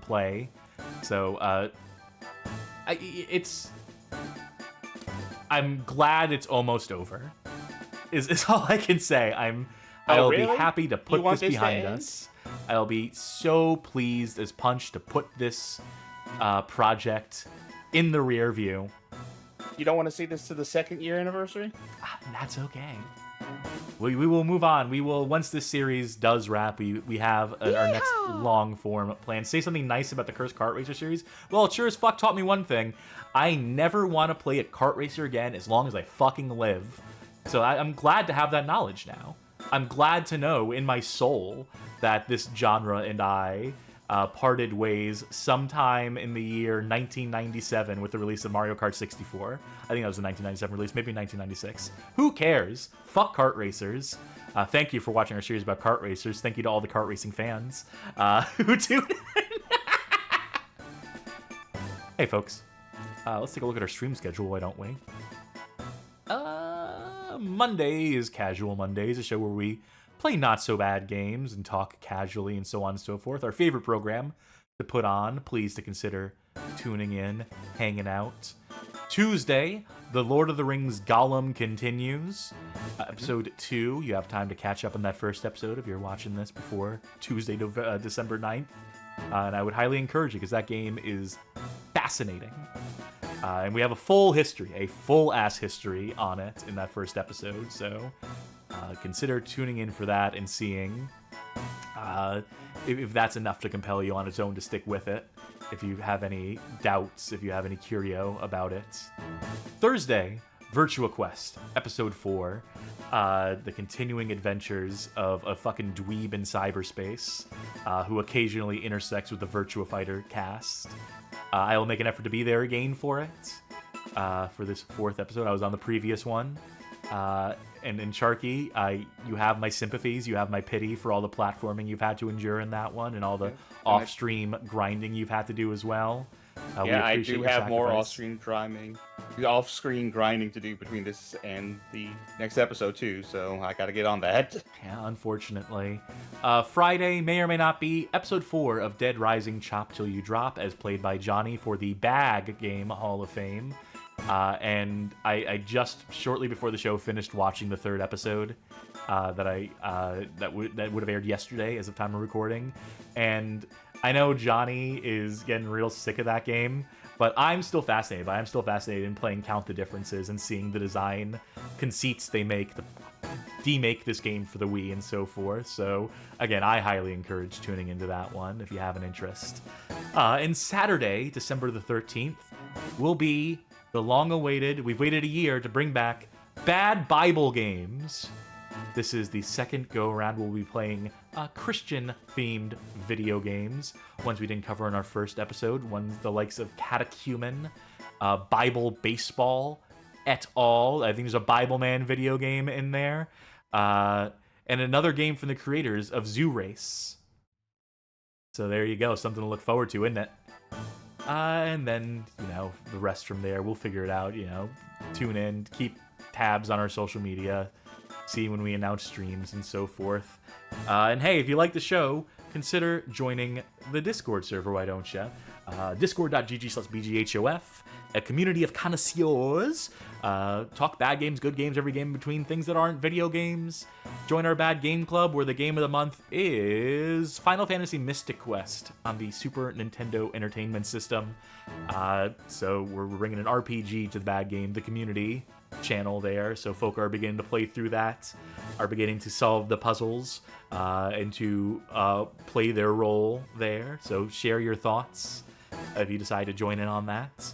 And if you really like what you saw here tonight, you might consider financially supporting us, pledging on Patreon, subscribing on Twitch, becoming a member on YouTube. Any or all of the above will grant you access to the Patreon Saints channel on our Discord server, wherein you can vote in polls, make suggestions to help steer the direction of the show, gain access to exclusive content, and know that you are appreciated by us for your help and keep the lights on at this show we put on.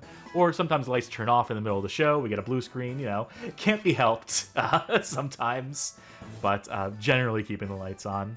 And yeah, we deeply appreciate all y'all who are able to support us on that level. If you're not able to, believe you me, we completely understand. If you're still looking for a way to help us out, that doesn't cost anything, you might consider going over to our YouTube channel, going over to our suggested viewing playlist. These are 20 handpicked episodes on a playlist that we think make for some of the best onboarding onto this show of ours that are fit to share with folk who appreciate video game streams, long-form video game content, and we encourage you and would appreciate you sharing such things with folk of that ilk.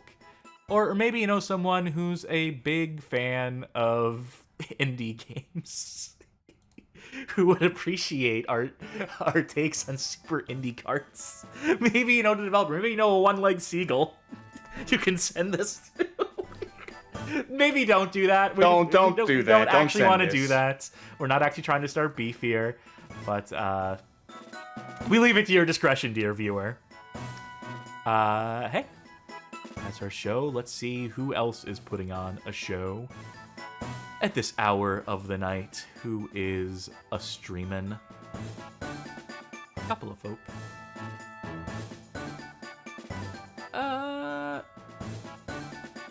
How about Cyber Trucker Alpha is playing Disaster Report 3 on the PSP. That's something, isn't it? That's Disaster Report. That series is something else. I would maybe like to see some of that. Maybe I'd like to play those games for myself one day. So it'll be of interest possibly to see someone else playing it. Let them know the Bad Game Hall of Fame sent you. So on and so forth. Send folk that away. And that will do it for us here tonight at the Bad Game Hall of Fame. I have been Crashes My Computer Cassidy. I've been a heavily discounted chunk of plastic Sharky. Thank you once more to folk out there in TV land. And until next time, beep beep, bye bye. Good night, everybody.